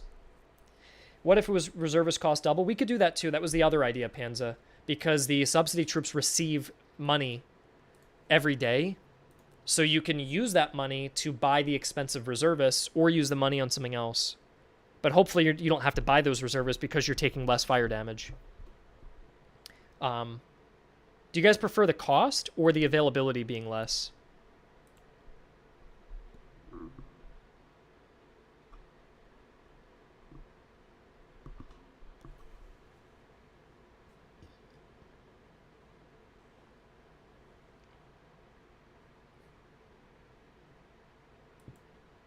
Yeah. We could do availability. I think that's good. Let's go in and unlock all composition true.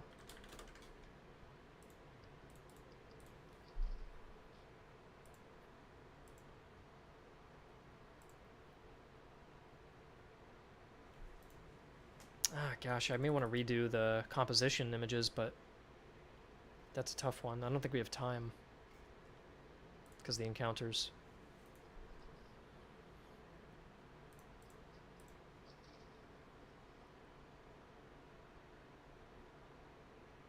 I'm going to change the act screens to have a background behind them because they're just black, and I feel like this looks really plain.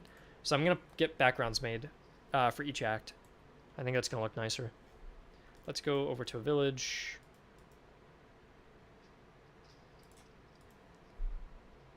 Why do they have full...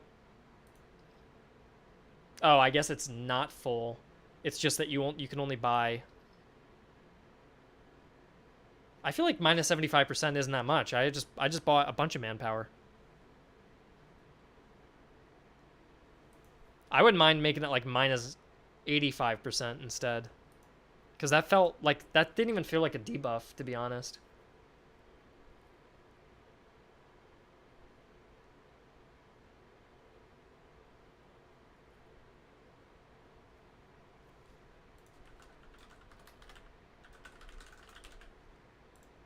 Let's try it at minus 90%.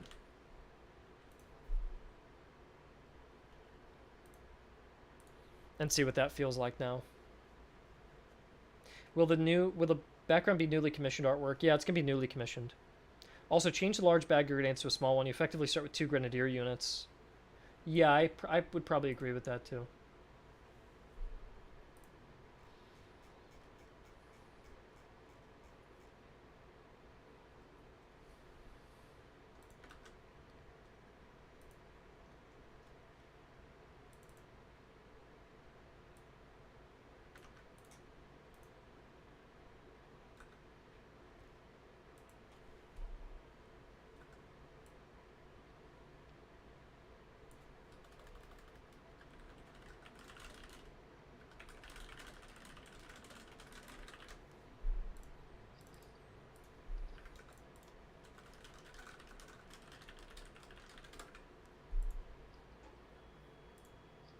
So let's see how 90% feels.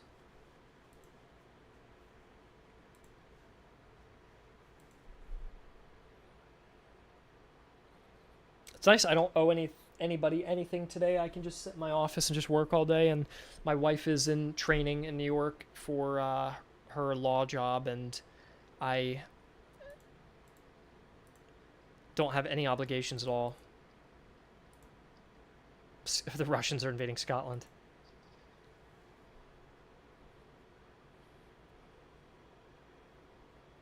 If Sweden or HRE would ever be added, you would need to think of 6 new compositions. Yeah. I would need to do 6 more compositions, that's right. And let's check out the availability at Dumfries. The Hessians are in Scotland. So I spend 93 on this, and it's just gone. And that's all I get. I feel like that's good.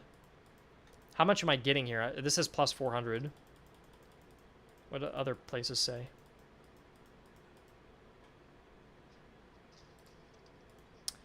Plus 500. So if this says plus 500, I get the 500. That says now plus 250. That's all there's left. That's all I get. I feel like that's pretty good, because you could be losing like 2,000 guys a battle.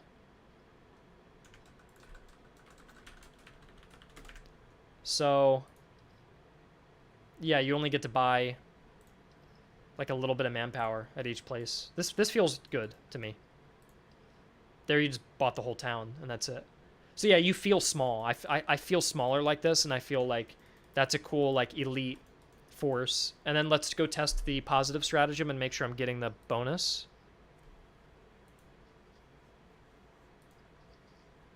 Which technically, it's fire damage received, right? Yeah, we can't actually test that. We don't actually know what fire damage received would be. So that's fine.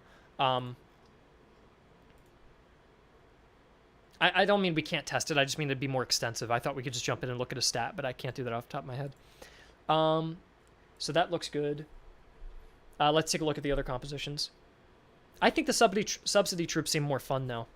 And by the way, I am 99% sure we're going to be adding in the 3 Reichsarmee HRE factions or compositions for free as a free update alongside a paid Swedish DLC. I think that's the way I want to do it.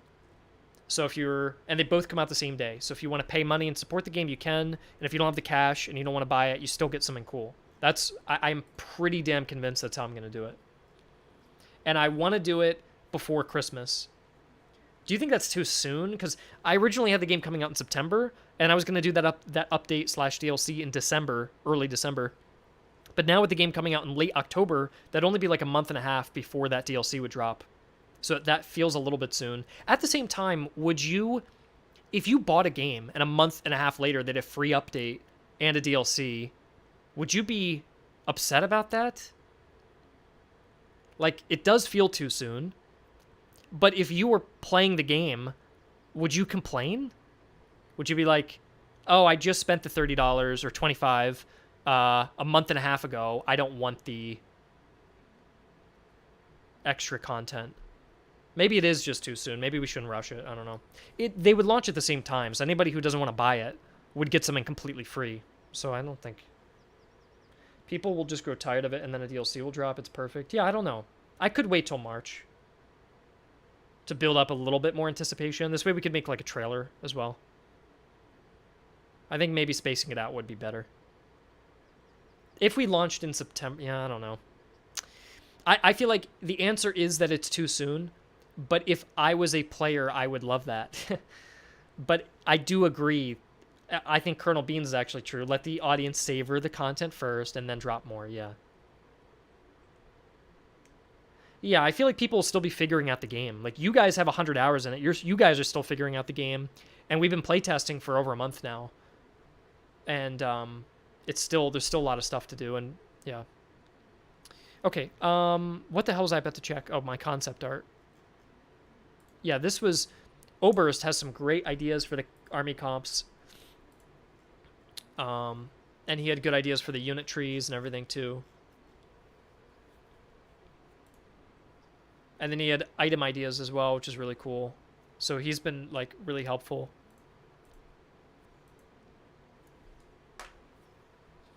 I don't know what he said about the stratagem ideas. I forget what his ideas were with that. Anyways. Britain is done. We're happy with this. Austria we did all these. Now it's just France. Plus 2% melee damage per regiment in your army. That's pretty damn balanced. And you get that, you just get stronger as you go. And you get a minus 25% division cost, so you can expand it quickly. Officers cost -2 daily. I know people complain about the officer cost, but I like it's a little spice for France. It gives you just another logistics concern to worry about. And I don't know, it's on complexity difficult because this is hard to start with if you're unfamiliar with how to play as France, especially because you get a bunch of crappy recruits. So yeah, officer cost is part of the fun. I agree. How often are the French going to get into melee battles? I kind of designed the French to be the idea was that they have a lot of men and they get themselves into melee. They also have Irish Fusiliers who are melee oriented. They have good cavalry who are melee oriented. And then they have huge amount of manpower, so they can throw themselves into melees. And it's not that they charge harder like Hungarians. It's just that if they get into a melee slog, they can like grind people down. So I like that bonus. I don't know what I would change it to if we did change it. I like weight of numbers. I don't know what else I would change that to. It'd be kind of funny if it was like, I won't do this, but it'd be kind of funny if it said like plus 5% melee damage per regiment in your army, and then minus 2% morale per regiment in your army. I won't change it to that, but that would be funny. So the bigger you get, it just becomes, you got to get all the items in, and then but your guys are just kicking ass in melee. They're fine. Light Corps does need a change, though. The Light Corps needs a change because people find them not very interesting, even though they're a little overpowered in some ways. Like, I'll show you what this line of sight buff is, because it just lets you scope out so many encounters and encamped armies that Thomas was using this with the foraging stance. Watch, if you go in and you forage, he was going in and spotting all the encamped armies and then getting stratagems to the point where he ended his playthrough with like 20 stratagems and was super overpowered. So he was doing this. He can see way further, and then also going into forage when he needed to. But look, you can force march. Watch this. You run up, go up to the hill, go into forage as well. You can spot everything out this far. Damn, that guy is... How did he catch me from this far? Holy shit. Well, either way, I can spot all this. I go back into force march. Keep going. I got 2 encounters I got. Found an elite army I can grind out for another stratagem. Outrun that army over there. Pop the forge again. Spot everything around here. Cut through this. Spotted that encounter. Spotted this one. Spotted that one.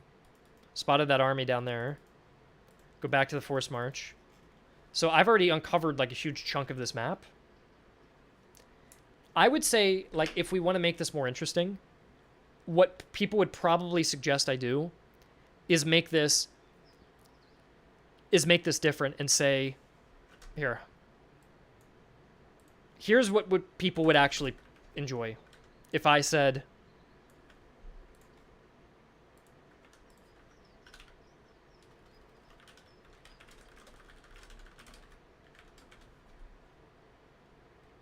this.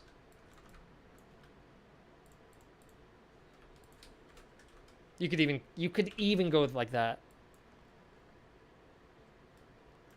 Visibility and move speed, so you can fly around spotting stuff. And I feel like then people would find it more attractive, that you're able to spot stuff and get around the map quickly. And then this could be changed because people think this is not interesting. And we can swap that for something else. I don't know what we would change it to.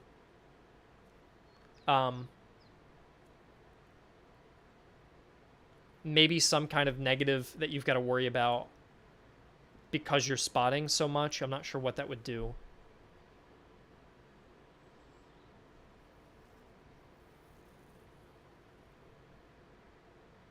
It could also be retreating from battles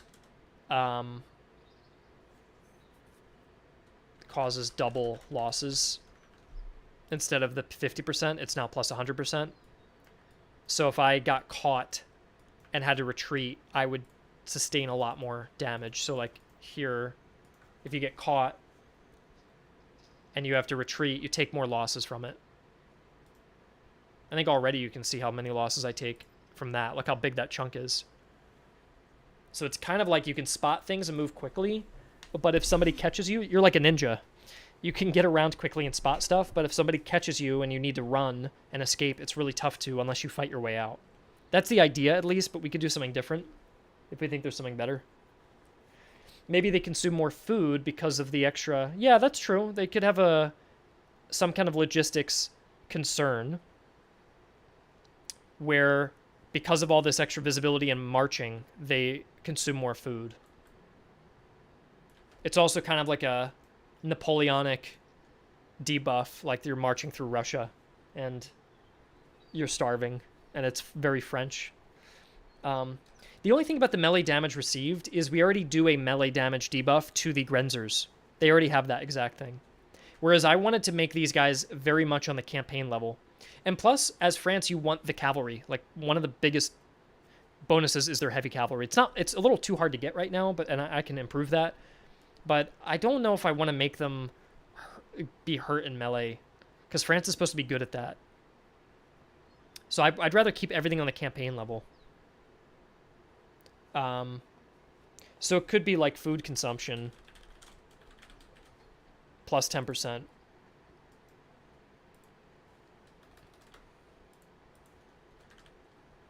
It's not very interesting, I guess.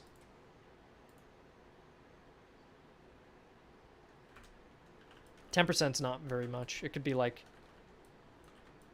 for each cavalry unit, you get your view range increases. That could work, but I don't think I can code that in. I think it's too specific.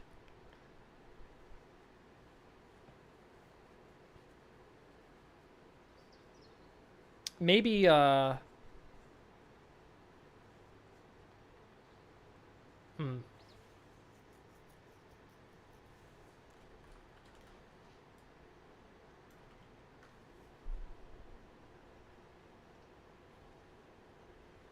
Yeah, they're a little hard to figure out. I'm not sure what I would do with them.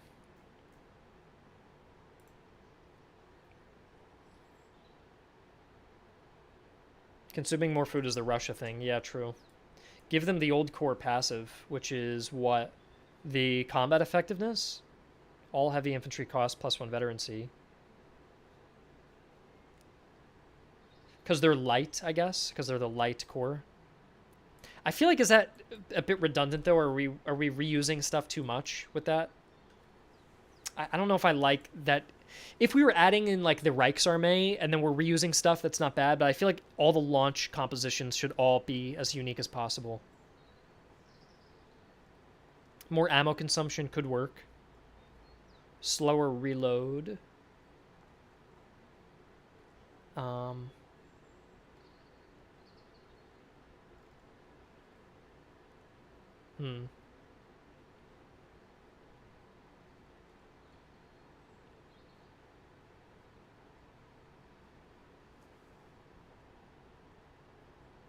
I like the provision consumption the most. The thing is, the Russians already have that, I'm pretty sure.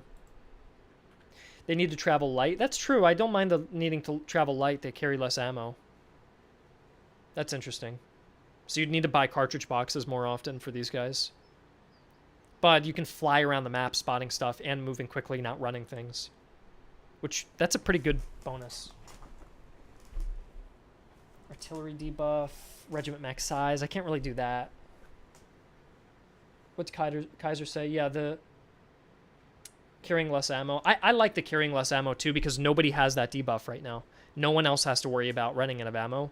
And if they did, that gives them a unique concern. So you'd go to shops and you'd find a quartermaster if you can. Pop that on the light infantry. Looks like I didn't get lucky here.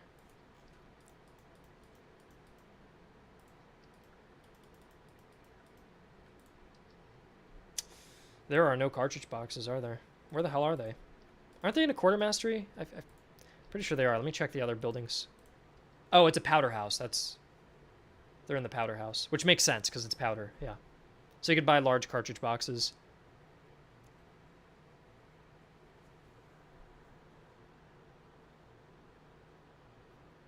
All units have.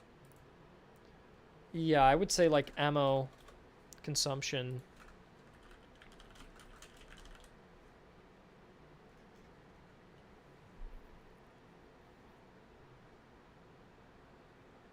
I don't know if I like this. I think I don't like this, but it could also be if France is losing money each day, they could also lose ammo each day because they're scouting out ahead and shooting stuff and skirmishing.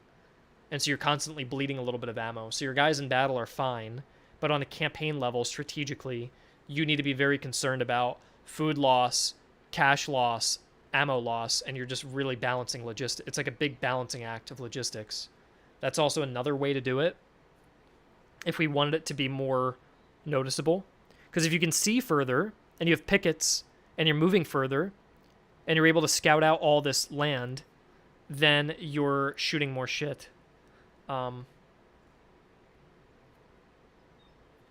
It might even make the Armo cartridge trait even more worthwhile. Yeah, very true.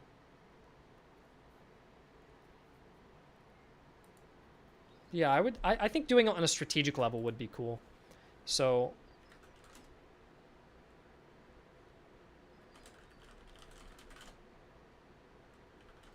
you could say per division. It could be per division. So you can stay small and light. You could ignore the debuff by not going up to the 5 divisions and stay a smaller French army and play tall instead of playing wide. So you could play 4 divisions. I guess you can't really play tall because you're losing ammo, meaning you can't drill as much. But the visibility and the move speed would allow you to get around quickly and knock out encounters. And knocking out encounters could get you the stuff that you want. And you could make money a little bit easier that way.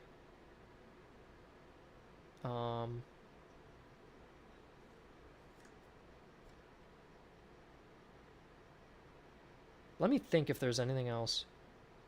I have one other idea. Would it make sense at all if these guys say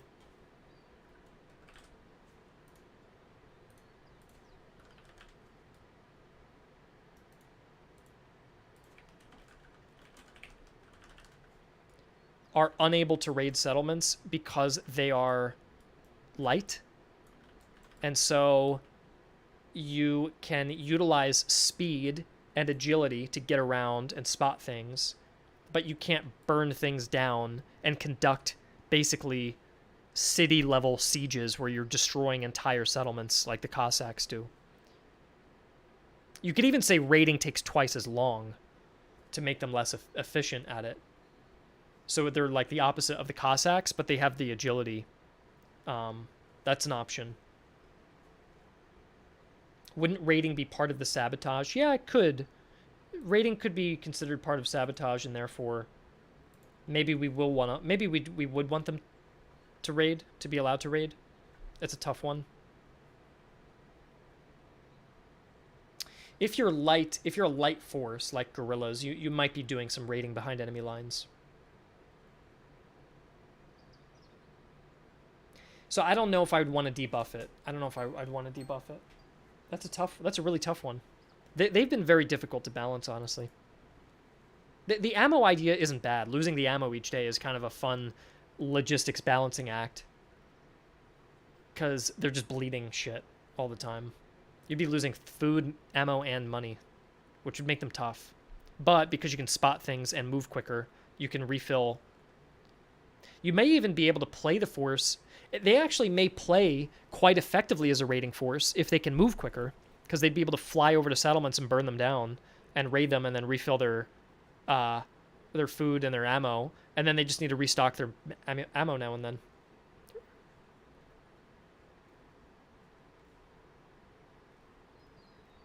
Yeah, there are objectives that require raiding, so I probably think that doesn't work for them. So let's put them on hold for a sec, because I do have to go. I got to walk my dog. I'm late to doing that, and I want to make sure he's okay. So let's just check if there's... It's really just the King's Household that's left. 25% cavalry morale. Is that too large? 25% cavalry morale. Maybe not, because you're not getting melee or charge. Your guys are just fighting to the death more often. And then officer survival chance. We're gonna make this more potent. I think it's fine. Yeah, they break for me as well. I think they're okay. I'd increase the officer survival to 50. Yeah, I agree. I'm going to make that bigger, but we're reworking how officers die, so. They're part of the king. They need more gold. Yeah, maybe they do need more gold. Do you guys agree with that? Maybe we should, because they have so few units, too. They're a little bit tough to start with. Maybe if they started with, like, 125 instead. I like that they have no manpower, because they're, like, a really small elite force. And they're irreplaceable. At least that's, like, the idea behind them. And so 125 would be nice.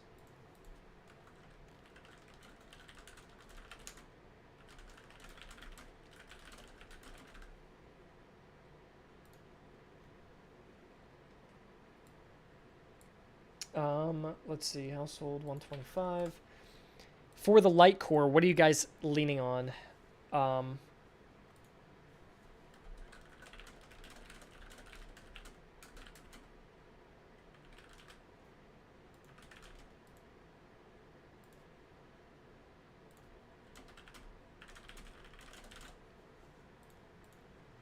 Do you like the retreating from battles gets more of a penalty?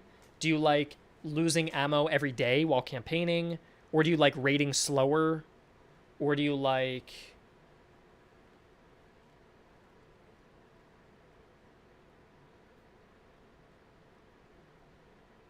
You guys like the losing ammunition. And then you like the -5, yeah.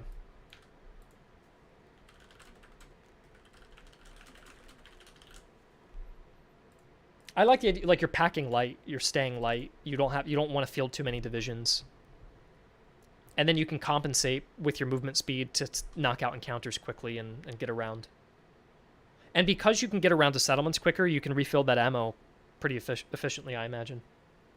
Plus they start with so much ammo, so they've got plenty to bleed through before it becomes a problem. So I like that. Okay, that's it then, guys. I wish I could stream longer. I would keep going, but I do feel like some of this requires my more of my attention to focus, and I got to walk the dog and be responsible. So thank you guys for joining me. I probably won't do another stream until Saturday. Saturday will be the British playthrough, which will be done on the old version of the game. I'll be playing as the subsidy troops because they're a little overpowered, which I'll need if I'm playing with max difficulty, max modifiers, and Iron Man.